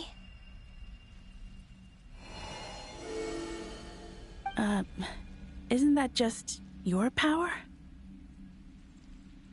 What? But it's everywhere in Nodcry. In the air, in the land.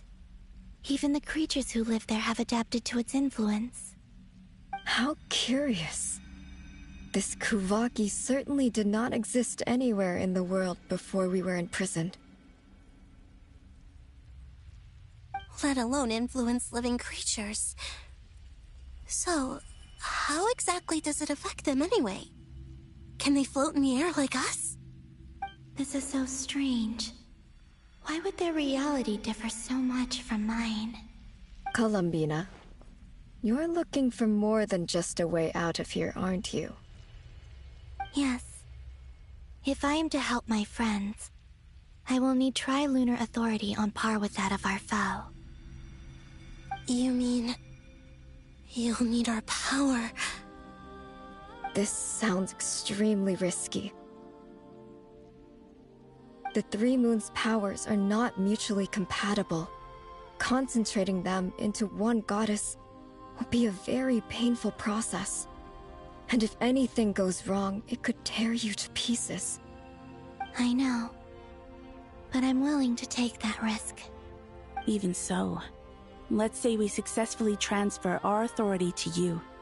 How will you take it outside this prison? Nibelung constructed this realm specifically to prevent us from using our powers to interfere in his war. No moon goddess can leave this place alive. What if I don't leave alive?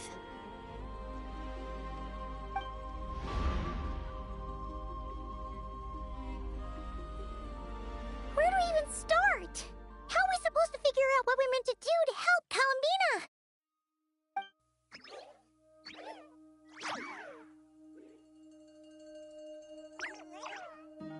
Columbina, what do you need from us?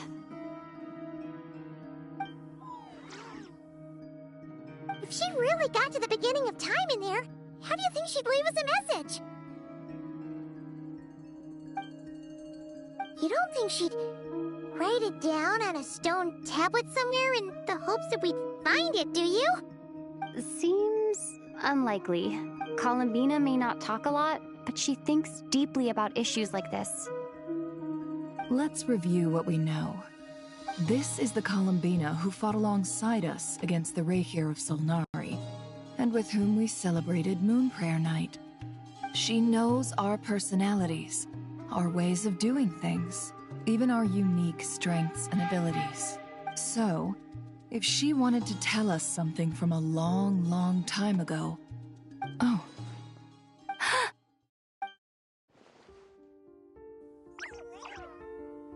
Traveler, you once said that those golden ripples also appeared when Luanatar was born. What if Columbina left Luanatar here, not just as an anchor to the real world?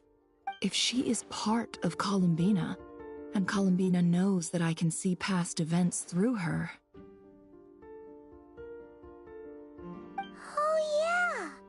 Like when you peeked into Rarer's past through his heart. Nefer, wait. If you're right about this, and you can really see past events through Luonlatar, your eyes, they'll... Oh, I know. Looking at Rerir's past in Conria was already enough of a strain on my eyes. Looking this far back into the past... it'll surely blind me. But it's our only chance.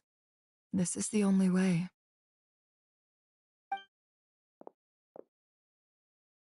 Boss. We spoke about this once, a long time ago. Do you remember what I said, Yehoda? The day I lose my sight, the Curatorium of Secrets will be yours. But... What's wrong?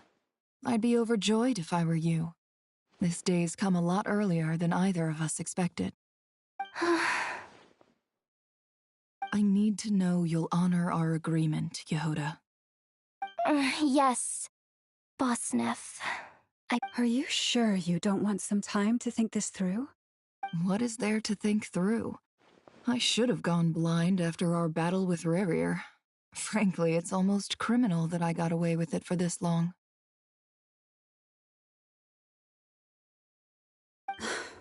Then at least let me take some precautions on your behalf. And if you really do lose your sight, I'll visit your office every day and make sure you're well looked after. Oh, please, anything but that. I was actually ready to go through with this. Are you trying to scare me into backing out? As if I could ever scare you. I'll assume you're just joking to calm your nerves. All right, enough chit-chat. Let's do this.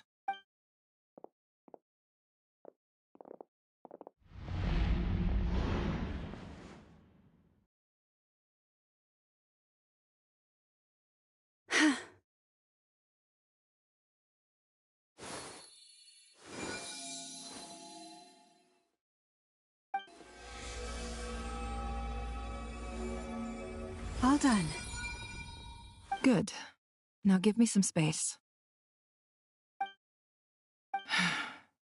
Come on then, little one. Show me what happened in the past.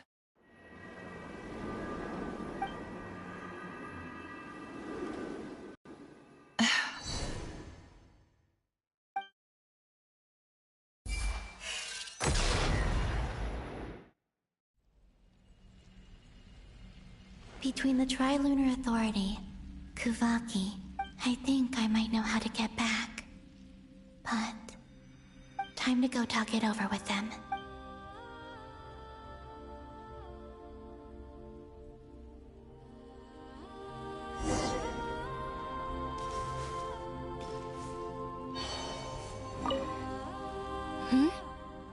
Have you decided what to do?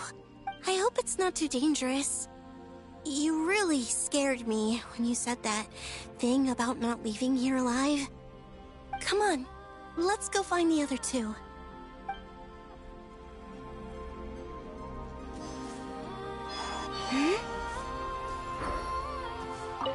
It seems you have reached a decision. I'm all ears. What do you...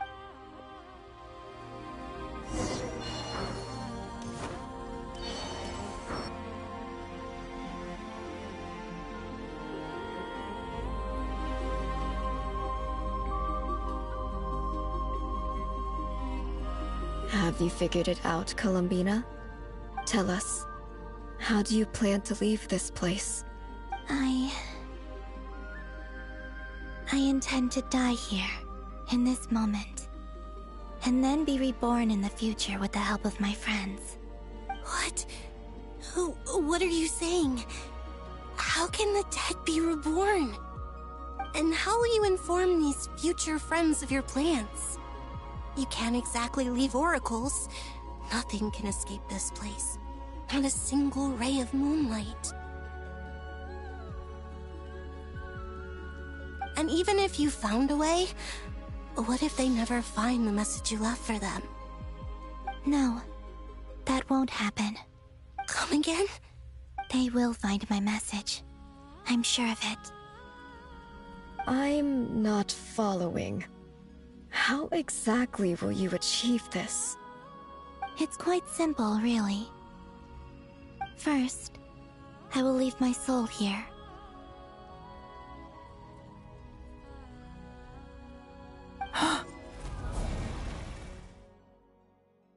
I see it. Your soul? You mean your divinity? Yes. I once left a portion of my soul in the future. One so small that this prison barely noticed anything. In this very moment, she can resonate with my soul across time. When the time comes, I believe that she can serve as an anchor to pull my soul from here back to the future reality. Just as gravity connects the world to the moon. Exactly. In the future, where I came from, the moon has been cast beyond the false sky, but I can still feel that it is there. In a similar way, I can feel a connection to the soul fragment I left behind even now. My friends can use it to detect my presence. But how do you just leave your soul here? Is that... On my way here, I met an ordinary mortal who entered this place long before I did. Her body is long gone, but her soul remains.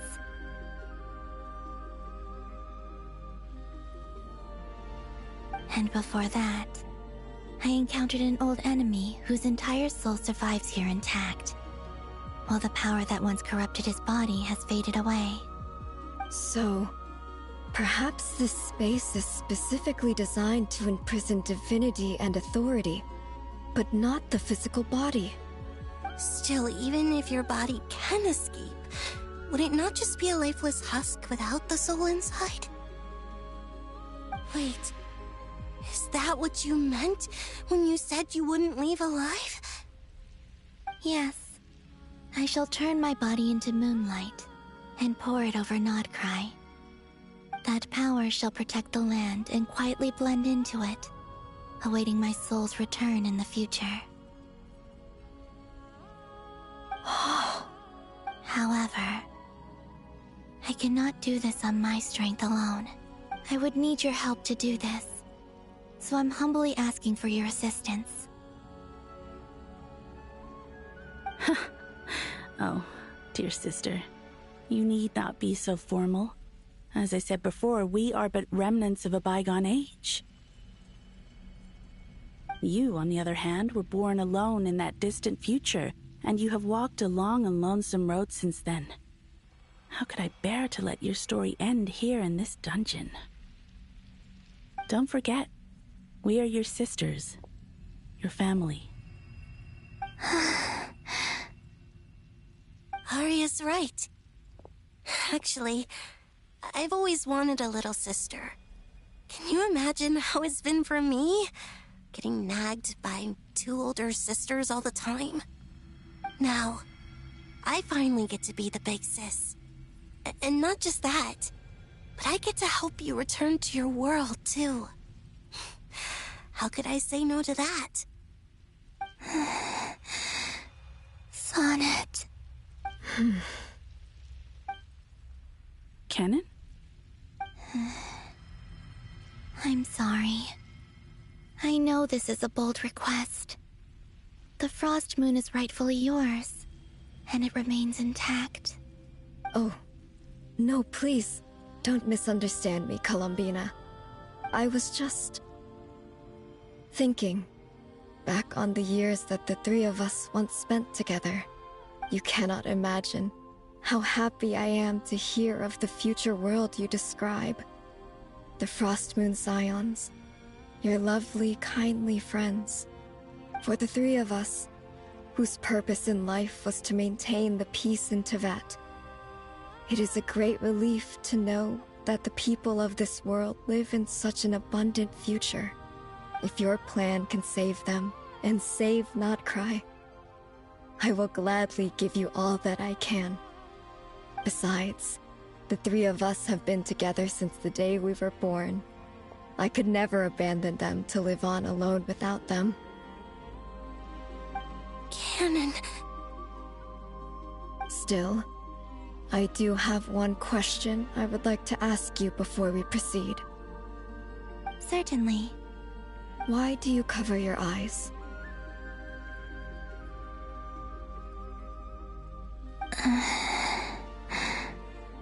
Yeah, I was curious about that too. But it seemed personal, so I didn't want to intrude. There was a time when I refused to look upon the world. I believed it was full of nothing but lies and falsehoods. I wished to hide my feelings, seal my heart, until I could return to my true home. I see. Perhaps that decision saved you from ever having to see the false sky again. But at the same time, you likely missed out on many true and precious things, like the smiles on your friends' faces. Promise me this, Columbina. When you return to the future, open your eyes, take a look at the world around you. I'm sure that you know this already, given that you long to return. But that is your true home. Give me your hand, Columbina. Arya, Sonnet, you too. Okay. All right.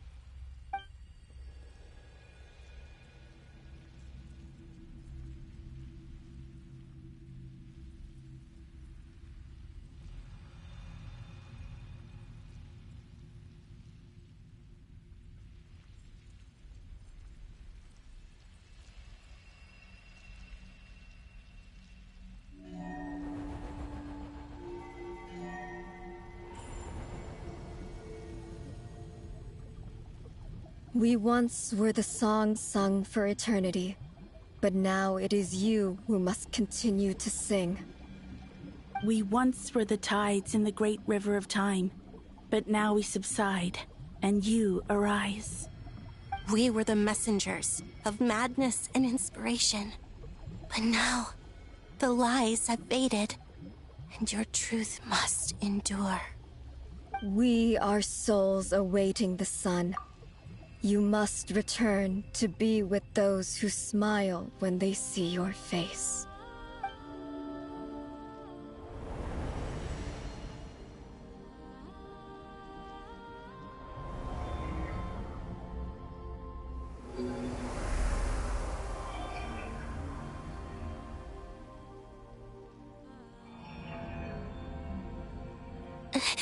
Is it done?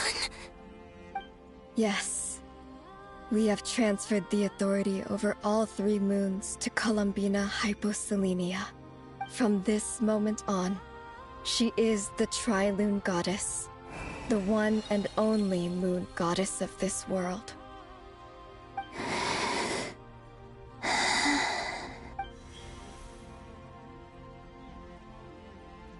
Thank you. Thank you, my sisters.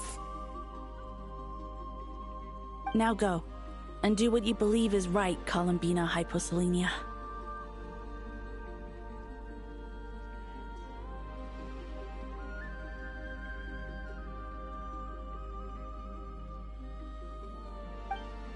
Be aware that we cannot grant you the power of the 3 moons beyond these prison walls. The conflict that arose over their remains following our disappearance will still take place. I understand. Sisters, oh, my body. It feels... Now that we have given up our power and authority, our bodies are merely mortal shells. This prison is dissolving them as we speak. It's okay, Sonnet. The end must come for every god, just as it does for every human. That's all this is. The final destination of our lives. Canon and I will be by your side the whole way. We have one final request, Columbina. Could you use the Three Moons' power to send us back into the real world? Now that we have lost our powers, I doubt this space will seek to hold us further. It's just... we would like to spend our final moments together in the only place we ever called home. Of course. Sonnet. Yes? Don't... I wish I could tell her not to give in to the abyss. Not to be afraid. But is this really what I should say at this moment? Don't forget. I'm so glad to have a big sister like you. No, I will... Thank you. I'm okay. I'm not afraid. As long as my sisters are with me, I won't be afraid.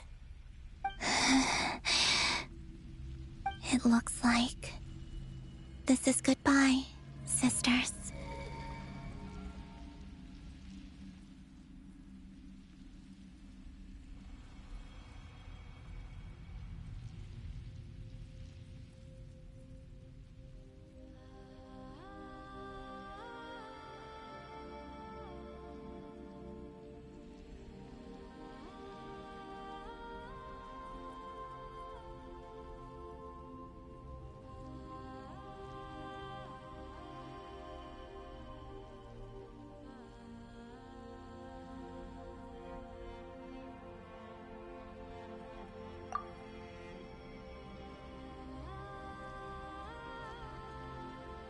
Goodbye, Columbina.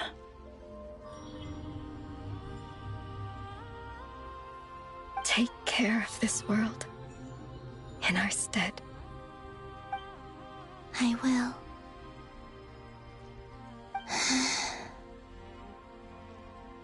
And now, it's time for me to bid farewell to my body, too. May it become the moonlight that keeps Nodcry company through the long years ahead. So this is why Nodcry was not always home to Kuvaki. It only appeared after I poured my body out upon this land, and only this land.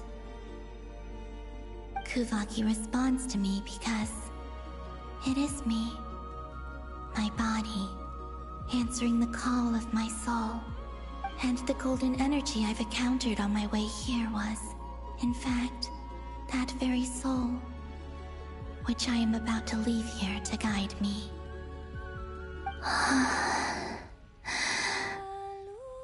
O power Trilune, eternal moonlight. I, Columbina Hyposelenia, lay aside my body. Let it be cast into the dark night to illuminate the future. May it be a companion to all who dwell beneath the moon.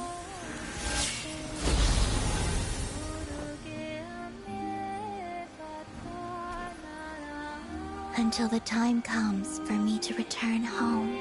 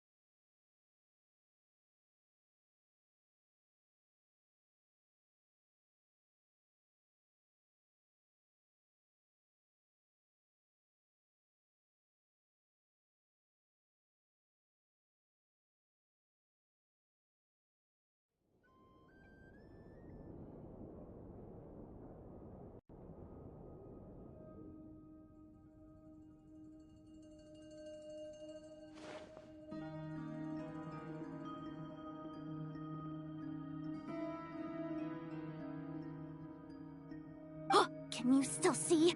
How many fingers am I holding up? I see 2 fingers, and a look of sheer terror on your face.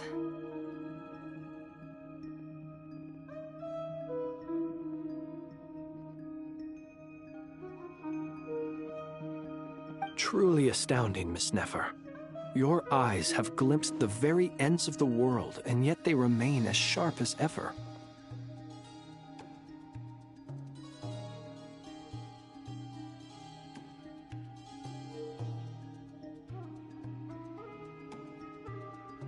Or is the credit for this miracle due to Miss Lauma?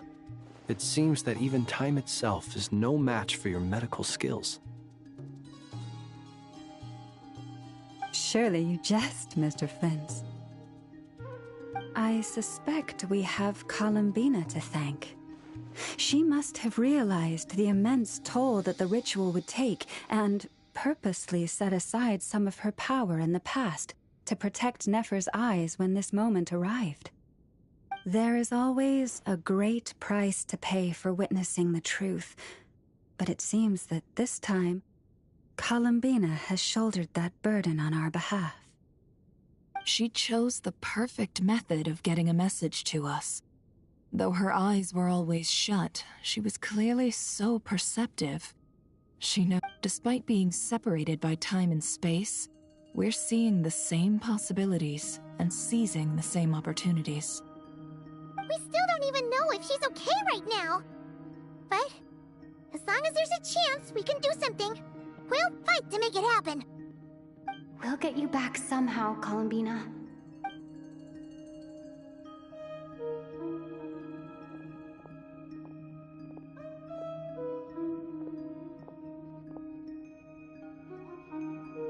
Well, based on the information we now have, let's figure out our next moves.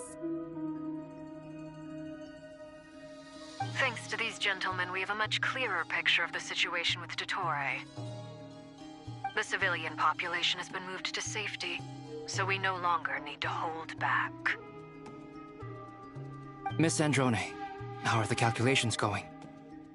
So far, so good. I'll keep seeing how far I can push the system, though. Can't have Hatman being powered down for nothing. There's still a long road ahead. Where should we begin?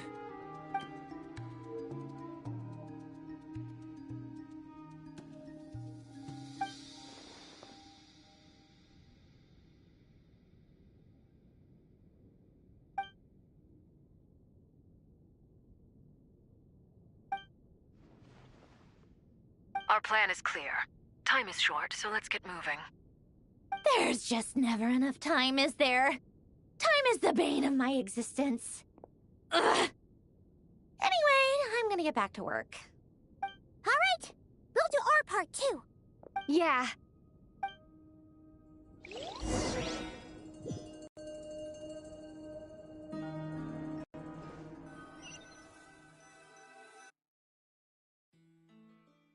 Albedo's theory says that elemental energy can dilute the Light Realm's power. But I'm no expert in building elemental defenses. Sounds like something out of the Advanced Elemental Theory section of the library. Whew. You seem quite troubled. Well, yeah. I mean, who doesn't get a little flustered when they're completely out of their depth? You were the very picture of confidence back when you approached the Hexen Circle. Yeah, I could have been faking it through that whole meeting for all you know. Who's to say I'm not just a ball of nerves in a charming and gregarious package? Oh gosh, really? I'm so sorry, I had no idea. Well, you're all the braver for it. Still, I was much more in my comfort zone than I am here. At least in Mondstadt, you can cry for help from a cliff top and actually stand a chance of summoning Barbados himself. Things have never looked bleaker than they do now. If we don't pull this off, Tevet's doomed, isn't it? Oh, you think so? Actually, yes.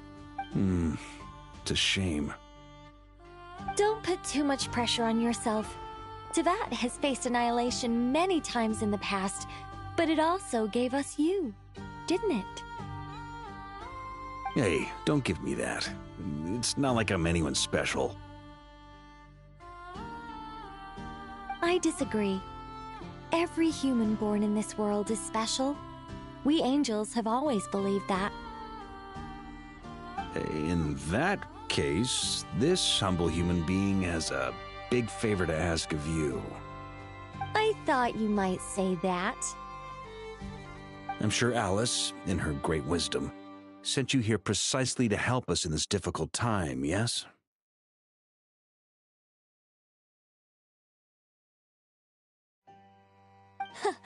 Well, that has less to do with her wisdom and more to do with my power.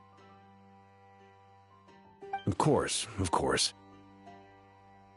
Well, the thing is, these elemental defense endurance fine. It's not realistic if Miss Sandroni's calculations are correct. Anyway, her calculation, it's up to us to slow Are you asking me to help you with building the defenses? No. I'd like you to prepare. When he eventually reaches us, we will have to fight him. You were an angel once and a mage now. I'm asking you to lend us your protection.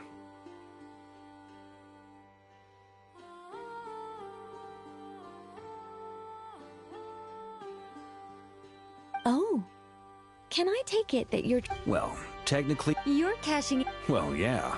The way things are... Very well. To tell the truth, Alice and I had already... This is... Wow. Yeah. It's been many long... Anyway, go now.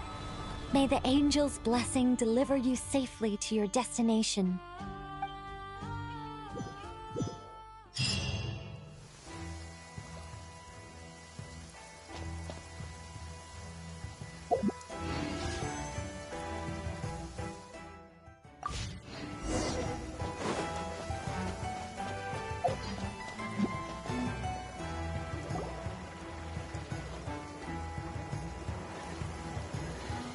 You're here.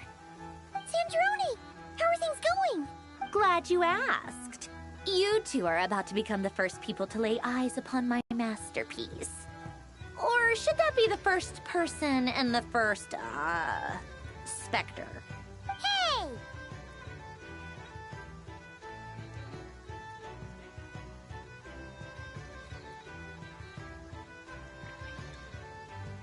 Whatever. Come! Feast your eyes on this.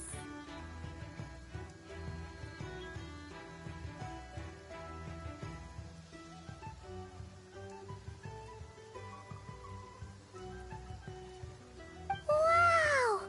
We've never seen something like this before!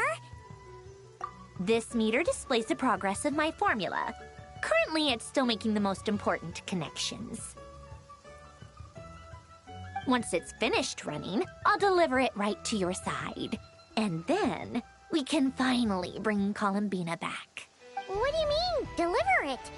Can't you just tell us over the Dodo communication device? It'll just be some numbers, right? Ugh, you're such a greenhorn. This isn't the kind of formula you solve in math class. It's a highly complex algorithm capable of constructing a framework of rules. Ugh, whatever. We'll be here all day if I start trying to explain it. All you need to know is the formula. I'll share the data with you. Nicole's agreed to let me use her information channel, so we just need to use the Dodo communication device like so. And... there. Now you can check in on my progress. Wow! Look at that!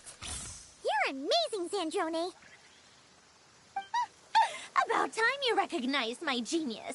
Took you long enough. Anyway, that's all for me. You should check on the others if you have time. Make sure we don't have any weak links in the chain. That might sound harsh to you, but close supervision is a common practice in the Fatui.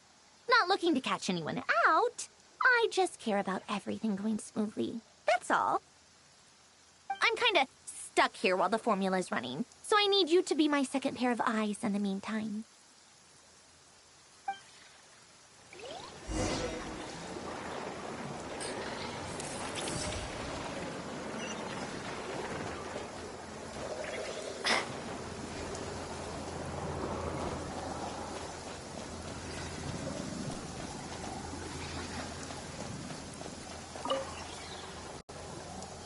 Traveler, Paimon, a pleasure to see you both.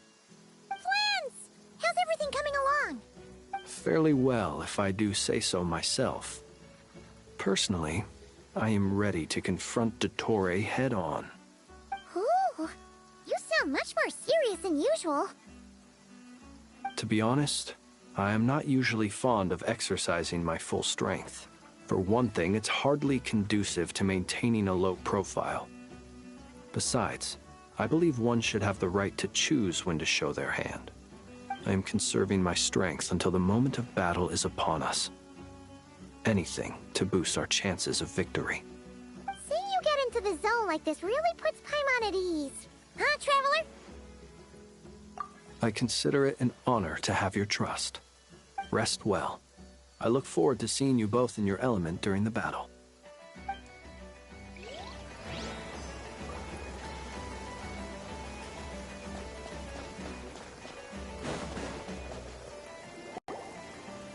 Thankfully, Miss Nicole has come to our aid. Nasha Town is now looking very well defended.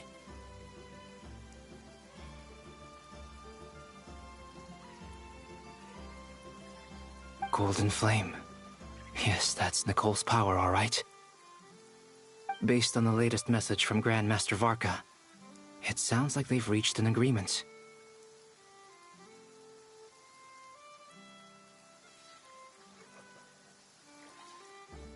The situation should be more stable with her assistance. Everyone will have at least some degree of protection. Albedo! Durin! Hello there, you two. Are you well rested? That's good to hear. As per the plan, Albedo and I will be in charge of Nasha Town. As Dottore's energy field expands, it's creeping ever closer in that direction. But we will do our best to hold our position.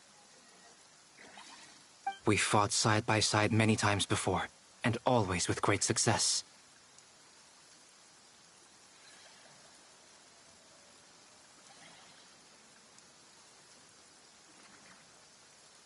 I believe this time will be no different.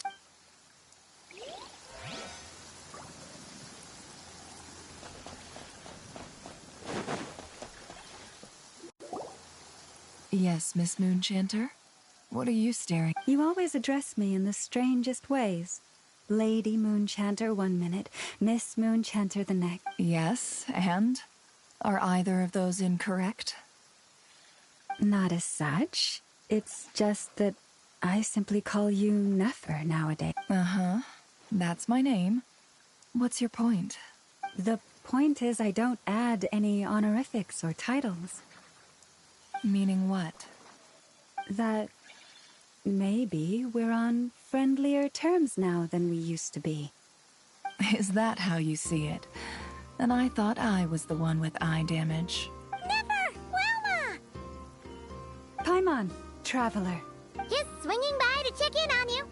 How are things going? Did you manage to get some rest? Don't worry about me. I won't slow us down. And I give my all to ensure our victory. Ah, yes. Allow me to give you two a quick checkup. All done. You're both in good shape.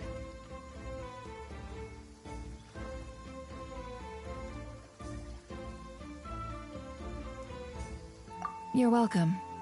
You'll have your work cut out for you in this battle against Dottore, so make sure to get some rest in first. Paimon will keep an eye on her. Don't you worry. I'm glad to hear it. Take good care of yourself, too, Paimon. Sure thing.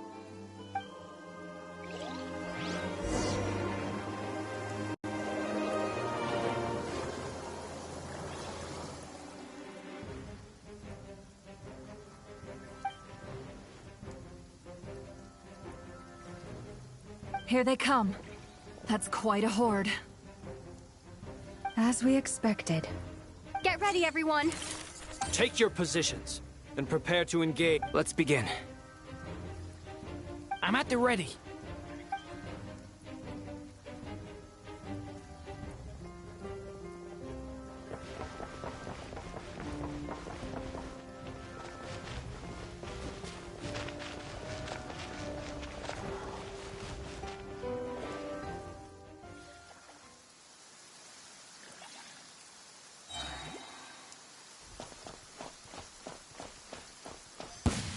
utter waste of time! Go! Change of plan.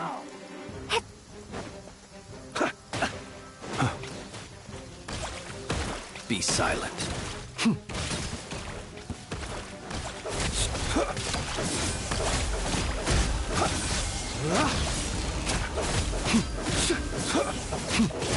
Did it take too long? Another one. Night falls.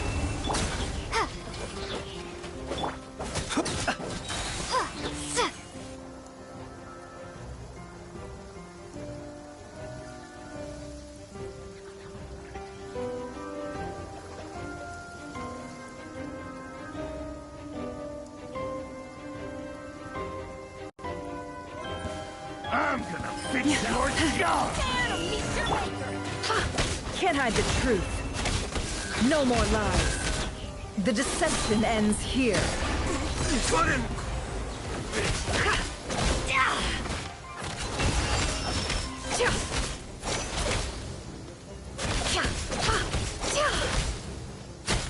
These creatures cannot stand against us. Oh, fighting talk. Just don't let your guard down. That goes without saying. I'm hardly the risk taker in this group. Excuse me?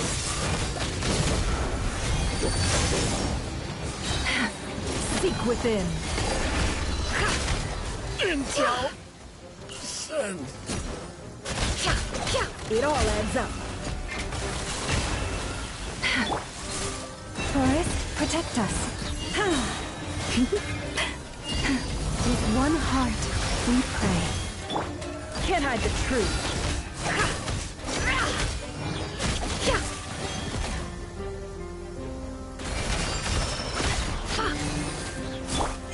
You poor lost lamb.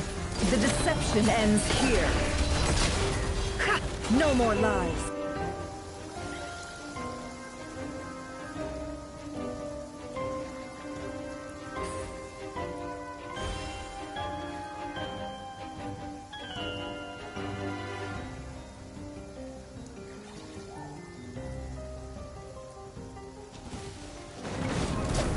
Moments of birth. Burst forth.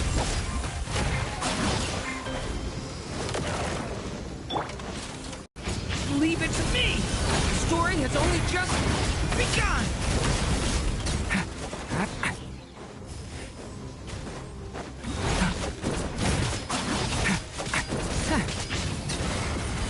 That was easier than I thought. Naturally. What do you mean? Is it because as created beings go, we're of a higher level than them? Very good. You understood.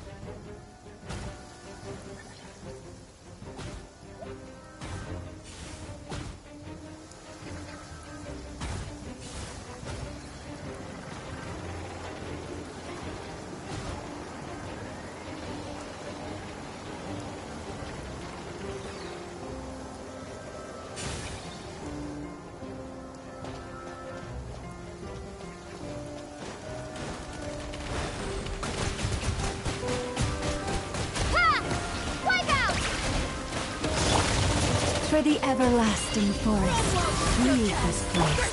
Seek within. Can't hide the... People have always used fire to drive away wild beasts. Wouldn't a lantern work just as well? You read my mind, my dear friend. I was just about to say that. All right then, dear friend. Bring the light. No more lies. Can't hide the truth. The deception ends here. No more lies.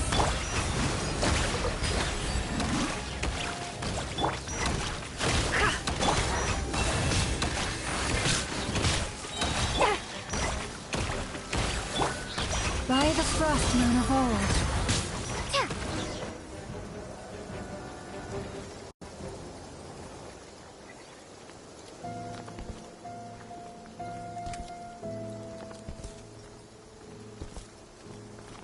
You're looking well.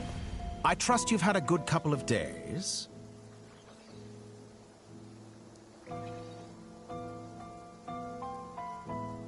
Dottore. It's actually a good thing, in my view. If the subjects of my experiment were to die prematurely, it would throw quite a wrench in the works. And so, I must thank you all for your resilience. We are no longer on the same level, but you are nonetheless worthy of my respect. A creator god should be merciful and gracious after all. And in any case, it is only right that before I end your lives, the world is informed of the arrival of their new god.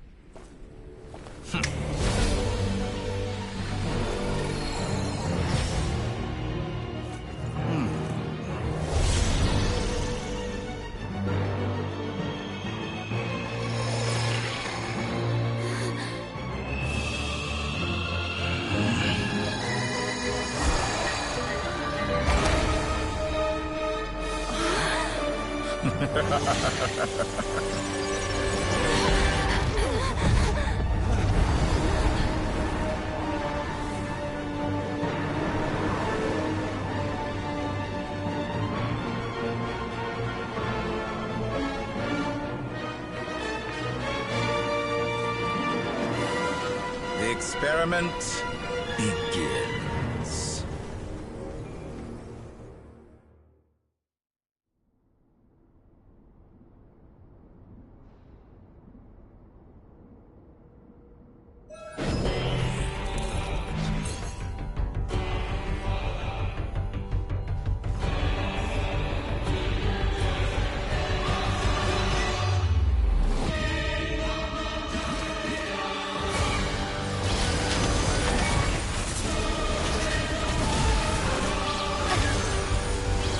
Can't hide the truth.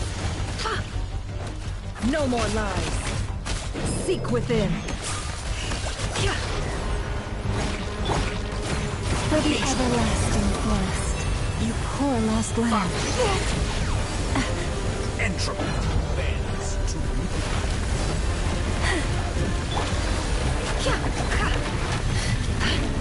Can't hide the truth. It all adds up. Be silent. Did you honestly think that would hit me? Moon's remnants.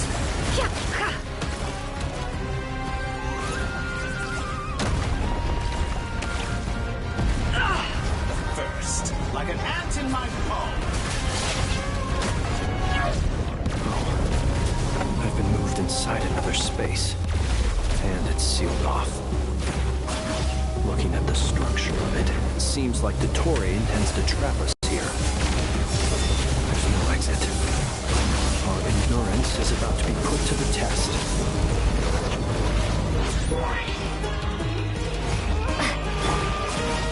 No more lies. It all adds up.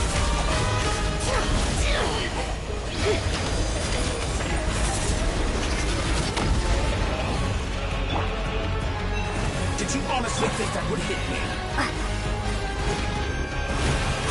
Go! Reverse.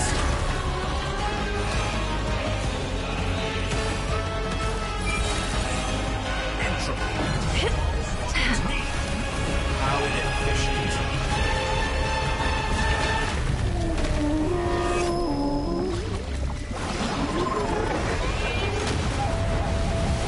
Pathetic.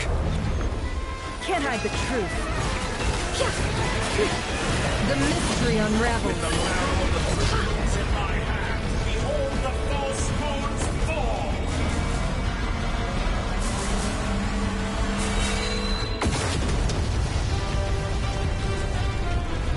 Tell me, where will you try scurrying off to next? Looks like Dottore has opted for a divide and conquer strategy. But we will not allow him to triumph. Now, I shall pray for our victory.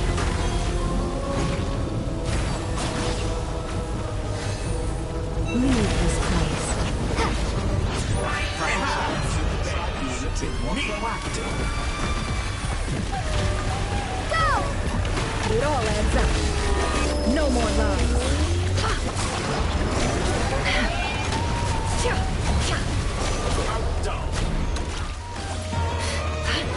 Can't hide the truth.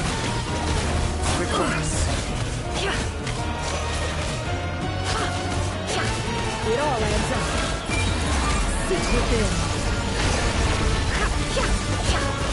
Bombs away! Water jet! No more lies. Absurd.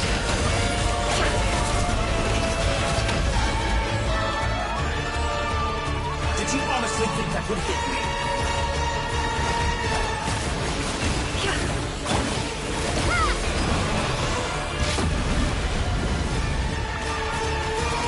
Entropy bends to me!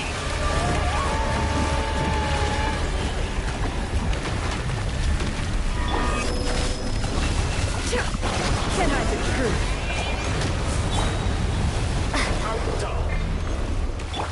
The deception ends here. No more lies. Be annihilated, that which cannot stand against me. What's this supposed to be? A knockoff version of the space columbina got trapped in? There really is no way out. We'll see about that, Dottore.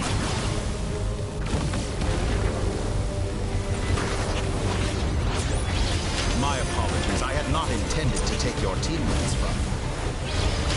But you have a choice. Obey, and I can release them.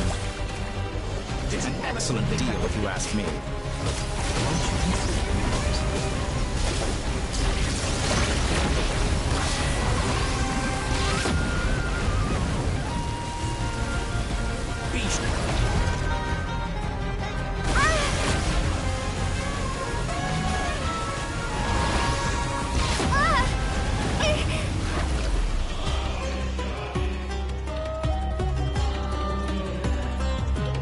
I'm aware you've been working on some little tricks to surprise me with, but it appears that none of them have come. My guess would be that you're trying to bring Columbina back.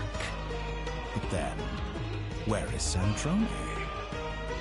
Or are you trying to buy time? I always found their friendship to be a curious phenomenon.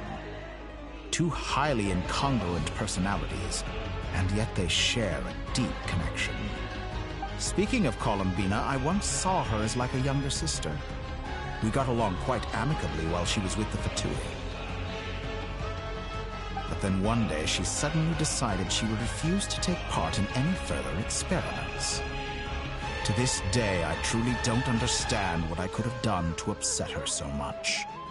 It's such a pity. I could have had a sister, a family. But alas, she grew to dislike me. You're not fit to be family to her. That I can't deny.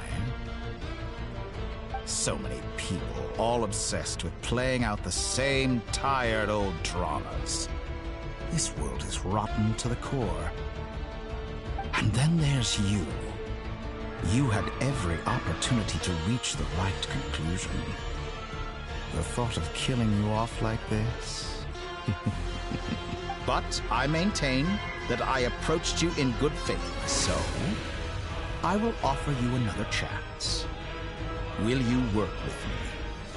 You have until I count to 10 to make your choice. 1, 2, 3. Not in a million years.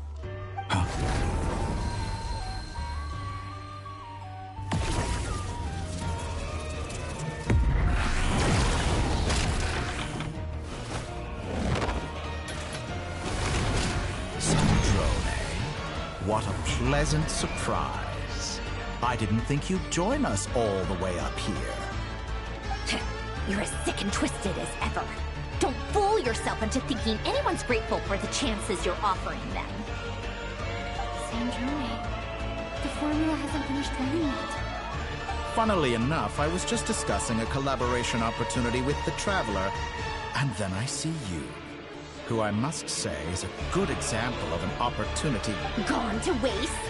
I said that everyone would get one chance, and you've used yours to march right back into the lion's den. So yes, it's an utterly wasted opportunity. And what makes you think I believe a word that comes out of your mouth? I was planning on disposing of your little formula after wrapping up more urgent business here.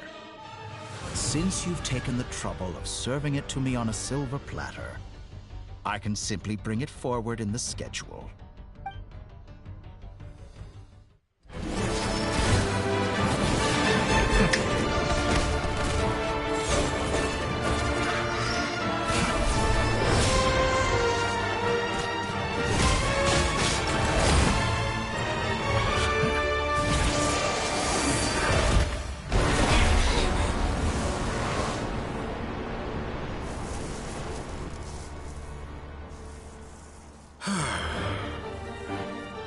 Is this your life's work?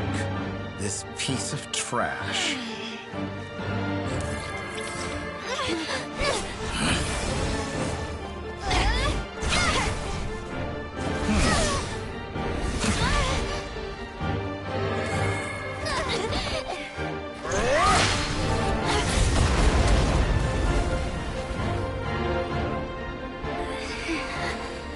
Your formula runs too slowly, Sandrone. You put your hope for success on others instead of fighting dirty. That is why you have failed. Now, whom should I slay first? Any volunteers? No one? How nice of you to leave the decision to me.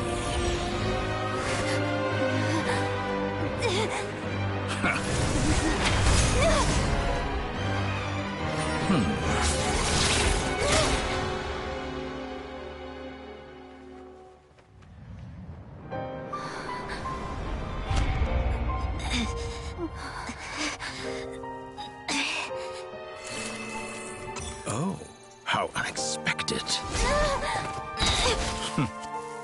Sandrone, any last words for me, comrade?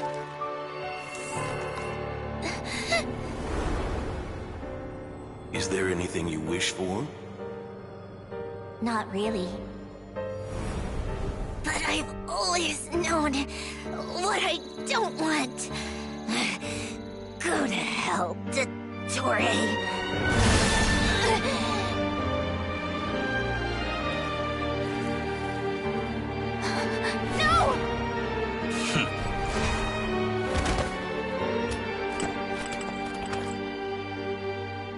And now, you have failed.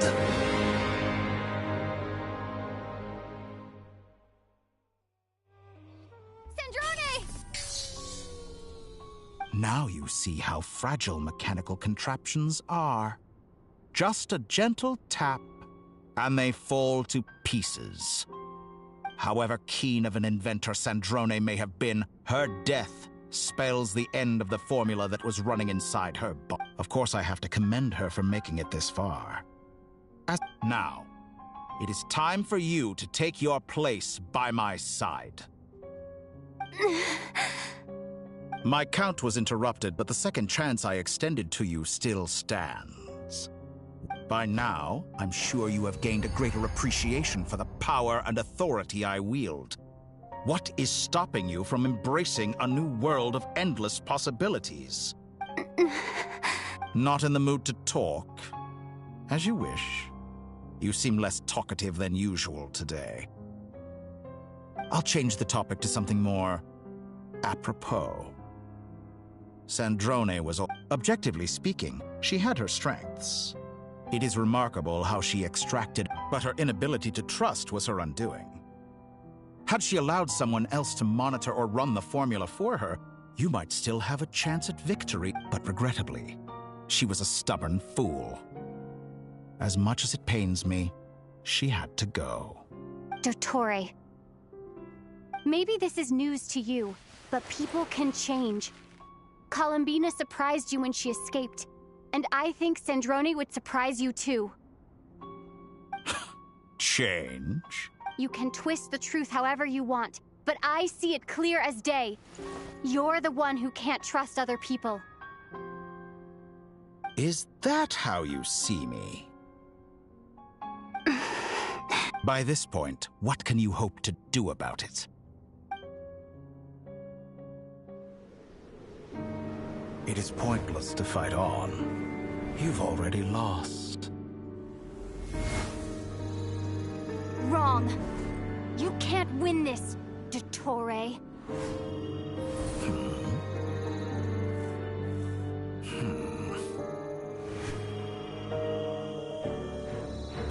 What?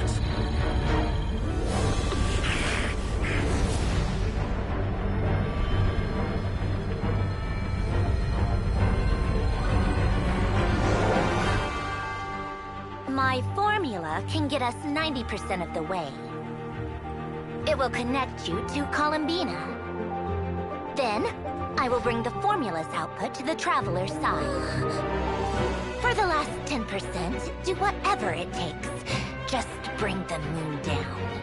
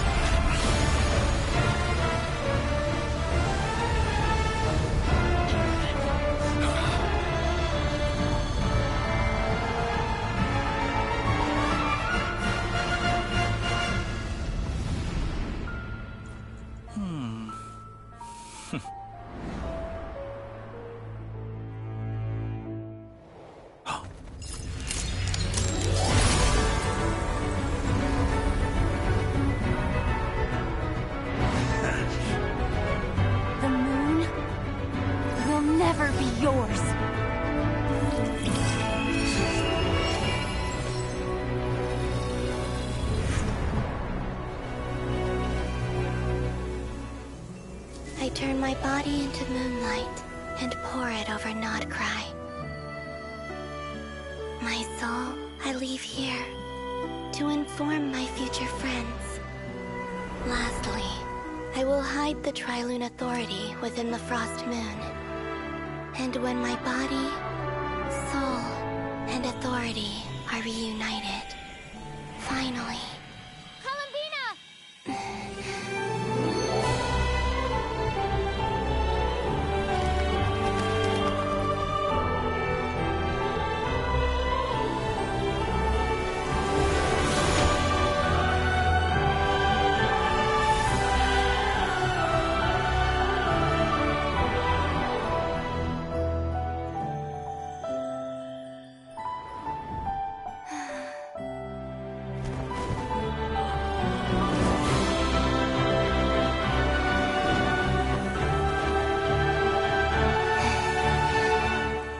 It's been too long. I'm back.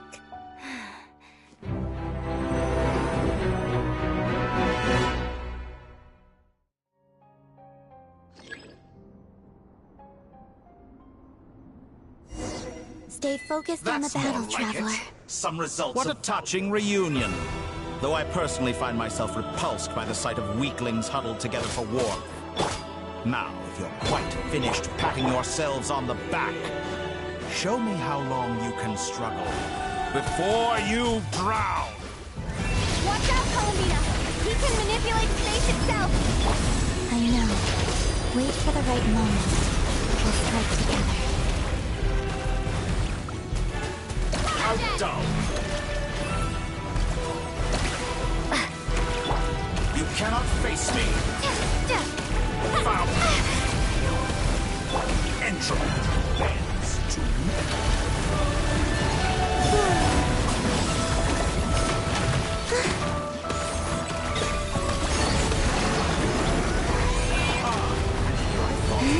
Did you honestly think that would hit me? Enough! First, like an ant in my palm.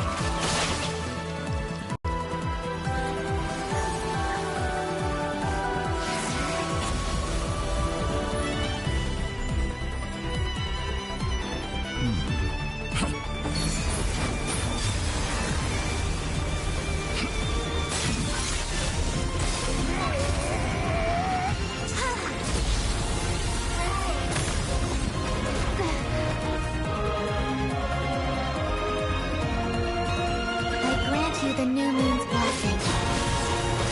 The new moon shines upon you. I am growing weary of your stuff. It's over, Dottore!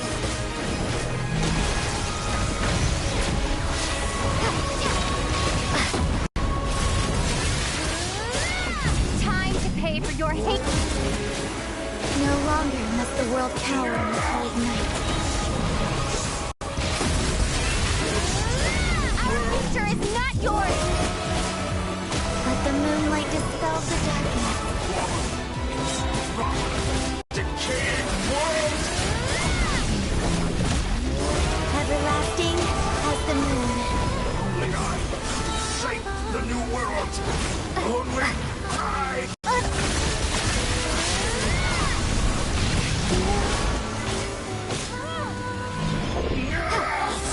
So close. I was so close to the new...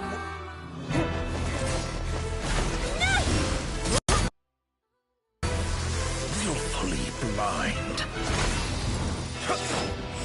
How can you be so satisfied with your fate?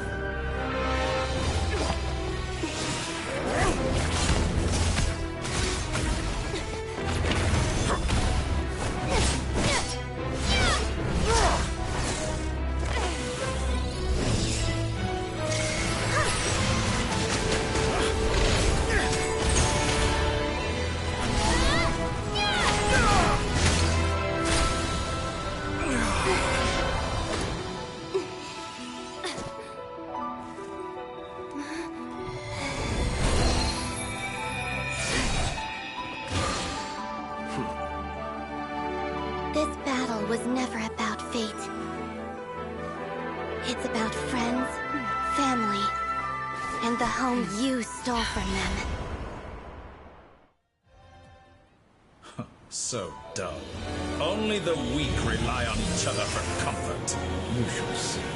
Once I transcend fate, you will be nothing but fodder for my grand experiment! That will never happen.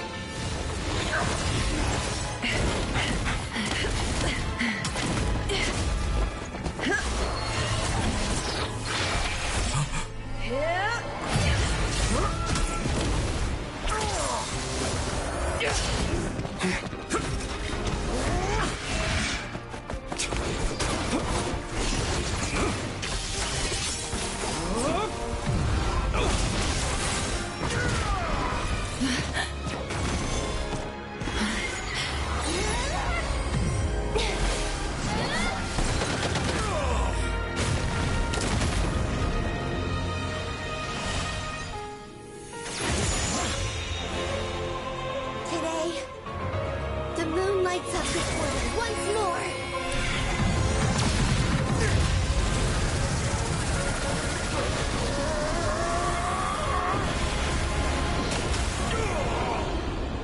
This loathsome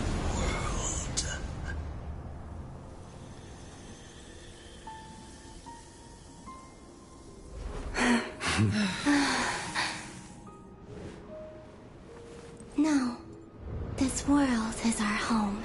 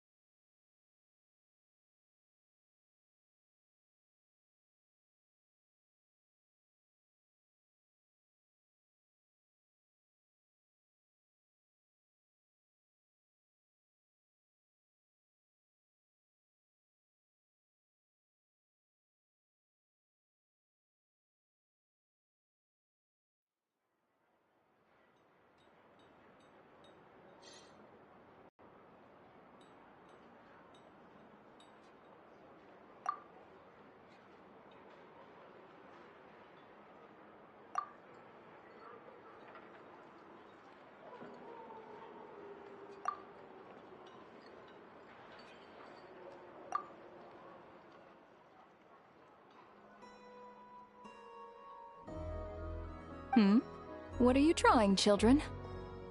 The new moon, Mom! It looks different than before, doesn't it?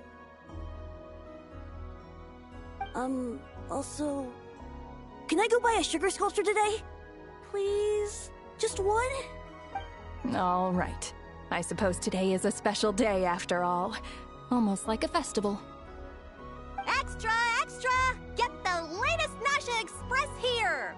Post-disaster report! Nasha Town reborn beneath a new moon!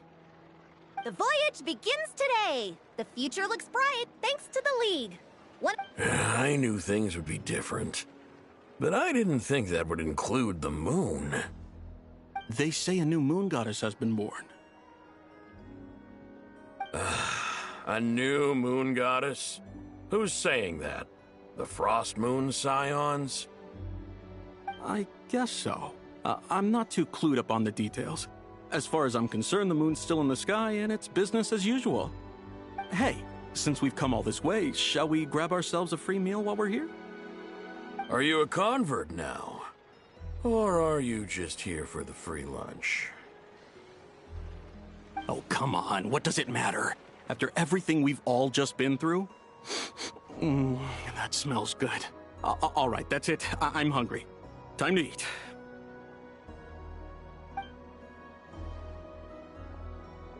Come on! We gotta get there early, or there won't be any good spots left! Shh, keep it down. This is a residential area. What if people are still sleeping?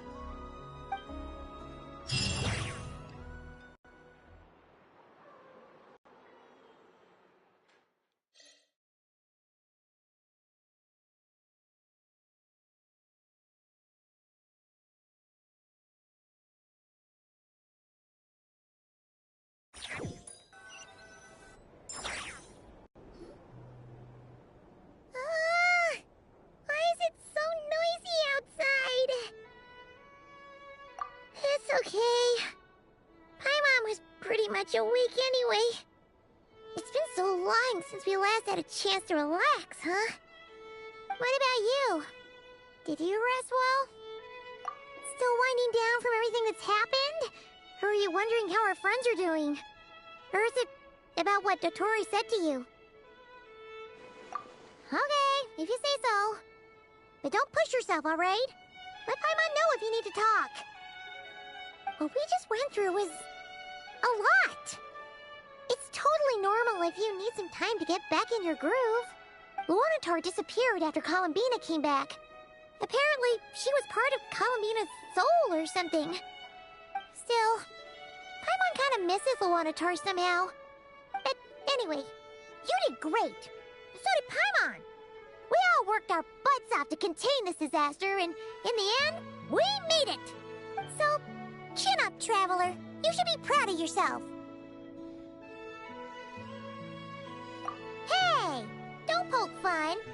You should be glad that Paimon's growing as a person.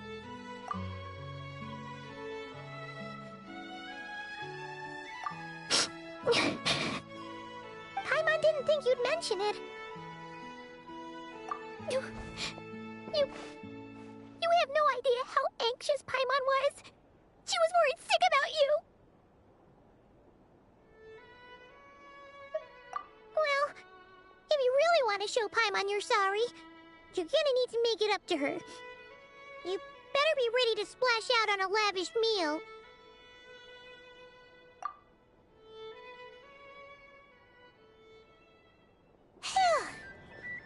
Okay. Paimon's full now. Huh? Oh, well... Hey there, Traveler and Paimon! Good morning! Morning, Yehuda! Here for some breakfast? Oh, I've already eaten. Just need some water. I was mostly worried you might forget what day it was today. So, I came over to remind you. Careful there, Paimon. Too much food will make you drowsy. Don't let anyone catch you hiding at the back and nodding off during the League meeting. You should probably be saying that to Aino. She's the baby of the group, if anyone. True. You know, I'm surprised that all these competing groups are actually coming together to try to solve things together. Definitely a first for Nodcry. Well, nothing like a region-wide calamity to bring people together. After that, surely even the most self-interested people have to realize that going it alone isn't worth the risk, right? Try telling Boss Neff that. She's not exactly convinced that people are gonna get with the program. Really? But if she's so pessimistic about it, why'd she agree to be the Curatorium's representative in the League? Probably 'cause even though Unity sounds like a pretty far-fetched idea, the benefits it would bring make it worth a shot. I think things will work out, though. I swear, Nodcry feels like one big family now with everything that's happened. More than it used to, anyway. Paimon's with you on that one.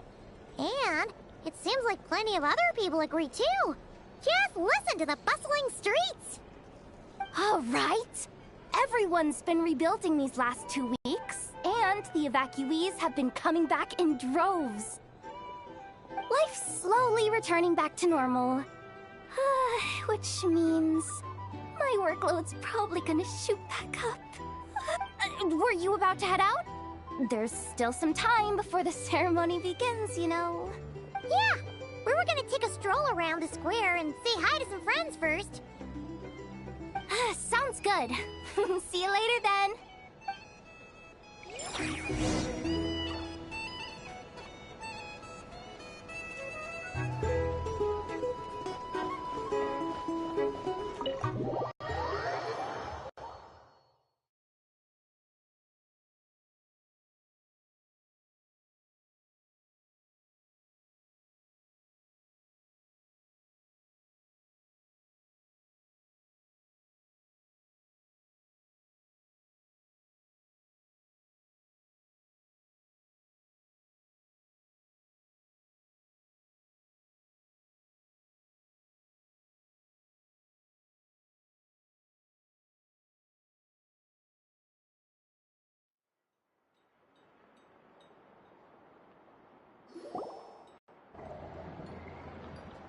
Please accept today's boon.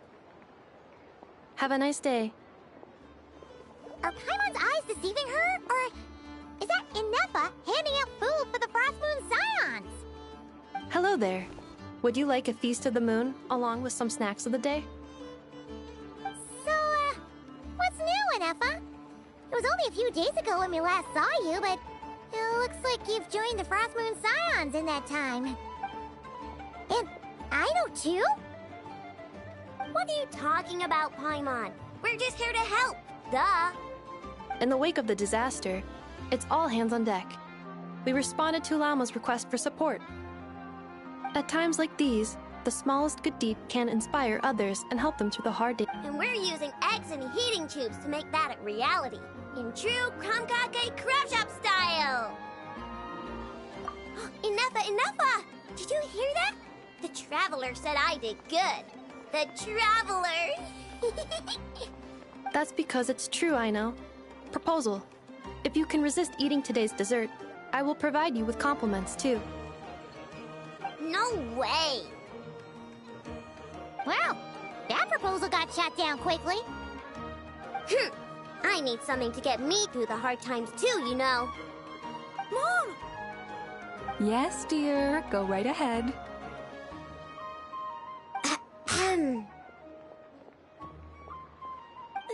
Excuse me. Could I take a photo with the robot lady?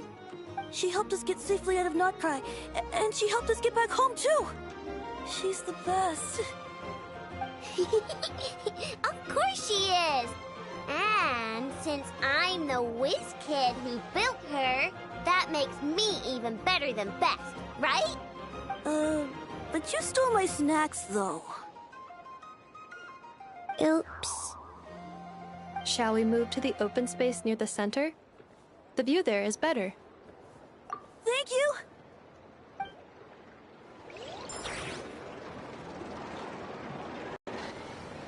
Aren't you the better pick for this job, Flint? You underestimate yourself yet again, Master Ilua. Not at all. I rarely come by Nasha Town. I don't know any of the big shots here. All in good time. Socializing is a step-by-step journey. But you're much further ahead on that road, aren't you? You're not seeing the full picture. You know the truth now. There is no question about it. The Lightkeepers need a representative in the League. Someone who is upright, cares about other people, and can realize their self-worth through group action. You say it like you wouldn't make the cut. I am most flattered that you think I would. Sigh a little less, Master Ilua, and have more faith in yourself. All the Lightkeepers agree that you're a very promising young man.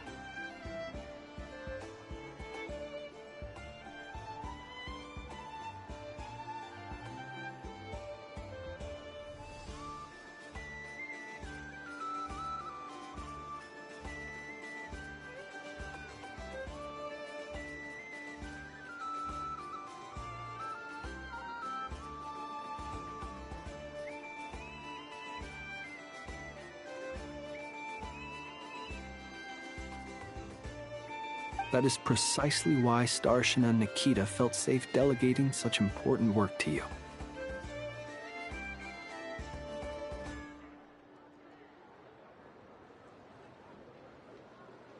I'm sure we all also agree that we would sooner die of dehydration than manage to wrangle anything out of you in a discussion. My apologies. I am not in the habit of bringing water with me. Whatever. I'll take the job. By the way, who else is part of this? Oh, it's quite the who's who of Nodcry. There's the Moon Chanter of the Frost Moon Scions, the boss of the Curatorium of Secrets. I'm sure you will find speaking with... If you say so. But I'll do it. Now, an admirable we have the... Yeah. Quite a few familiar faces have arrived. Let's go.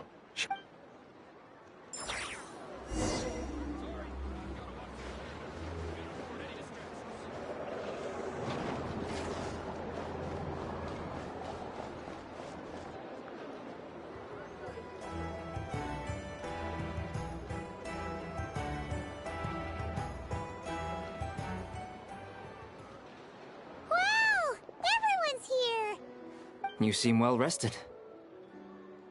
I know no one's asked, but I'm sure you all want to know, so let me just say, we're doing great. Thanks. Well, great, but not perfect. Starting to lose my mind from boredom.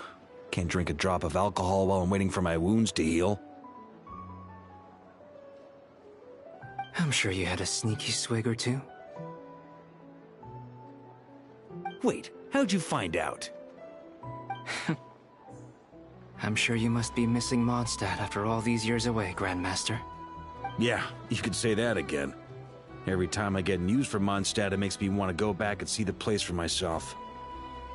Honestly, once things are wrapped up here, I think it'll be time to head back home.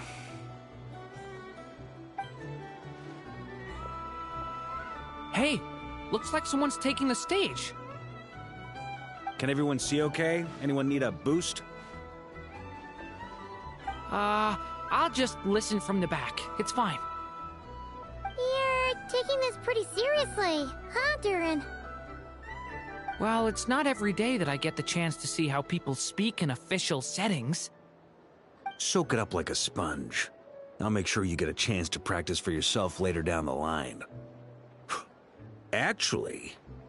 Mr. Varka, are you forgetting that I'm not a Knight of Favonius? I can knight you. Any particular title you'd like? Is he joking? I really can't tell. You'll have to figure this one out for yourself. It'll be a good learning experience. It is my honor to host the opening ceremony for the League, and to have this opportunity to speak to you all in my capacity as Voynich Guild representative. Could this person also have been pushed onto the big stage by the real big shots? Guess I'm not the only one then. We come here today, having weathered the trials and hardships of yesterday, and having learned from them the importance of unity and cooperation. All right, here we go. Uh-oh, looks like Aino's off in Dreamland already. Wait, Boss is looking kinda drowsy too. What's up with her? Come on, get the speech over with already. Nodcry is our home, the land we rely on for survival. And as we chart a course for the future, may we persevere through the storms ahead as we sail towards a new era of prosperity, freedom, and hope.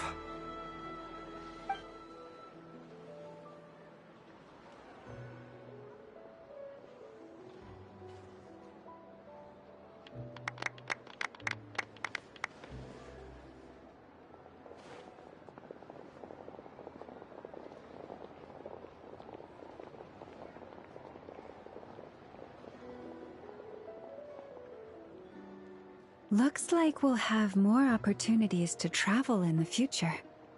I'm sure you'll cope, Lady Moonchanter, given how fleet of foot you are. Unfortunately, I suspect I'll be too busy at the Curatorium to act as your host. We have a busy schedule, not to mention an international network of contacts to manage. It'll be all right. I'll just check your schedule with Yehoda well in advance. And if she's not available, I can simply ask Ashru. You... So giving my employees extra workload isn't enough for you? You're really going to drag my cat into this too? I thought you'd approve. Aren't you forever increasing your employees' workloads? That's a bold statement. Are all the Frostmoon Scions feeling more audacious now that your moon goddess... Columbina's return has brought joy to all who care about her. That includes both you and me. As for the Frostmoon Scions, we are learning how to thrive independently, without relying on the moon goddess. It is up to us to make our home a more livable place. Joining the League is one of the steps we are trying towards that end. I like the word try. It's nice and non-committal. You can opt out at any time and still say you tried. You don't see a bright future for the Frostmoon Scions? Or I'm just not as optimistic as you. The Frostmoon Scions should count themselves lucky that they have a leader as stubborn and enterprising as you. But Nodcry's a big place, with all kinds of people. Most of them don't enjoy answering to a leader, or even listening to reason. Well, that's where you and your methods come in. Unless the Curatorium of Secrets is only here for appearances. For now, yes. And that won't change until this venture becomes worth my while. What would make it worth your while? Getting out more than I put in. Right now, I'd barely break even, but I'll grant that it's a good start for Nodcry. Then maybe it's worth a try. All right, you can stop now. Or do I have to join the Frostmoon Scions before you'll get off my back?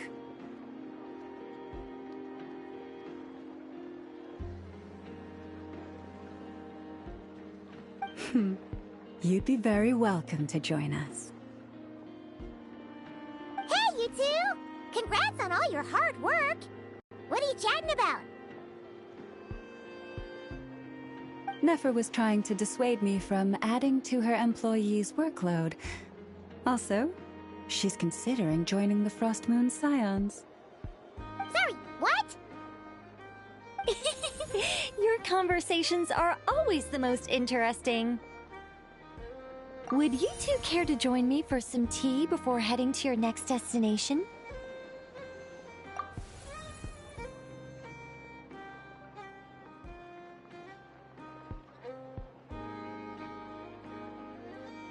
Nicole? Wait, where are you? Aren't you gonna show up today? Sadly not.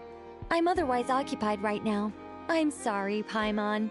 I can hear how disappointed you are. If it's any consolation, let me say that how things appear on the surface is a far cry from what they are at their core. Perhaps you'll feel better if you focus on the fact you have a special line of communication with the great mage herself. Okay? Has something happened? No, or not yet, anyway. Well, that's not ominous at all. Not for the time being. Just think of this as a general check-in to make sure this communication system is still running smoothly. Besides, it's good to chat once in a while if we want to maintain our friendship. You could've just said so. Haven't got all worked up for nothing. Still, the best friendships are built through face-to-face interaction, you know. It's never gonna stop being weird having tea with you when you're not there and just talking to thin air. All right, fair point. I'll bear that in mind for next time. Yeah. Any update on that crisis at the world's borders? Alice just informed me that they had their work cut out for them. And now everyone's thoroughly exhausted. But they did finally get things back under control. Still, we can't let our guard down yet. The disruption caused by this disaster has made Teyvat easier to detect from the outside universe. She plans to wait for things to stabilize, then reschedule her Mondstadt vacation plans. As for me, I agree with Hat Guy's perspective. This is a time when many new variables are emerging, and the situation is changing constantly. Plus, most of this change is for the worse. We have to remain vigilant and ensure that the embers of chaos are not rekindled. I did notice that the energy in Nodcry changed somewhat after the War of Funerary Flame, but since it was still aligned with the Light Realm, I never gave it a second thought. It looks like I'll have to examine the connections between phenomena I observe more closely in the future. Just doing my duty. It's more or less second nature by now. Of course. To give you the full picture, I'd have to start with the substance from which angels were formed.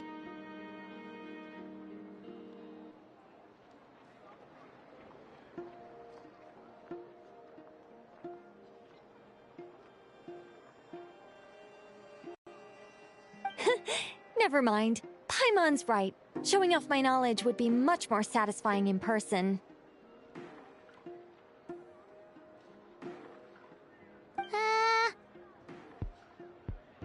By the way, you did receive the gifts from the Hexen Circle, yes?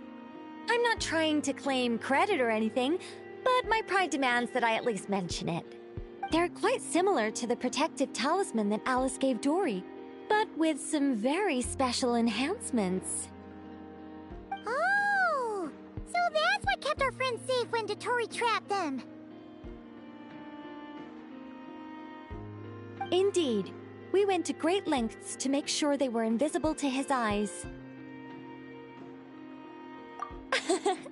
I'm so happy they came in handy. Still, not fishing for gratitude, by the way. Anyway, I'll contact you if anything else crops up. If not, you know what they say, no news is good news. Oh, my angelic instincts are tingling. They say... you should head to the docks next. Your friends are about to board their ship home.